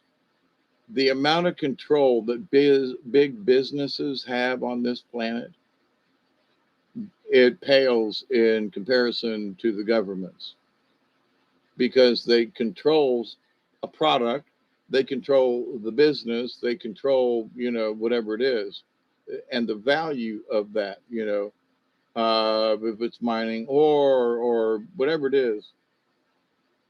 So big business, and there are folks that I have met in big business who just, their idea of workers in the factory, where it was just appalling. And me, having been at a lot of the factories that I worked in, worked on the floor in the machine shop and building stuff. And wait, I am that factory worker. I built, tail wheels for small aircraft and other light aircraft, and my tail wheels worked. And for almost about 2 years, I built tail wheels. And you say, well, that's a big deal. Well, a couple hundred airplanes that were made in those years I worked there, not counting the airplanes that needed new tail wheels that were retrofitted and sent off and shipped. And so it's like, and none of the ones that I made failed. That, because if they're going to fail, usually they fail right away.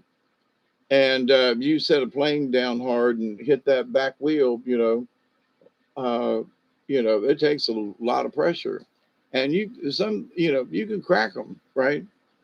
So, but anyway, the things that I know that I worked on, I did my best as a professional machinist, manufacturer, whatever it was, grinder, that I wanted to do my best, not just enough to get by. I wanted to do my best. I wanted to show quality work for myself. And they say, well, who did this? And I go, me, and they go, great job, Noel. Where other people was like, man, that guy's always trying to show off. No, what I did was I always did my best, which automatically showed them up because they weren't doing the best they could do.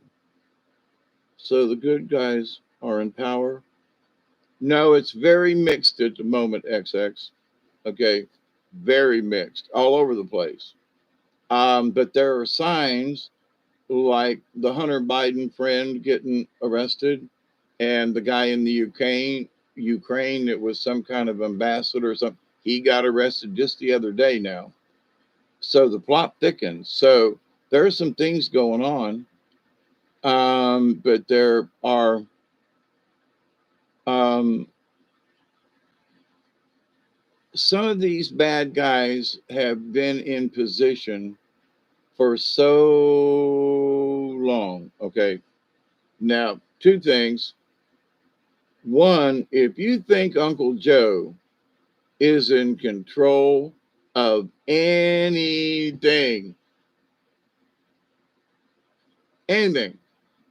oh, well, he can barely walk. I'm sorry, do you think he is in charge of like really important stuff? No, folks are bringing him this and going, here, sign here, please, Mr. President.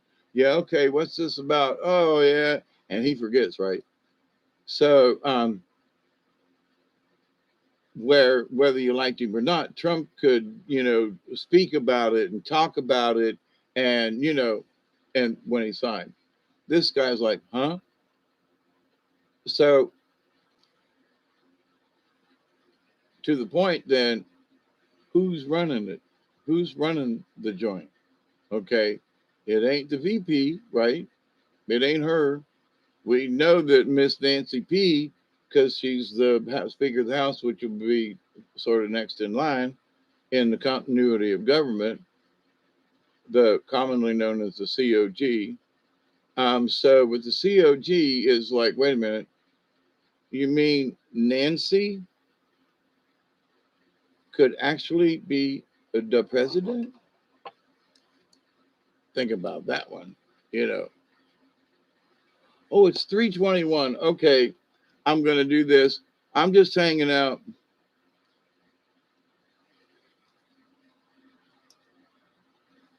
They're all over the place, XX. Literally, they're all over the place. They're in different countries. They're in different, just all over the place. And a lot of folks you just would not really know.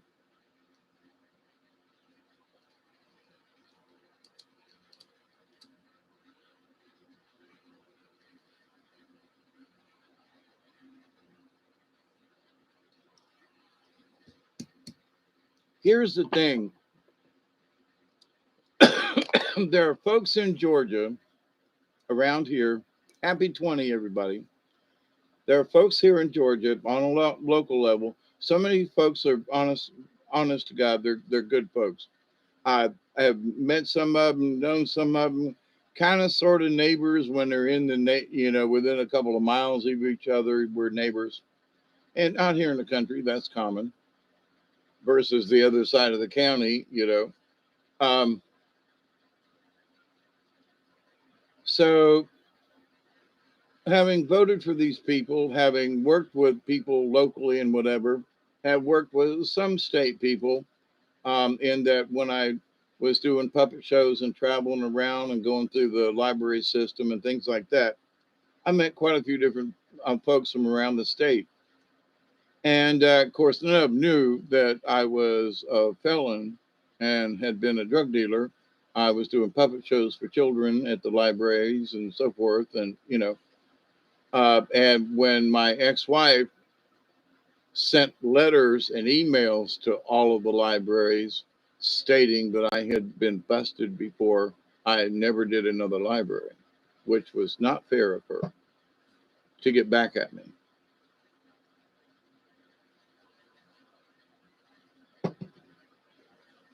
Like this one lady I called, I said, I have done stuff for you over the last 7 or 8 years, going on 10 years. And you tell me that something that happened before that last 8 or 10 years, that's been that long since it occurred, because you just found out about it? You're going to say no because now you know that I was busted years ago, but I haven't. I don't. I'm cool dude, always talks to the kids about don't do drugs. And I did shows the difference between medications and drugs, where one of the other puppet characters had asthma and was wheezing, and he was like, well, I have my medication. What's the medication? Well, that's a drug. It's for my asthma. Well, they say that don't do drugs. Well, how come you're doing drugs? And but it's for my asthma. But if don't do drugs, and so they was convincing this kid, one of the puppet characters, that because he didn't understand that, well, he needed his medicine for his asthma. So yes, medicines are drugs are medicine, but there are those drugs that people are not supposed to take. And so I did a whole puppet show about this. Good storyline, the kids understood it.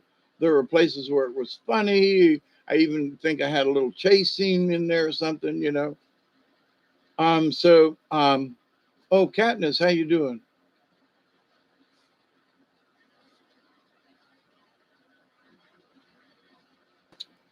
Oh, that's a hard question. That's a hard one to answer about which place on earth is the most demonic. Um, I think right off the bat, just without thinking too hard on it, the Vatican. But there are other places too, but the Vatican. There are other places and that they use as temples and things. There are places that they use that we don't know about. Period. They're in basements. They're in catacombs. They're in old subway stations. We don't see them. Um, it was somebody. Holy mackerel! I think he's from Denmark. Was um, uh, golly something. Anyway, he was checking into um, after looking at some of these false flag events and whether people were actually getting shot, where they were talking about all these people died, and there were, the hospitals were flooded, and there were people at the hospitals, and they weren't flooded. A lot of misinformation. There are people in Las Vegas who swear they had family members and this person who lost people in the shooting out there and everything. And I don't know. I saw some of the footage and stuff while it was going on, and I said, "There's something ain't right here." that something just ain't right, whatever you want to call it, something ain't right here. So, much like anything else, could somebody have been wounded and died? Probably. There are people shooting at stuff and this, that, and the other thing. Uh, but, that's just one instance. There are people who talk about the Boston bombing and go, yeah, it really happened. Then there are other people going, nah. But anyway, I can't remember what his name was. Open portals by rituals to bring in entities into this world. Oh, they've been doing that for thousands of years. That's nothing new, XX. Okay. That is nothing new. What is newer is like CERN when they want to, basically split the planet open and use the entire magnetic field and so forth of the planet to literally, bring in other entities from other dimensions. So the entities that we see coming in and out of the sun and other portals that have been opening, absolutely they've been using portals. There are cloud formations that, that time when I think Obama was over and getting his award for the peace thingy, and there was this big spiral thing in the sky. That was ET and them opening up a portal. Um, been several of them over the years that have been spotted in different places. And oh, yeah, now them folks that are doing the demon thing, they're trying to bring things in the two types of portals, at least. The types of portals that jump you in space, and then the portals that bring things in from other dimensional space, which is not necessarily connected with here. And some of these beings don't fit here. They don't like being here. And you call them in, and they'll literally get pissed off at you and might eat your soul if you're not careful. And I'm not joking. They will eat your soul because you pissed them off and you think, you conjure something. You better be one strong mofo because they will literally eat your ass alive. Uh, just saying. So, but them folks who are doing it, who are convinced that what they're doing is what they're doing, there are some folks who are worshiping Lucifer when Lucifer is not the same Lucifer like Dante talks about. So there is the Lucifer of outer space who is not necessarily a good being. And then there is the Lucifer Satan that they are related to interdimensional, not space, but interdimensional, a different place, right? Different types of entities, different in a lot of respects. Could they look similar or have similar characteristics or abilities or purposes or whatever? They like to eat people. Okay. Um, but not all of them want to eat people. But those entities from these other dimensions, calling upon them, they think they're going to give them special powers. Well, it does, but these people have sold their souls out to the dark side for whatever reason. And these people have probably had reincarnations like the Dalai Lama, but as an evil entity, okay? And that they try to keep these evil entities going. And some of these Vlash and Mater, I understand for what Dante has said, and from other records and so forth, are these that these beings can live to be 1,000 years old or older.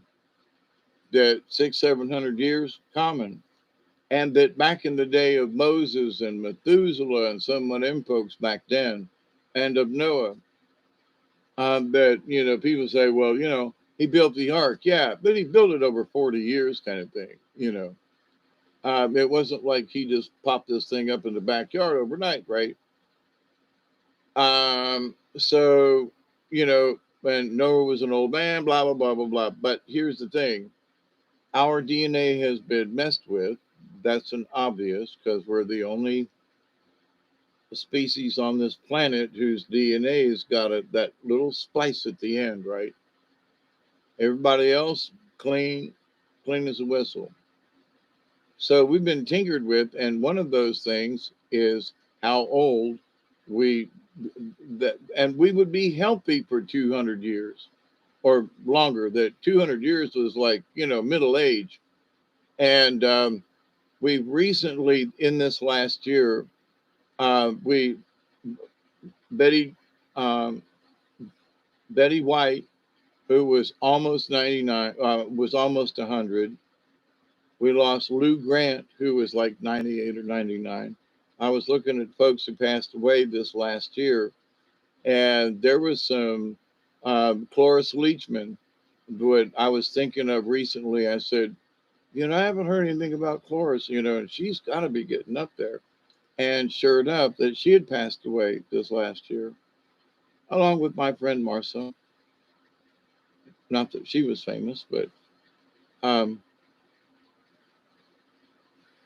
the idea, though, that, you know, there were some folks who had made it up in, you know, they're not 50 and 60. Bob Saget, who was, uh, and somebody else that was, you know, relatively younger. And we lost from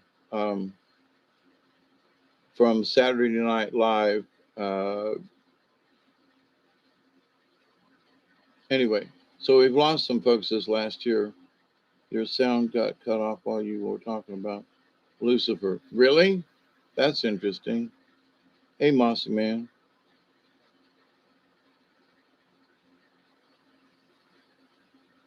Yeah, but here's the thing, XX. Remember this.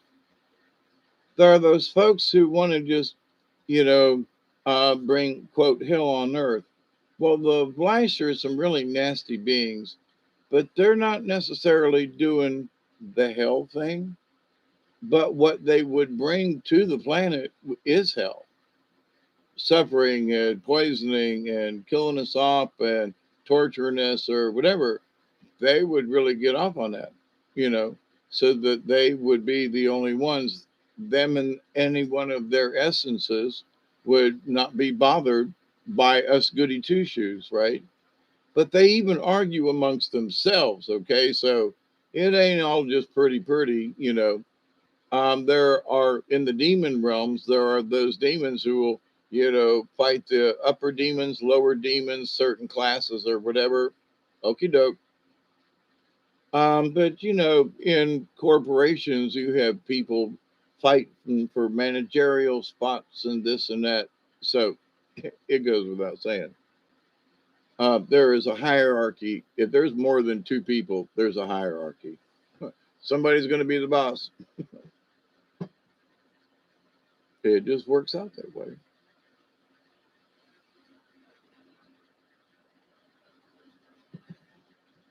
One of the two partners will be 51%. It can be really close with people, but there's going to be one of the partners in a business, if there's just two. Now, sometimes there's, you know, 75 to 25. And then there's this really close, like, man, they both work hard. They both do their own thing. But one of the two shines just a little bit different than the other one.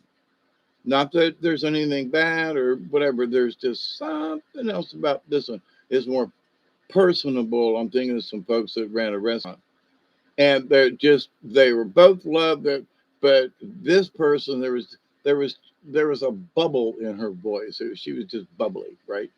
And nothing wrong with the other person and her partner, you know, nothing wrong, nothing. But folks like this one just a little bit more. Her personality. Nothing wrong with the other, you know what I mean? But On a 50-50, sure enough, she has her partner out. So what does that mean in the true life of things? There are some folks who are striving to get that better percentage.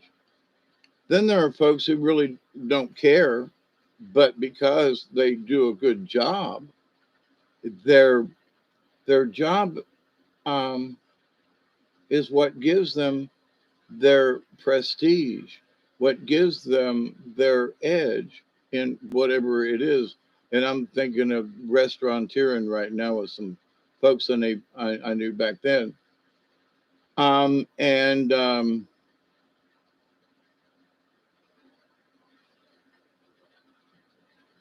but also in some other settings, and I hate to harp on it, and I don't mean to, but when I was working at Prestolite, and I went from most of the plant hating my guts when I first took over this job and started being out on the floor all the time and working with all these 700 plus people on a daily basis. Um, that that as I was learning my techniques and having my powwow discussions with White Dove, and really learning and listening to the Red Road, and you know I didn't know it at the time, but I was sort of in preschool for my shaman and training. And so, but then at a couple of years later, when I left, then, I had two shifts and all these people that gave me, going away presents and dinners and pies you know, and I'm still friends with some of them folks on the internet. But that So the wisdom of learning how to work with people and how effective just trying to, you don't have to be a great person, just be a nice person, you know? I mean, there, I noticed really quick that, folks noticed that I was like trying to do better. So I noticed right away that I had to just be naturally better without trying to be overly better. Like, hi ladies, how you doing today? And blah blah blah. When some of them ladies did not like that. But then there were times after a little while, I could come up into the cell with 5 or 6, folks there, mostly ladies, and I'd go, "Well, good afternoon, ladies. How y'all doing? And everything okay over here?" So I could almost do it. And then there were some cells I could go over there. There'd be 3 or 4 black women who was always joking and shit. And I go, "Hey, ladies, what y'all doing tonight? And, who's razzing who? And which one of you girls has got the eye on whatever, So, and I could be that way with them, and it was okay. And they enjoyed my razzing right along with them, right? And other parts of the plant was much more conservative. So for everywhere I went, I learned to be not necessarily a chameleon, but if these people were more conservative, then I just acted that way around them. Not trying to put on airs or anything, but I really like going over here and shooting the crap with these black ladies that was all the time making jokes, and you could hear them all over the plant, even with all the machinery. And I love going over there for 5 or 10 minutes and checking on everything and just to hang out and bullshit, right? So, um, but and not trying to like make special friends or nothing. It was just fun to go hang out with them, period. And they understood that I wasn't trying to get into their circle or nothing, but I'd just stop by and maybe tell a joke or notice something, just whatever, right? But in that, though, what ended up as the big picture for me, and but should be the lesson for everybody, is that of all the opinions of all those people who didn't like me when I first started the job, to damn near all of them that give me of sending of going away presents, so dinners and send off. In this new year, I'm hoping that people will learn that all they have to do is just be nice. You don't have to be overly nice. You don't have to win somebody over. You win somebody over simply by being that person. Wow, here, let me let me do this, and I'm gonna and well, calm down a little bit.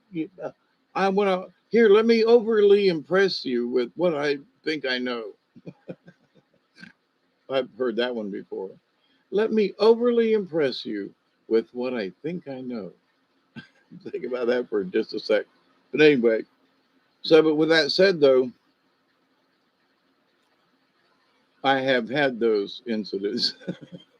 Not as many as I used to have back in the day, but it was in all in good fun, and some of them were nasty, but and of learning of the spirit and what the red road meant, and I honestly have seen some people that I swear to God, it seemed like there was one of them bad folks that hitched a ride with them. I've talked about this before, and for you XX, if you still there, you think the biblical prophecies will come? They're trying their best to make it happen, okay? But the rest of us are like, come on. But I've heard that the Vatican people have an agenda to bring in entities from the hell dimension. They already have. That's not anything new, okay? Well, that's what I think is going to happen this year. That folks are going to realize now. You made the statement um, that they have an agenda to bring the entities in, and there's been a lot of discussion and stuff, and going back to Father Malachi Martin, that they've had success with bringing some of these entities through from various means and stuff. Now, there are medieval churches and stuff over in England and over there in Europe versus here, where there just wasn't these ancient ruins of churches and spells and people and stuff. It was Native American, right? So America ain't got near what Europe and China and over there has, because the culture here in the Americas was totally different. Now, there are some mounds not too far from where I live, Colomoki Mounds, next to the Georgia Alabama border over there. And some of them mounds got some really strange feelings going on. And don't know what them folks did, but there's some strange feelings going on over there. And visions from me and other people that have seen things from meditating up there on top of the mound. Very interesting. And people having that I've talked to had a very similar type of vision.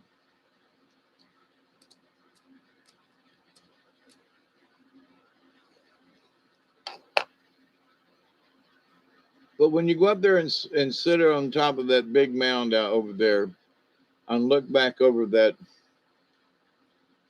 plain of where all the folks was back in the day. Look, let me tell you about this biblical prophecy thing. How you doing, Mossy Man? And this is one of the things that this year I think a lot of people are going to go, I can't believe how stupid I was to like have bought into the Vatican or bought into some of this Catholic Church stuff or bought into some of these other religious things, right? On all kinds of venues. Now, I won't speak so much about Buddhism because as much as I've learned about it, I don't know near enough. But a Buddhist monk has most of them have got a pure heart. They'd rather die than fight. But then there are those who morally think that fighting or defending one's own place or whatever is also important. So they would not take a life, but they would defend a life. You know what I mean? So there have been entities who've been visiting this planet for 25, 30,000 years plus. That's just understand it. Okay. All kinds, all places. There's been some suggestion on a lot of levels that because there's so much water on this planet, folks just literally like to drive by and take pictures out the window, like we would do.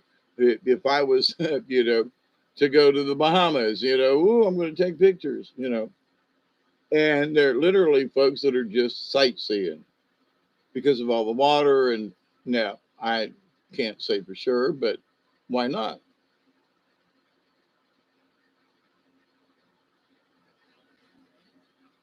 But this idea that, all this is Satan and this and that, there are people who have created Satan because they wanted him to exist. And the collective thought of Satan, I don't mean Lucifer, I mean the Satan character, when they try to make the same, not the same, but the Satan character, they brought it to life and they keep it alive by the actions that they do. Some of these demons, they would not exist if it weren't for those people who believe in them. Okay. They would lose their power. So, if you think of something long enough and hard enough, you can create a negative energy that would literally become an entity. Energies and whatever might be flying around and just stick to it like glue. And you'd have this little glob of nastiness, not necessarily with any intent, but this little glob of nastiness. Just like if you concentrate hard enough, you can make these little globules of light. You know, one of the things over the years, and I've kind of sort of given up on it in that I know that if I were to like really try and really focus, that I might actually be able to do it.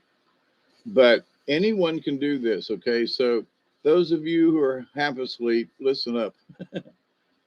Oh man, there's a,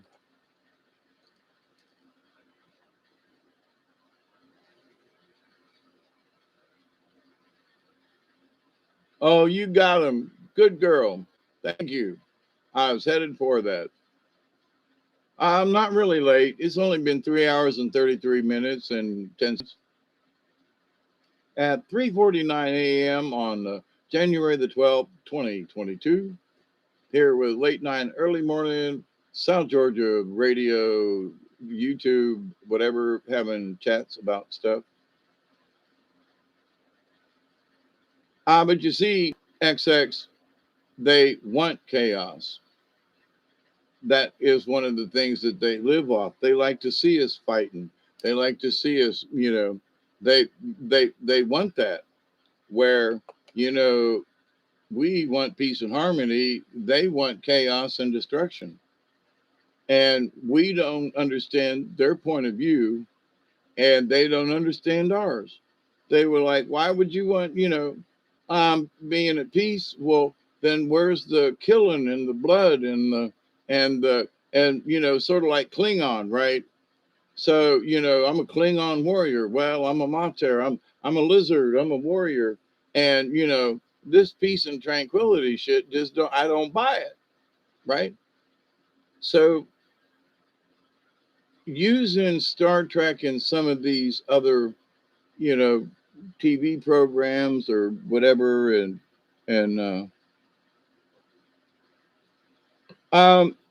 it's a scam in the way that it's written in the Bible. Why? Because the bad guys took a good thing and twisted it for their own purposes to keep, in Catholic Church and a lot of churches, bow your heads and pray. Why? Well, because God's too great to look at. You can't look up. Don't look up. And I was always like, for me, I was that renegade always. I think that's why Mother Mary chose me, and that I was the renegade because everybody else had their heads down. I was looking up going, I want to look up at the face of God. I don't want to bow my head. Well, but he's so powerful and all. Yeah, but I want to look. I want to look at his face. I want him to see my face. I mean, I'm not that I thought that I was better or whatever, but I thought, why should I bow my head? I want to see. I want to look. You know, I want to experience this. Right? Bow your head in prayer. Okay.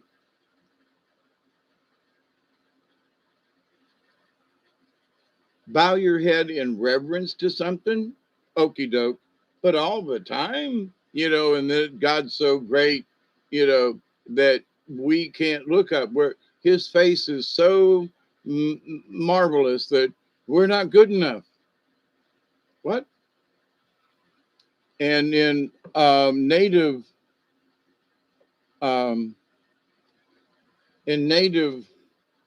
beliefs, that anyone and everyone, including the animals, can have a chat with the creator without having to go through a bunch of priests or anything. So the return of Jesus has been twisted. Now, here's the thing: if you followed the cause, if you followed Dante and the 72 stuff and that kind of thing over the years, like I have, um, I do believe Jesus has already come back, just nobody knew. And the idea, and Dante has shown this, of the Callisto spacecraft that are hidden in the clouds, and how some of them have made like a really bad camouflage and you can see the outline of the ship, right? So, but if Jesus, that spirit, that reincarnation, has been reincarnated before he was Jesus and since he was Jesus, okay? So this idea that he's come back, he'd been here before and he's been here since, kind of thing. So when you pick up on this and say, wait a minute, he wasn't just here this one time only performance. No, his entity had been here over the last 2,000 years, and before that, okay, as a reincarnated spirit, as many of us have been. But when they get reincarnated, they remember who they were and what they did. Okay. Like me having sword fights and not knowing where the hell I learned it, but I knew how to sword, you know. So, and other things like that. So, natural talents that just weird. Somebody's like, I don't know where I learned this, but okay. But in the grand scheme of things, we have to include the alien thing. Okay. Oh, but the Charistas have been around a long time, and they are the angel group. So are they the good guys? Yeah, absolutely. Do they have to shoot down the bad guys and do some things? Yeah. And I would say that, in my humble opinion, this is my own opinion, that the Azazel group and them are sort of the part of the strong arm of the group. In other words, when things get out of hand, these guys are sent in to like, we're sorry, but we tried, but we got to take care of business. For whatever reason, they got to take care of business. Somebody needs to get took out, something, a lot of stuff we don't know about, we're not privy to, but having to do with some of these hierarchy of these other races that really just want to see us get destroyed. Freemasons and Jesuits infiltrated the Vatican. Much later, the Jesuits were thrown out of the Catholic Church, okay, like 300 years ago, kind of thing. The Roman Catholic Church said, we don't want to have nothing to do with you. And when I grew up in Tampa, there's Jesuit High School, all boys, Jesuits. And then there's Tampa Catholic, who was co ed. That's where I went. I wanted to go to Jesuit, and I'm glad I didn't now. because all of them guys were snobbish sons of bitches. Okay, they were just snobbish. You know, Tampa Catholic, you people, and blah blah blah, and this, and they put a bunch of people down, and it just wasn't necessary. And so, after all these years of learning about the Jesuits and whatever, and there was a Jesuit priest at Tampa Catholic who picked on me relentlessly. And even after I graduated, picked on my grandfather, who he happened to be the priest of at the parish where my grandfather attended church. And it was just, this guy was maddening, okay? And they made him a Monsignor. And then Father Father Balthazar was arrested as a Monsignor of the Diocese of St. Petersburg for soliciting a male prostitute on Kennedy Boulevard, down on one of the strips. Jesuit priest. Yep. Love them Jesuits. So my personal, have had my personal whatever's with the Jesuits.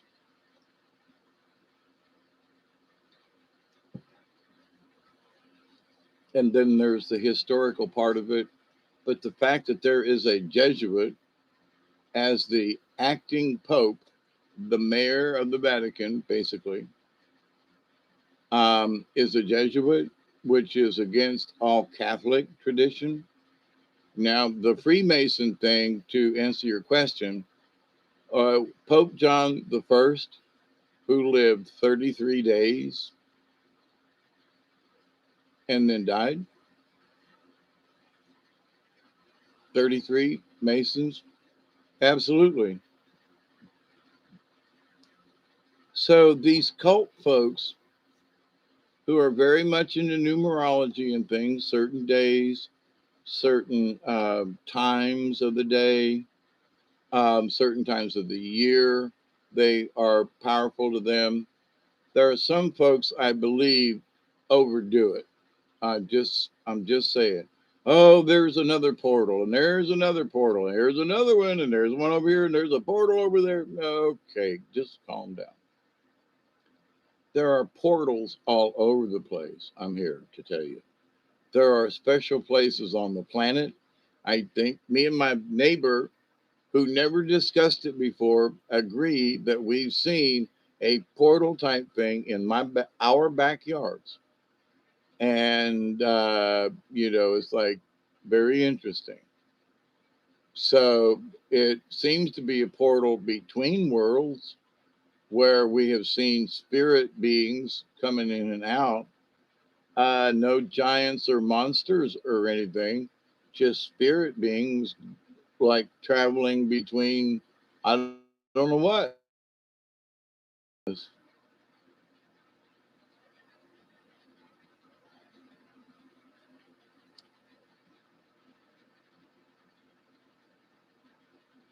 They very much, Aleister Crowley and Anton LaVey, they were very much into some deep, hardcore shit. Okay.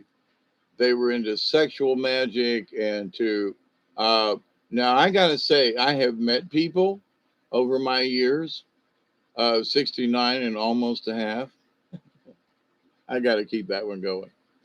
But that they really, honest to God, like getting a beating. They were really into flogging each other. Was there years ago to attend a Wiccan marriage. They were licensed and all that good stuff. Went there, absolutely lovely people sitting in this log cabin on a little island in the middle of a lake, a large pond, but still. Very nice place, very interesting, out in the country and secluded. And inside this log cabin, which I'd always wanted to go in, had seen this place over the many years of traveling the highway. Wish I could go in there. Wonder who lives there. I met some of these people, and up against the wall was this cross, like 2x6s, painted black and up against the wall. And on either side were whips and manacles and all kinds of other stuff. I was like, what the hell is that? And I wonder what that does. Like maybe I don't want to know, but these people were like, oh yeah, sometimes I like for him to chain me up, and sometimes he says that sometimes I really like it, when she chains me up, and so that they were married, they were and this is like in their front room, okay, not hidden by anybody, that's what they like, not me, sorry, not me. But they were nice people. They wouldn't want to hurt anybody else. They weren't into, but between them, so what were they studying the devil or anything? They were Wiccan. They studied nature and things as a person who's been involved in, I tried conjuring demons back in the day. So, and hung around that and studied it and realized, yeah, not me, get out of that. But so having witnessed and been around some of that stuff early on in my life and watching this Wiccan thing, I was like, there's nothing demonic or anything in any of this. There's nothing that's attaching itself to some kind of, they're not asking, they're asking the spirits to bless the wedding. Well, okay, you know, we're going to light a candle and ask the spirits to bless these two. Okay, any of the natural spirits, bless these two and blah, blah, blah. Okay. No weird chanting, no nothing about, Beelzebub. And I mean, I was like, no, this is clean. This, anybody who wants to say that somehow this was a satanic or demonic type of, of ceremony, having witnessed it and having witnessed other types of ceremonies, I'm like, nah, this ain't even close. These folks are really good hearted. They're, so I've known Wiccan people who are on the up and up, and in their faith in their faith, it's not really religion, it's their faith, it's their way of life, that they're perfectly harmless. If anything, we need more Wiccans in a way. Um, because they're naturalists and appreciate nature in all ways. Sometimes with group sex, but okie doke, not necessarily into that, but all right, under a full moon at certain times of the year, okay. But in having spoken with somebody who participated in like a Midsummer Night's Dream kind of thing, said, yeah, there was an orgy, all right, but there wasn't nobody praying for any kind of Satan or devil, and there were no crosses burning or anybody doing. Yeah, there were folks in different positions and kind of, but as far as that, okay. But as far as anything else being bad or evil about it, you could say, well, a person's sexual morals or mores, okay.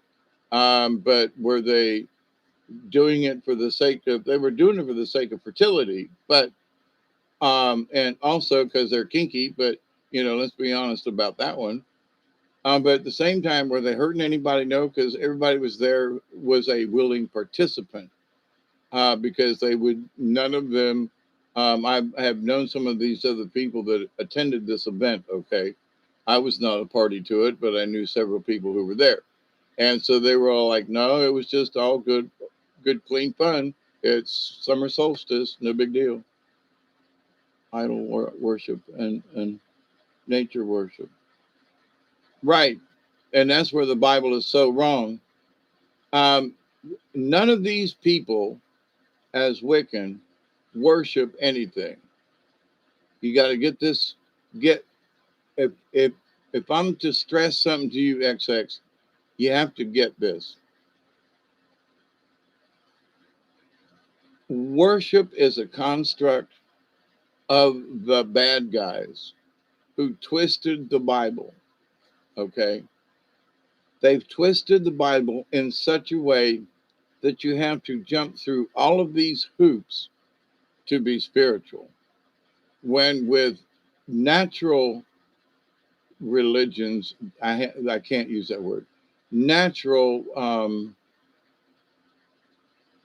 beliefs and traditions are that everyone is connected to the Great Spirit always, without a Bible, without any special instruments or sacrifices in the native traditions, where the white man always blamed the savage Indian for sacrificing and worshiping the sun, worshiping the moon, worshiping this, worshiping nature. And right now, there are a lot of them same folks over the years ago, and where are they going? They're going back to nature. They're going back to understanding the awareness of all natural things. It's a Buddhist thing, it's sort of a Hindu thing. Christians don't get it because we have to be in a church with our head bowed. Okay. We have to worship these deities. Where in natural understanding of the universe, there is the source energy, the creator of all things, and we are absolutely a part of it. Without any kind of fancy schmancy, we're already a part of it because we are beings in the universe. All beings are a part of the universe. All things, all plants, all of nature, not just here on this planet, but in the universe, the nature of all things. So religion wants us to not talk about nature. Why? Because it gets us immediately, touches us to the Great Spirit. Why did Jesus say that he was the only way to God? Jesus didn't say it. They said he said it.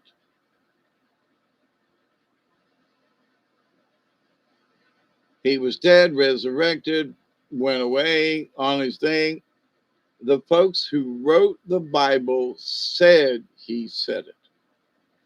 Okay? You just have to understand he did not write these things down. They, whoever they were, back in the day when they came up with the Bible and the Christianity thing, when they split from Constantinople, which, as Dante says, if there is any original, sure enough, close to the original, it's the Greek or the Russian or Orthodox. It's the Orthodox Church. Okay. And I was right years ago when I talked about this, and other folks have confirmed it. So, but they don't have it right either because they're following a Bible that was twisted by these other folk. Okay, period. So, those folks who want to see the apocalypse happen, why? Because they want to see us destroy ourselves. They want World War III to happen because then they get to watch all the destruction and they can be a part of blowing people up and torture and mayhem and chaos. They thrive on it. So for those of us who want peace, we'll go to war to try to keep the peace, but we don't want to go to war, most of us, just because we want to go fight, because we want to go beat somebody up, because we want to blow up a bunch of civilians. So, but the for all of you out there, I think this coming year there's going to be, in a way, Jesus is going to have a comeback because in this there are going to be people who understand more about the cause, about the Christus, about true angel beings who are trying to save us from these other negative critters, and that there when, in my humble opinion, if people really knew and could see a true angel and would say, "Holy crap! Okay, let me get. Do I want to work for the bad guys or do I want to work for the good guys?" I made up my mind years ago. I'm going to work for the cause, whether they know I'm working for them or not, because I choose to work as for the Christ consciousness.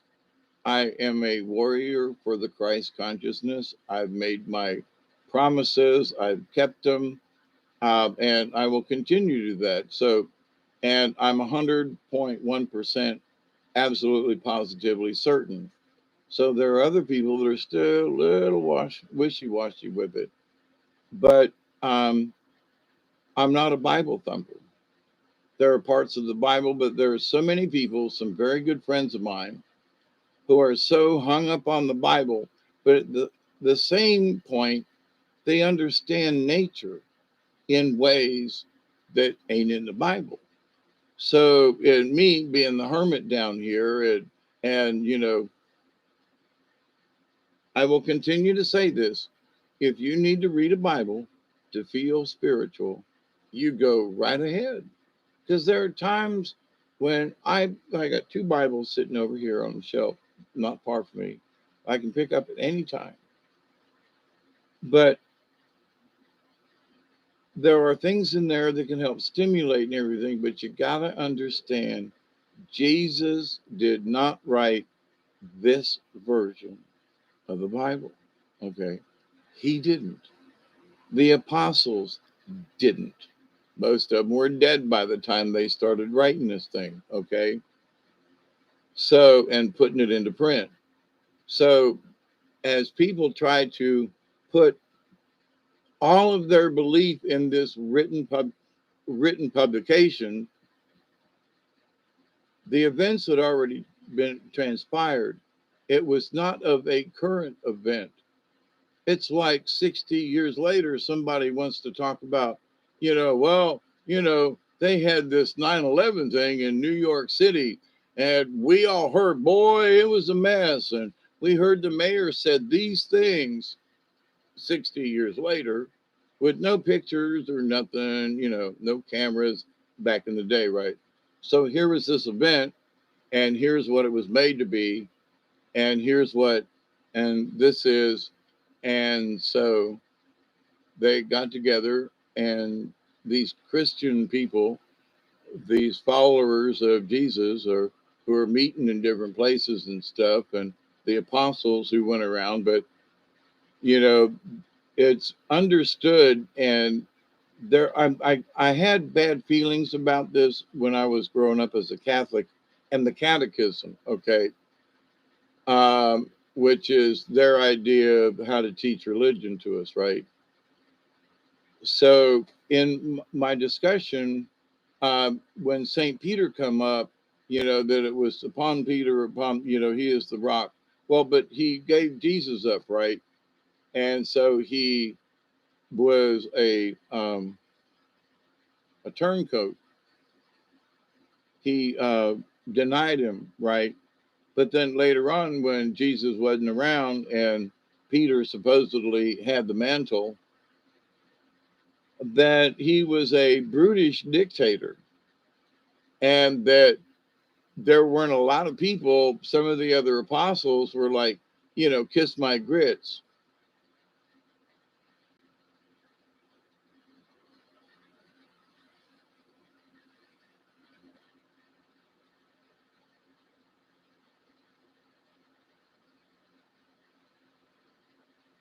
Oh, I want to go back to the Bible prohibits idol worship.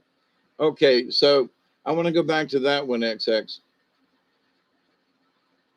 Native peoples give honor to the sun. They don't worship the sun. The idea of idols, well, the Catholic Church has got a bunch of them, okay? And they don't pray to these idols. Oh, yes, hell, they do. Honestly, let's get right down to it. Oh, yes, hell, you do. Well, if you're going to say the rosary and there's a statue of Mother Mary, then ain't you kind of sort of praying to an idol? It's a statue. Can't you just pray to her without having? Couldn't you just have a picture? But is that picture of Mary or of Jesus or of Buddha?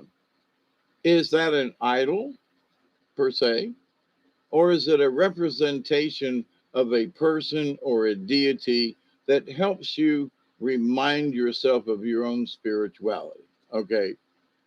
Uh, Native folks did not have pictures, but they talked and prayed to the elders and to the ancestors. They didn't worship them, but they honored all who came before them, who taught them, the elders, the ancients, and they honored them with ceremony. It is not worship. I've been to too many powwows and too many other things. I have conducted my own ceremonies with another shaman and medicine man, and we're not worshiping. We're giving honor to the universe. And I was an altar boy. I studied Catholic Church. I was going to become a priest. That's different. That's worship. Okay. They're changing a piece of bread into the body of Jesus, and they're changing wine into the blood of Jesus so that we can gather around the table and eat him. That is cannibalistic, and is just wrong. Any of the ceremonies that I've been around or have performed or been, with, none of that we ain't nowhere near what the Catholic Church does every time they say a mass. So, but the Catholics worship God. They worship Mary. They worship Jesus. Okay. Native peoples give honor, like the Mexican people. Their Mexican folks have their own tradition, but they're also, a lot of them are Catholic. But they have melded the two. So, but on the Day of the Dead, which is in Catholic religion, it's All Saints Day, but it's the day they honor those who passed. It's the day after Halloween, right? All Hallows Eve, when the spirits are supposedly roam free and whatever. And it wasn't about demons or whatever, although that came up as, the reason you had a skeleton and the reason you put on a mask was to scare the other demons away. It was your protection to dress up and be scary. So this idea that you wanted to be evil is absolutely the opposite of what a lot of these other cultures would do. I'm putting on this ugly demon mask because I want to look like one of them so they don't attack me. I don't want to, and I want to scare anything else off, and it's for my protection. Not that I want to be a demon and I don't want to do bad things. No, but so the perception of what's there. So anyway, but to the worship thing, in the natural law of stuff, entities don't worship other entities.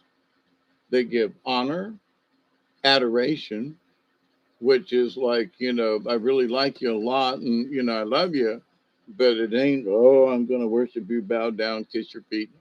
No. Now, there are ceremonies where you could give that type of the washing of the feet or something like that, but it's different than that you are worshiping them. Okay. You're conducting it in an act of love. But anyway, you too is being, and I'm fixing to get out of here too because I've been here 4 hours and it's absolutely 4:20 right now. So let's make it official. I got a little left here in the bowl, and it's good to see y'all here. And a strange topic for tonight: the book of stupid. But I think one of the things that some folks are going to realize this year is that they have been duped, and they're going to feel stupid because they didn't see it sooner and they weren't aware of it. And I think this year, I think religion has already been on kind of sort of the hot seat. But the way the Catholic Church has been going, all these other things have been going, and people's awareness and more UFOs and more just other stuff, right? And the internet and people passing information around. And so the awareness of folks is a lot higher than it was 2 years ago. And people not going to work and stuff, staying home and perusing stuff on the internet.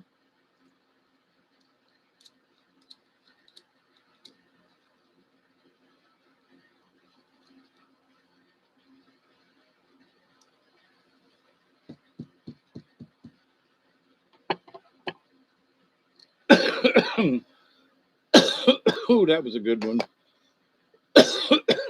I was going to say, regardless or irregardless of whether or not ET lands on the White House lawn,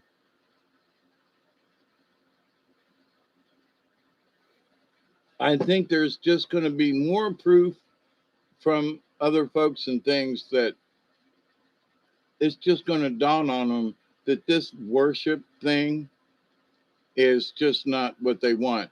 And the people that I've talked to over the years who were, they atheists, right? And one was a young engineer that was going to Mercer, and he said, I'm an atheist. I was like, you mean you have absolutely no feeling? Well, you've got pictures of you and your cat. Don't you love your cat? Well, yeah. Don't you kind of feel like there's some kind of special bond with you and your cat? Well, yeah. But don't you feel that that's sort of spiritual? Well, that ain't got nothing to do with God. Okay. But you will admit that there are things that you can feel that are natural and bring and it's kind of sort of spiritual. You pet it, but there's still something else about, okay. So that's a good thing, right? So when atheists are um are approached with a different type of point of view, instead of starting out with, you mean you don't believe in God? Well, let's back that bus up and let's start with little simple terms. Like, you like fishing, right? Yeah. Well, what do you like about it? Well, I love being outdoors. Oh, so you love your connection to nature. Oh, yeah. But you don't believe in God, nah. You know, but you believe in nature and how it makes you feel. So you enter into the spirit realm with them without trying to pin God into the equation. Because when I've talked with these people, what bothers them is that this idea that Christians and other religions worship their God. And they just can't get that worship part in their vocabulary. You know, okay, pray to God, pray to Jesus or something, or okay, but to worship them, that word has bothered other folks who have become atheists. It bothered me for a long time. It still does when I'm driving through a town or whatever and come worship with us, and I go, I don't think so, right? Um, but, Native Americans will say, come to the powwow and come have fellowship with us. What? Yeah, come have fellowship with us. Oh, well, that's completely different than come worship with us. Which one do you feel more inclined to want to go to, just in general? Come have fellowship with us. Wow, come on in, neighbor. Or come in and to our church and worship the Spirit of the Lord. Well, hang on. Now, that's you really want me to like worship this thing and go by this Bible thing and where native folks go, come on in and have fellowship with us. Totally different vibe, you know. And same thing with these Wiccan folks that I knew for several years. Totally different vibe. Oh my God, they get naked sometimes. Yeah, they do. But in general, they wouldn't get naked in public. They would not do some of this stuff that some of these, uh, these folks who dress up in gay and go to the libraries and do all these other things and they take Beelzebub into the, nah, they don't do nothing like that. Now, can I say that's true for all those who study Wiccan practices? I would say for those folks who honestly study what I understand to be true Wiccan practices, that these folks are probably good for the planet. What? Why? Because they don't want to harm anything. And so 3 or 4 times a year, some of these folks get together and they have wild sex parties or whatever. But the rest of the time, they're just normal people. But there are some of these politicians and some of these other folks who get together and have wild sex parties with people who aren't consenting, like children and women and abductees and all this other stuff. These Wiccan folks, no, they volunteer and want to come, and there's none of this forcing anybody to do it. So this idea that the Wiccans are like the Satanists, no, they ain't. And that these folks are like them folks, no, they ain't. And these folks who want to, talk to Baal and Beelzebub and all this, them folks ain't the same. So there are those folks who are naturalists, folks that would go to a nudist camp or whatever, and not necessarily have, group sex, but, so a lot of folks that go to nudist camps that are, you know, fine people, it's just what they do. And don't mean or want to bother anybody else, but oh my God, there are folks who don't agree with that. But okay. So does it necessarily mean it's wrong? Well, for some folks it does, but some countries in France and where they got beaches and folks walk around topless, it ain't a big deal, right? So it's those people and whatever their morals or mores are that make it a sin. It is the churches that make it a sin. Well, you must cover up. Why? I mean, if a guy can go topless, how come a girl can't? I'm just saying, not to like be a booby person. That ain't my person. That's not where I'm trying to get at. But the double standard of men can walk around without shirts on, and some of these guys should put a shirt on. And there are some women whose bikini bathing suits, they just ain't nothing there anyway. So you got a couple of pieces of string and a piece of cloth or two, and that's that. Okay. Uh, but is that Satan? Is it immoral? Is it because I'm where one of my ex-wives wore these really small bathing suits, but did not like to be naked? And I was like, you're going to wear that in public on the beach, and you're almost naked with that two-piece, sort of three-piece bathing suit in the piece here, a piece here, and a piece there. But that you say, even here in private, she was like, oh, I just don't like to be naked. But you'll wear that bathing suit in public, but not. Folks have these weird little, whatevers.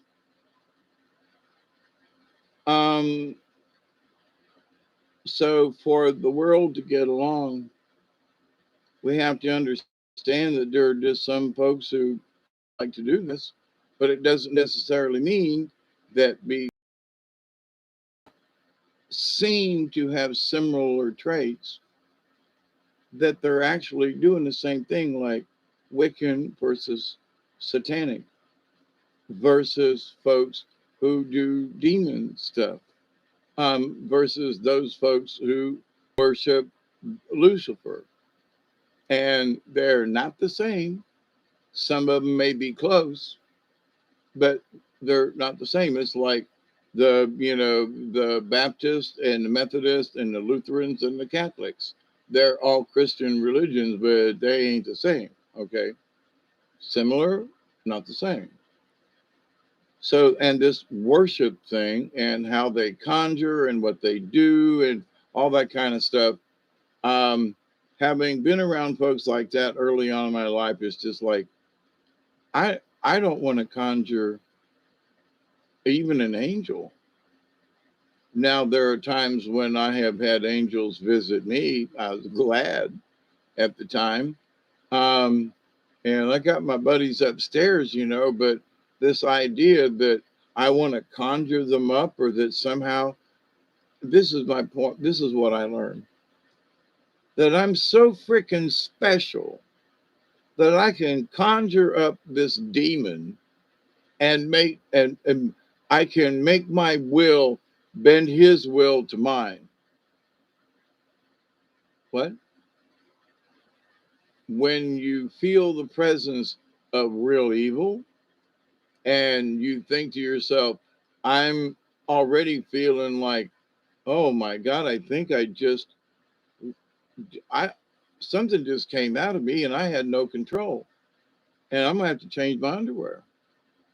And then you realize that you're the conjurer, and you're supposed to be in control of a situation, and then you find out when you drop a load in your drawers that I'm way over my head, in that I have enough will to bend my will to make them.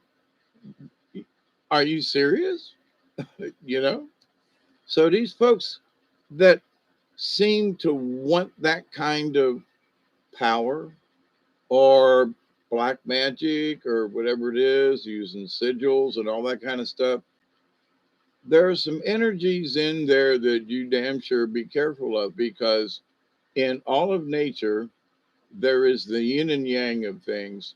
And so for every action, there's an equal and opposite reaction.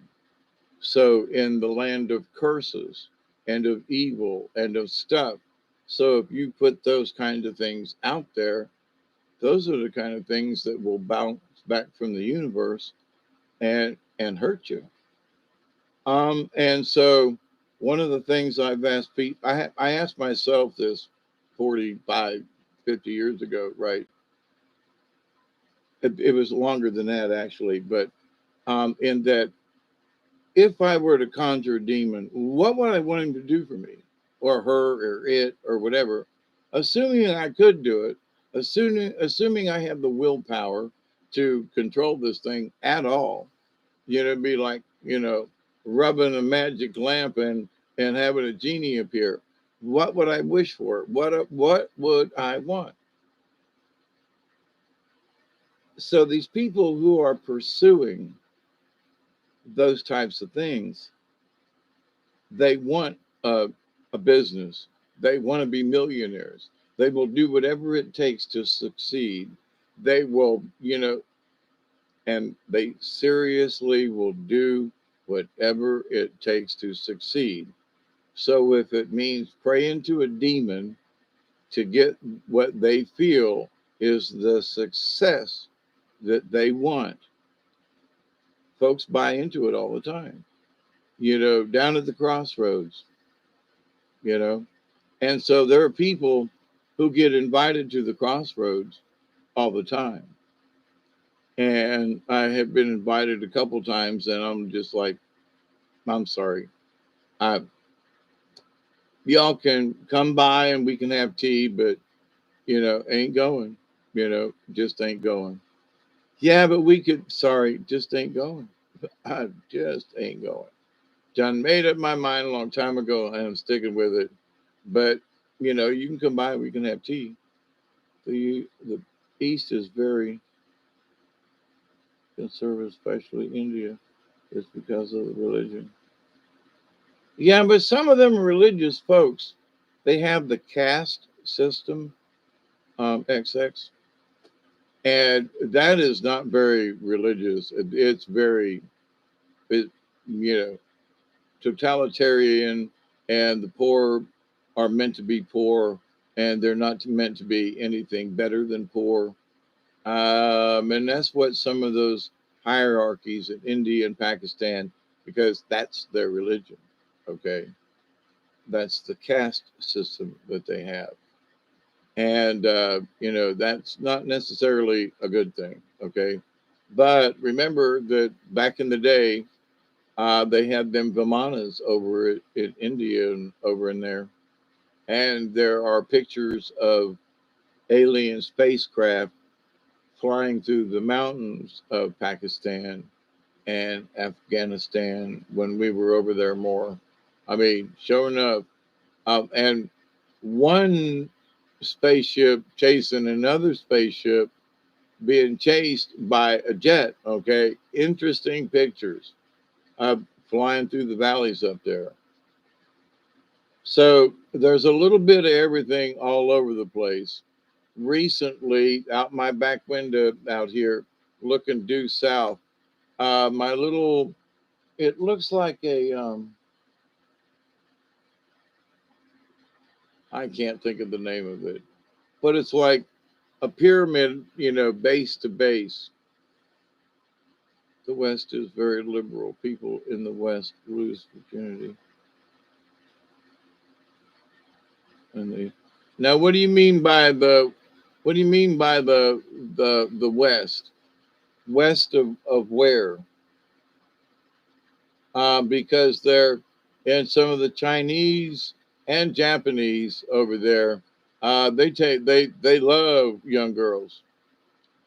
There are folks in Denmark, Sweden, and up in there where, kids 12, 13, 14 years old that are, now I got to say,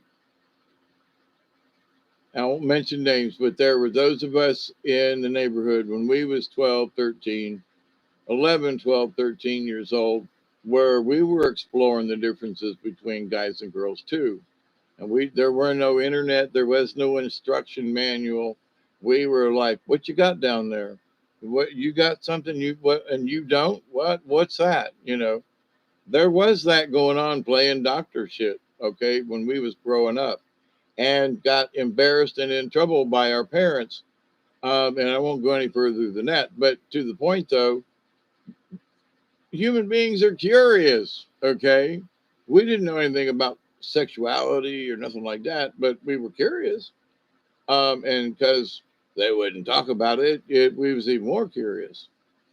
But with Native folks and stuff, it's just not the same. And I don't mean just Native Americans. I mean Native peoples, where in closed confined huts and things, two people are over under a blanket, and the rest of the teepee just roll over and let it be. And so it's not a horrible thing. It's not a bad thing. But at the same time, it's respected within all. But in an American community or something like that, oh my God, you people did what, where, how, what? Oh, you savages, right? And it ain't like that at all. Okay. So, but if you've not experienced or whatever, there are people who will throw things into the Satan category. There are folks who will throw stuff over here in this category. But for every country, there are the religions. Mostly the Christian based here. There are a lot of Muslims that have moved in. There are a lot of Pakistani and Indian folk that have lived around here in South Georgia for quite a while now. Okay. The local market here, the local one over there, the one over here where I buy gas, all run by Indian, Pakistani type folk. Okay. I'm just, they look similar. Okay. I don't know for sure, but to the point though, they ain't white Americans. There you go. Or black Americans. Anyway, see, it sounds bad no matter what you do, but they ain't from around him, you know.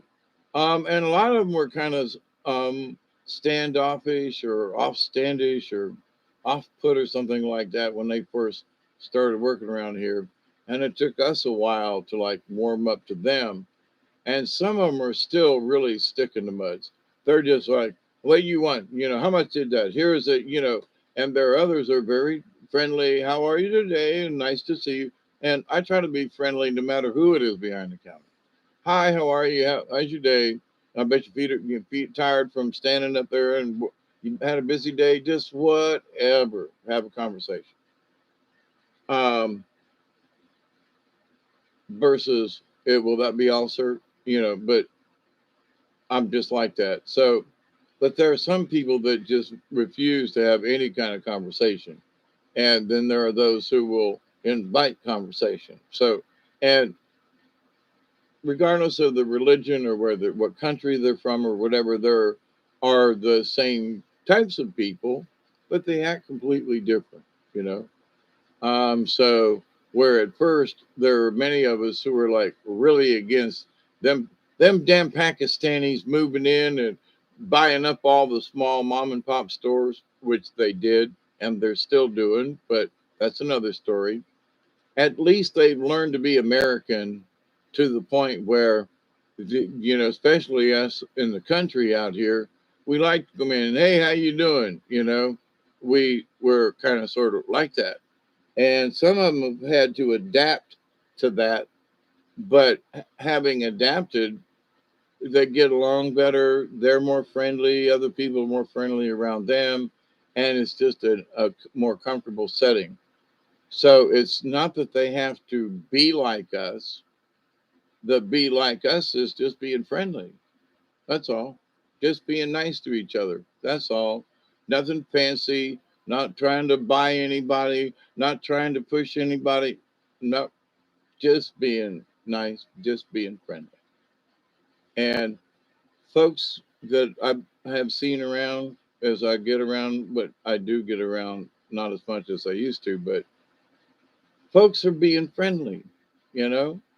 And for this year, I think friendliness and my prayer for kindness for this year is two simple things. And it already seems to be working out so far. So hallelujah, the most liberal country when it comes to sex. I don't know about that. I would not. I don't think I would agree with that.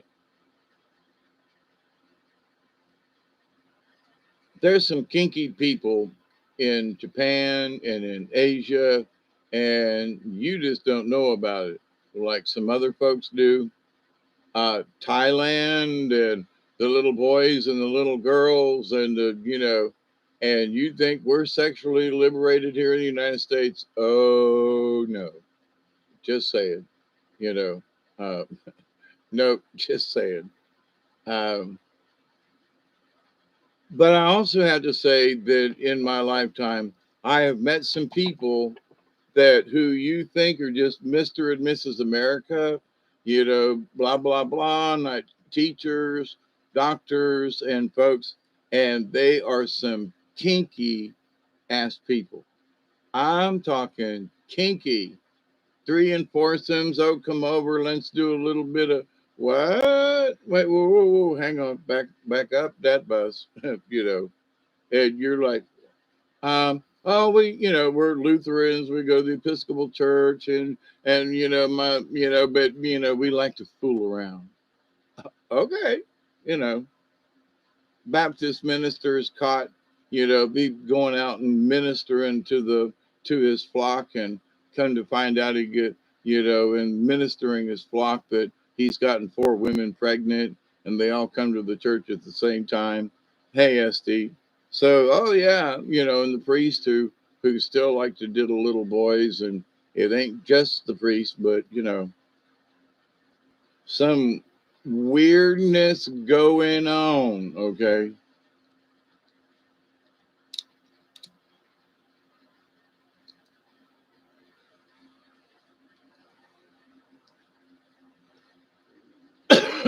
That freaky old neighbor of mine down the road who um, we almost share property down on the river, really close. But and they named a damn road after him. But when I first moved down here, he had goats and a little barn down from the house, right? And I was trying to. He had a couple of old outbuildings, and back then I was tearing down tobacco buildings and old buildings and stuff to, build my house with. And so I was down there one day, and he was like, I'd been down the road before, and it seen him over there, kind of at the corner of his barn with his little goats around, and petting them and all that kind of stuff.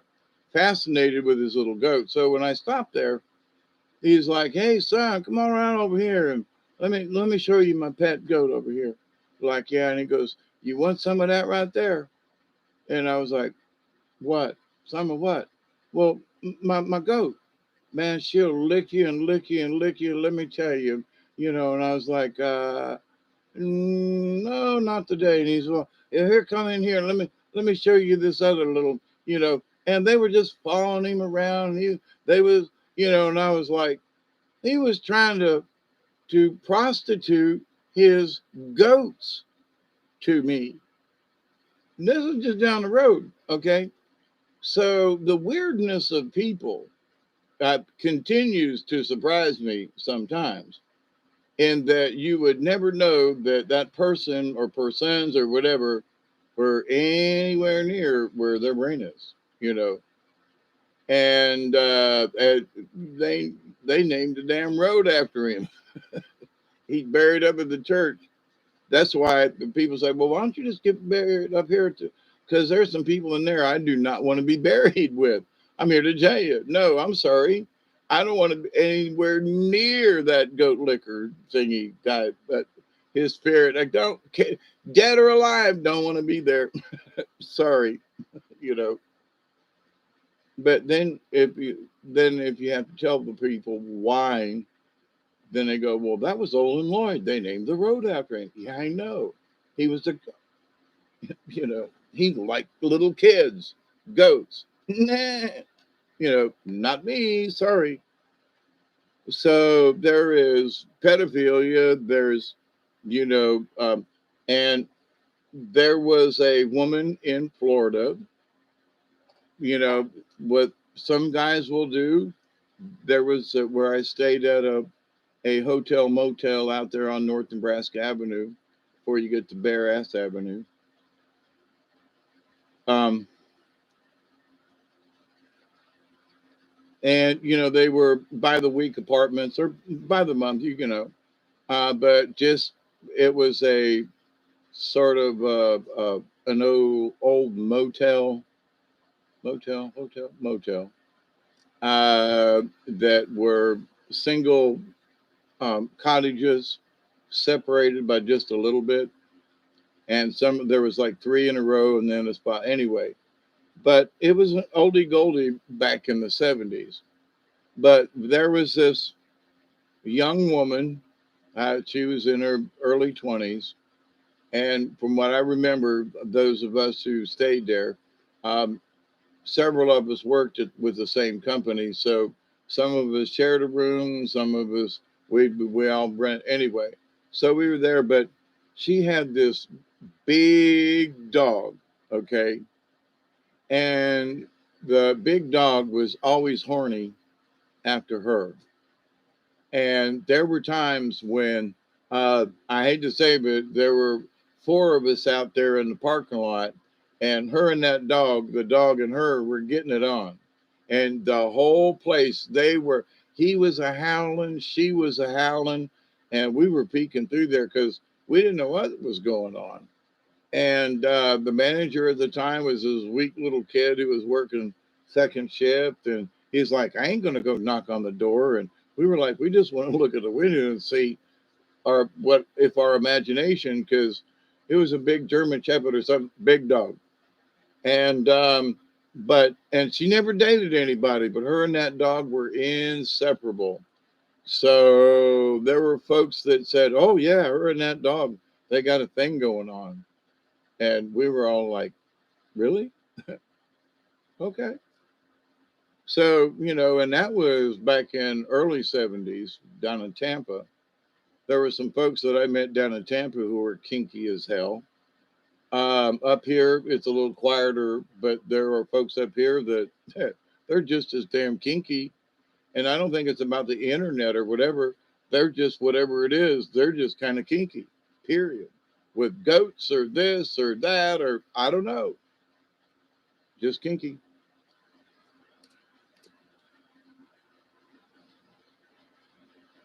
And some of them are Baptist, some of them are Methodist, some of them are Catholic. There is no one particular set of rules.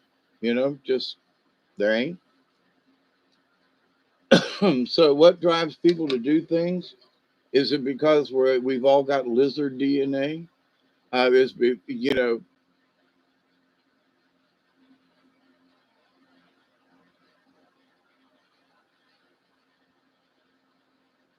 I've got a mouse and a lizard loose in the house, and the mouse is just like been trying to create havoc.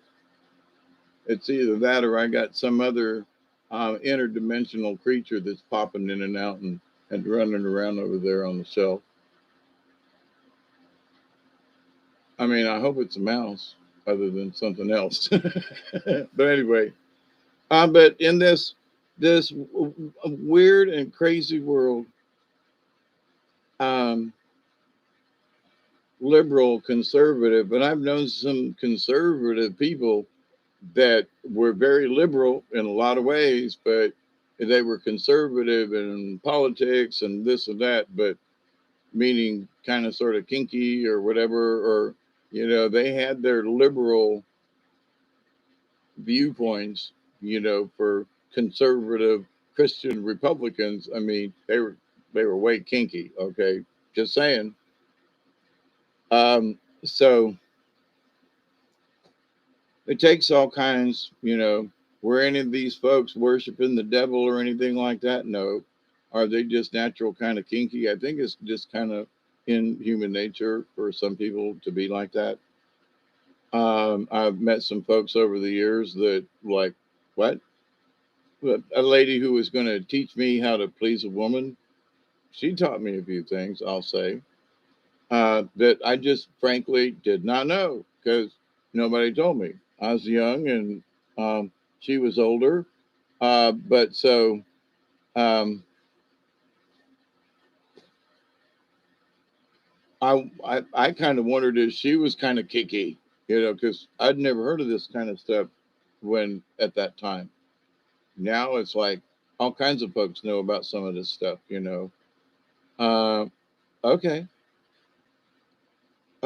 So, but whatever piques a person to do whatever it is that they do it, why does somebody think that they can conjure up some demon that will give them some kind of power?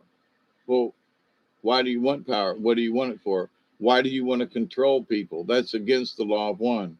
If you try to control anyone for your own personal gain, now, in many positions where I was the manager and you have to control a situation, but not necessarily to control the people. And what I've learned in my discussions before, even this evening, in that you learn how to to control the people is to learn how to get everybody to work together for a common goal. So if that's manipulating people, well, okie dokie, I am guilty of that, but it was because it was my job to manage these people to get a job done. Now, if somebody's pissed off, you go over and calm them down. So, are you trying to manipulate people? Yeah. You don't want them to be fighting each other. You want them to calm down and work together. So, is that manipulation? Well, okay, you want to get right down to it. But the manipulation is for the common good of all of those people. So, then there are those people who want to manipulate these people for their single purpose, for their own single benefit. And so in my lifetime, I'm so proud that I chose the path that I did because I feel so much more at ease with the world in that I learned how to get along with all these people. And despite our differences, we learned to get along. I would much rather be able to say that and be honest about it than to say I had 700 people at my command at all times and I had control of their, you know what I mean? Nah, was never my intent. But there are people who want to do that. They want to have 700 people. They want to have control of folks and to go around and tell them what to do. And I went around and suggested what people try, and it worked out a lot better and gave them incentive by praising the work that they did and how much they were learning and how much they were paying attention. And it went a long way versus people always on folks' ass.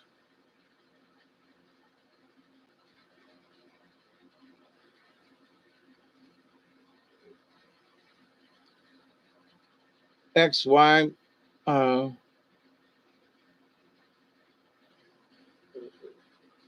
Eastern people. Which Eastern people? Are you talking about India, Pakistan, or are you talking about Eastern as in like Chinese, Japan? What do you mean by Eastern? Because there's a big difference. Them Japanese are nuts about stuff. I mean, they teach sex in school. They still, in a lot of ways, believe in the geisha girl and that kind of thing. So, um, and like I said, in Southeast Asia and Thailand and all through there, the sex trade and all that kind of stuff. Yeah, well, see, that's only that part. And there are still a lot of families who can't afford to feed because of the caste system in um, Hindu and India. The religion says one thing, but what they actually do is sell their children, they sell their daughters, and they sell them to rich bankers, and some of these young girls end up, as prostitutes or whatever. And then a lot of times they're just murdered and found dead, because the rich have the power. So the Hindus and now the true Buddhist and the true Hindu, but that would be like the true Christian or the true Catholic. But when Catholic priests are diddling me and other people that I've known and got away with it, and their kinky behavior, but he's a priest in the Catholic Church, doesn't matter, right? So Hindu or Buddhist, it doesn't matter. There are men and women who have kinky behavior, and they will do their best to use their religion in some kind of way to get what they want. Now, that don't mean all of them, but that don't mean all Christians are. That don't mean that all. You know what I mean? So you have to look at this as a big thing, and the big picture is there's a lot of differences between a lot of different people, a lot of different customs, and to just say the Eastern folks, you know, check into, yeah, I'm not to say that you should, but, in just over the last, I don't know, 5 or 6 years, and I have mentioned this about, I've been watching a lot of anime because some of the stories are really good, and the storylines and the voice actors are great. But some of these things are pornographic in ways, and even say intended for mature audiences only. And it's like, but it's a cartoon.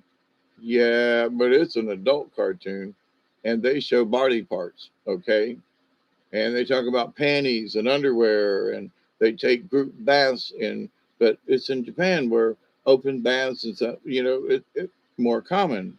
At least it used to be. I think in some areas and stuff it still is. But so this idea though, but so the Japanese of this, where you say, well, Americans are open and all this. I don't know. There's some pretty kinky folks out there.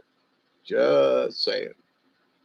Not that I approve or disapprove, but if they're consenting adults,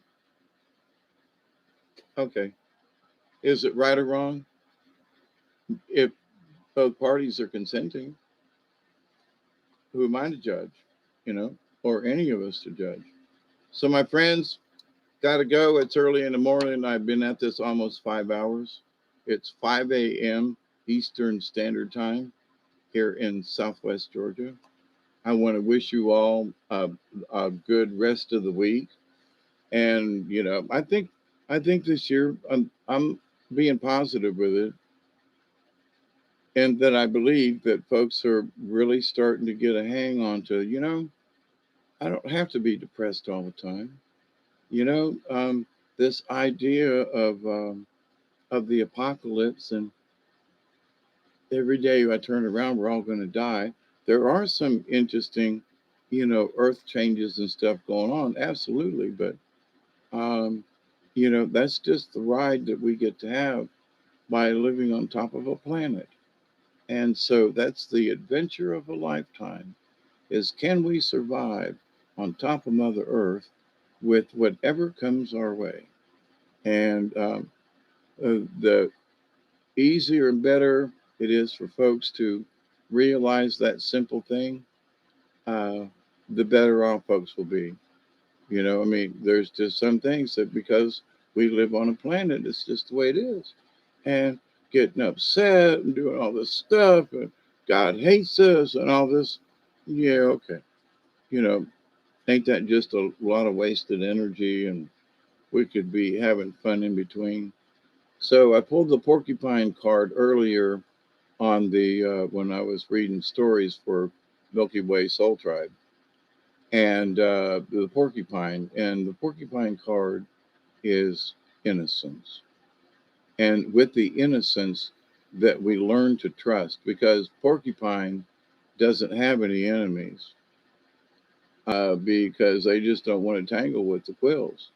And so porcupine is a docile animal and, you know, and still won't really attack, but it will throw its quills up and hurt you in a heartbeat and then turn around and walk away, you know, sorry about that, but, you know, um, so, but it's the innocence, but with the innocence of people and trust.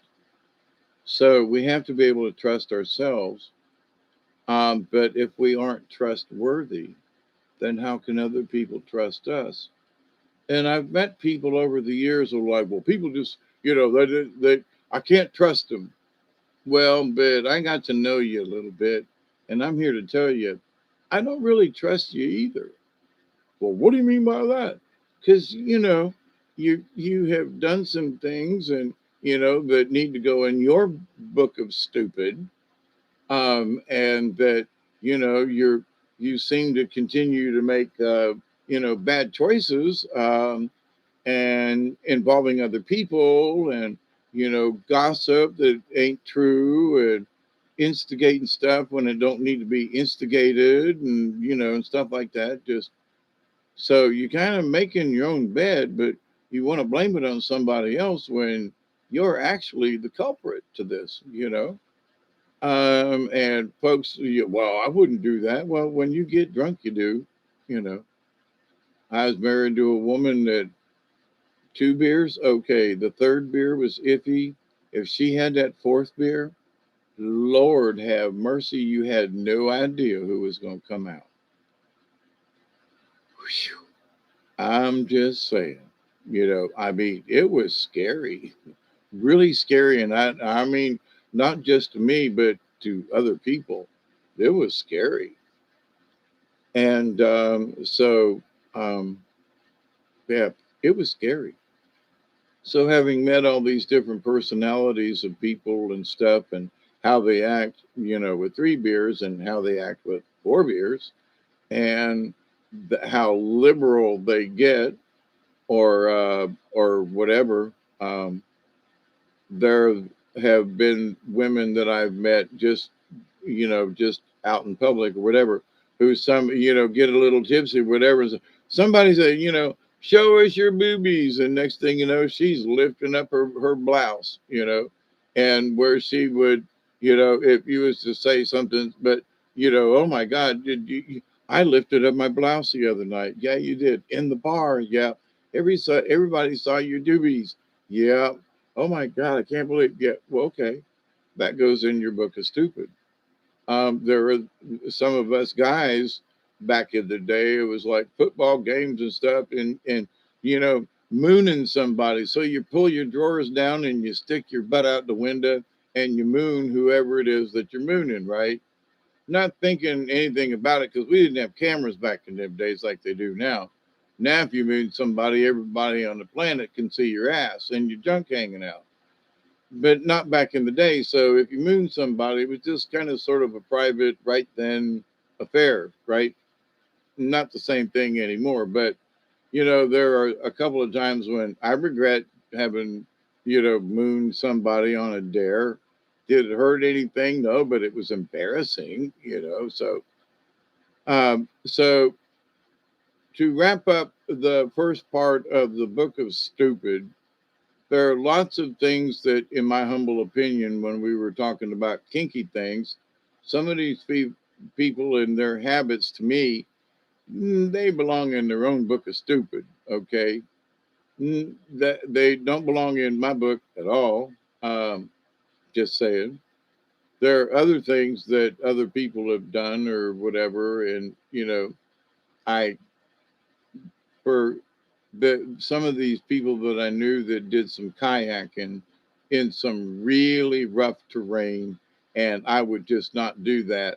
And no matter whatever whitewater, whatever, that would kind of sort of go in my book of stupid things I wouldn't do. But there are other people who mountain climb and free hang and all this other kind of stuff. That would be in my book of stupid things that I should not try, right? So, but being an adventurous person, who knows? I'm going to stay out of the kinky stuff, but who knows? There might be something else in this world that I can still have an adventure with that would be exciting, but wouldn't necessarily kill me. So, good morning, everybody. I continue to pray each and every day. What do I like to eat? All kinds of stuff. And nothing in particular. Like years ago, um, now that I had pizza for Christmas Eve, and uh, there were folks who ordered pizza when my brother worked at Pizza Hut. I'm sorry, Domino's, and they would have pizzas that didn't get picked up or not paid for or whatever.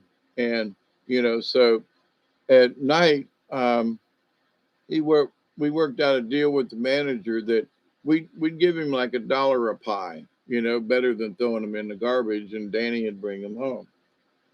So it was my first introduction to pineapple on a pizza, and folks still make jokes about pineapple on pizza, and I'm like, okay, there are some folks that just don't like pineapple like that. And one of the fruits I do like that's dried is I buy dried pineapple chips, and I really like them. But so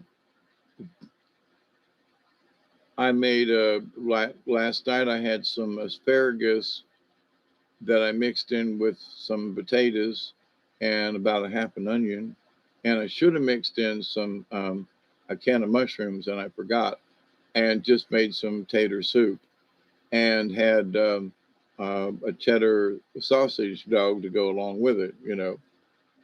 So I like different things. Cook. My older age, I just cook more simpler, but um, I've had oysters and um, crawdads and all kinds of stuff. So some things I'm like, I would eat them, but I'm, not going to go out of my way. But but I continue to pray that each and every one of you will continue to learn how to accept and receive the knowledge, the healing, the wisdom, and the many blessings in the universe. And for all y'all out there,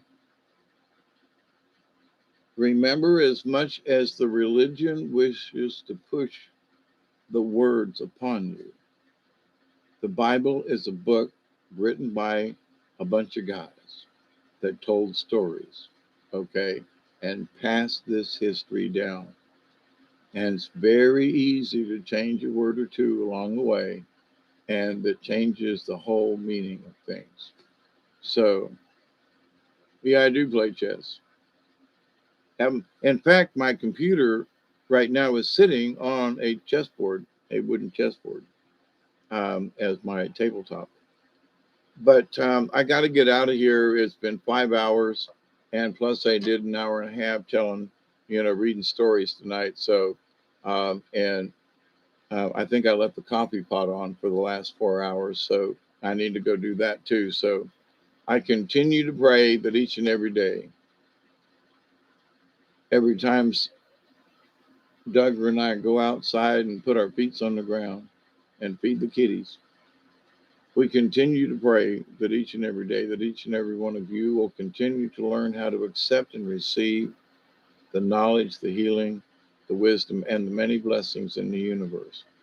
And in that law of three that I really do think is important to you and me is that I continue to pray that each and every day, each and every one of you will continue to learn how to accept and receive the knowledge, the healing, and the many, many blessings from the universe. And that you will continue to learn to reject the chaos that comes into your life, and that you will learn to accept only those things that are necessary, and everything else and just goes sliding by. And reconsider your book of stupid. And it doesn't have to be what you do that's stupid, or maybe have done that's stupid, but what you consider other people and situations in the world as being stupid. Like, oh man, that belongs in the stupid book. The book, my book is stupid, of things you think are outrageous and silly or stupid. Because how we get through this next year is by looking at some of the stuff they try to hang us with. And, got to go back to the justice of the Supreme Court who gave out false information and considered human beings as machines in the workplace and should be treated as such. That should tell you a lot about them folks who are, in charge of us. No, I'm down here in South Georgia, Southwest Georgia. Alabama is due west of me, which is behind me at the moment, by about 70 or 80 miles. I'm about 70 miles, almost kind of sort of due north of Tallahassee, north east a little bit of Tallahassee. But no, been through Alabama a lot, played Alabama when I was with the carnival and all, but no, not from Alabama. No. I was born in Ohio as a Buckeye, and moved to Florida, but I've been in Georgia now on this property here for the last 40 years. So what's the difference between a Midwest and a Southern? A lot. If I go into some of these places around here and I don't have a little bit of twang in my Southern voice, and they look at me and they go, where are you from, boy? I used to get that a lot. Hey, Mary Wins, how are you? A Midwestern accent has very little accent at all. Brothers and sisters in Ohio didn't, but Sister Amy, there were times to say, well, y'all, and not everybody up north says y'all, like, especially like she does. So there are terms and things that have kind of like moved north. But us Southerners now, there is a true Southerner will have this little bit of accent in there on certain things, and there'll be a tone of voice and how they kind of sort of highlight different words. If the Britishers colonized America, then why don't Americans have? Because they told them to get and sent them home. You doing all right, Mary Wins? Lady Spitfire's in the house. Have you all been doing okay with all the craziness that's going on?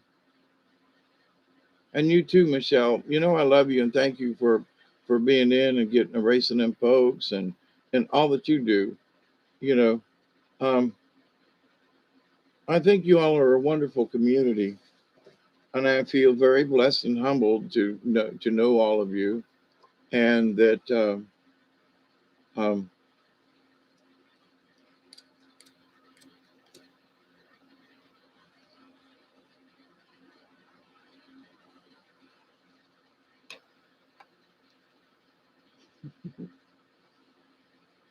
I'm crying. I'm thinking of a Beatles song at the moment. Climbing up the Eiffel Tower. Da da da da da. Let your face grow long. I am the Eggman. You are the Eggman. I am the walrus. Goo goo gajoob. Expert, texpert, choking smoker. Don't you think the Joker laughs at you? See, see how they run. I'm crying. Anyway, that's a hard song to do anyway. I'm doing great. Um, Mary, the last couple of days, my energy level is just kind of like somebody whooped on me. I have cut firewood. Yesterday, late in the evening, I changed put a new blade on my chainsaw and went out there and whooped up a couple of trees that cut down. I cut another tree down over right by the shed that just it's a small oak tree, but any bigger is too big. There's a power line right there, and it should have been cut down last year. It's down now. There's another tree right beside it by the shed. Same issue with the power line. It's got to come down. It just can't live there. And so I've been cutting firewood and trimming trees and stuff from the trees I did cut down, and it's hurt my back more than it normally has. So, it, you know, I'm still working on stuff, but today it was just really difficult. Me and Duggar walked around the yard and I played a little kickball and did trotted across the field, So it's not like I'm not doing anything, but yeah, last yesterday, or I mean, well, my still today, but yesterday, uh, kind of slow. So, um, oh, and by the way, in watching the Schumann resonance a couple of days ago, there was like this huge blank spot on the res, whether it blew up the machine or they had it down for treatment, maybe because it blew up the machine. I don't know, but anyway, there's a big blank spot, um, and it was really active before then, the Schumann chart thing, and then uh, and looking at it today or early anyway, again today, I was like, man, there's a great big blank spot. Again, a week or so ago, there was a big blank spot, and my comment was, it might be monthly maintenance. Well, this is the 12th, and it's happened again already this month. So they could still be having maintenance issues. Um,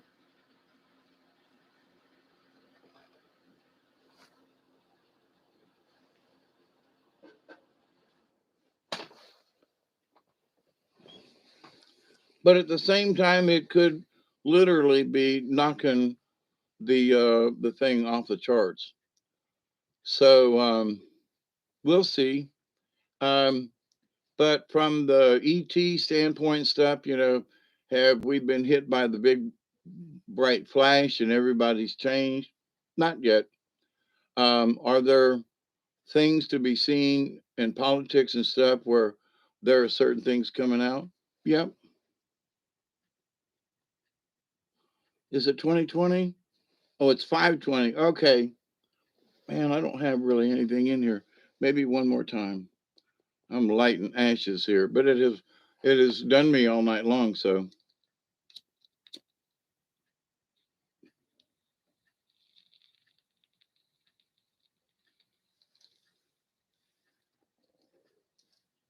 yep, one more. Love you all too. Please be safe. And with all the craziness, find some way. I'm hinting, but do it for me. No, do it for yourself. Where did that come from? Oh, Lord have mercy. Get off me. But anyway, um, the idea though that we've got to change by changing our viewpoint of the planet by looking at things and putting them in the book of stupid. That I had to have that title because they made me. But in this book of stupid, instead of getting pissed at things and riled up and angry, if we put them in the book of stupid, then we can look at them differently, right? And you know, can you believe that Sotomayor said this? Ha ha ha ha ha! What a crazy, she belongs in the book of stupid, right? For silly remarks. So okay, so I'm picking on her, ain't I? But We need to.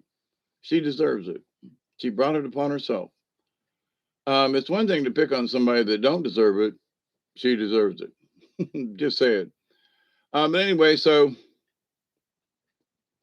poking fun at somebody, but trying to be mean. Like I'm not. I don't. I don't want her to like die or and get hurt or and nah. But am I going to use her own words and repeat them and say that she belongs in the book of stupid? Yeah.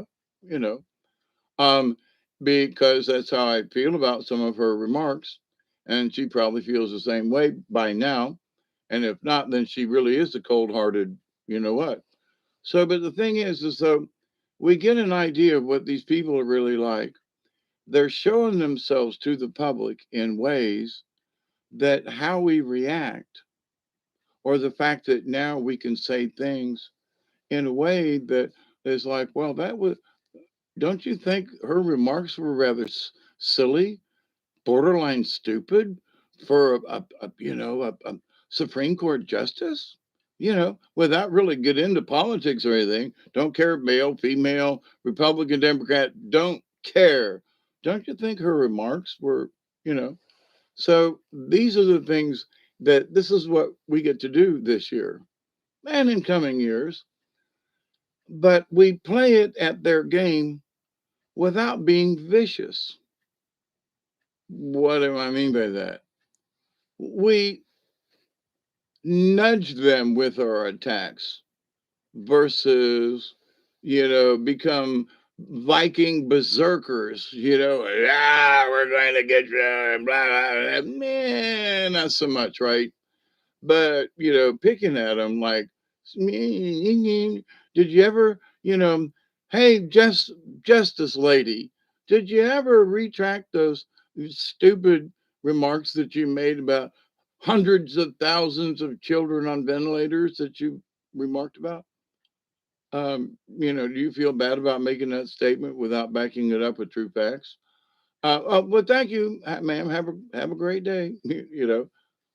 But the folks, the idea that folks are poking the finger, and I'm picking on her, but there are other folks that need poked at, like the good friend of Hunter Biden that was arrested for treasonous charges with the folks in the Ukraine. A good friend to Hunter Biden. Pay attention to this. It was in the news yesterday or today, or maybe both, but to the point that, huh? So somebody somewhere really is doing something. And we all just need to kind of see where that goes, right? But have faith and believe that we might actually see some real justice. Now, at least take them to court, at least acknowledge that these people have done some raunchy things, at least that, and have a great day, you know? So it's now Wednesday, hump day. Y'all just hump it for all this. Oh, Lord have mercy. That was not what I meant but having had conversation 30 minutes ago, that was inappropriate. Give and hump it all day long this hump day. Nah, nah, I meant, just get on it. Well, there you go again. That could be meant as bad. Well, y'all just grab it with both hands. No, wait a minute. That could sound bad. How do I get out of this? Wait a minute, because that almost anything I say at this point will be a double entendre, but or not. Depends on how you want to view it, right? But no, I think we'll just put this in the book of stupid, and say, come on, the porcupine shows innocence, trustworthiness. So we have to be trustful people. A reminder for other people to trust us. And the more that we trust ourselves and are honest, and other people feel the honesty within us, and they trust us more. And when you are more open and trusting yourself by being more solid and trusting of yourself and have faith with what you believe, and that so then other people then will trust you, whether they agree with you or not, but they will trust you. And that's what's important. I see that as, you know, maybe a really good major thing happening, uh, you know, and with future events. So I feel positive about it. Any great changes? Eh, they're coming. We'll see. I still want ET to land on the lawn somewhere. I have been waiting on that one since I was a kid. So, I'm ready for that one, but we'll see. But one way or the other, in a lot of ways, humanity is getting better. Even folks, and I mentioned this earlier, but I'll just as I'm wrapping up, John Ossoff, the senator that was voted in a Democrat, that they played some nasty tricks on the Republican side. But anyway, but he's actually, bringing Nancy Pelosi and the Democrats to task. So as much as I was leery, didn't vote for the guy, but he's actually doing something, and he's from the state of Georgia. So, oh wow, some of these folks that made promises are actually trying to live up to them. Oh wow, so even if he's a Democrat or Republican, he's at least living up to his campaign promises and stuff that he made to try to clean up some of these rampant things in government. So good on you, John. Whether I voted for you or not, I'm going to say good on you because you're taking on the establishment the way he said he was. Democrat or Republican, anybody who's willing to try to clean up a mess, you got my vote on that. You know what I mean? So have a good day. There are people who we might not believe in who are actually like my belief in, our state senator. But I'm proud that he's doing what he's doing. I No bitching, you know what I mean? So have a great day.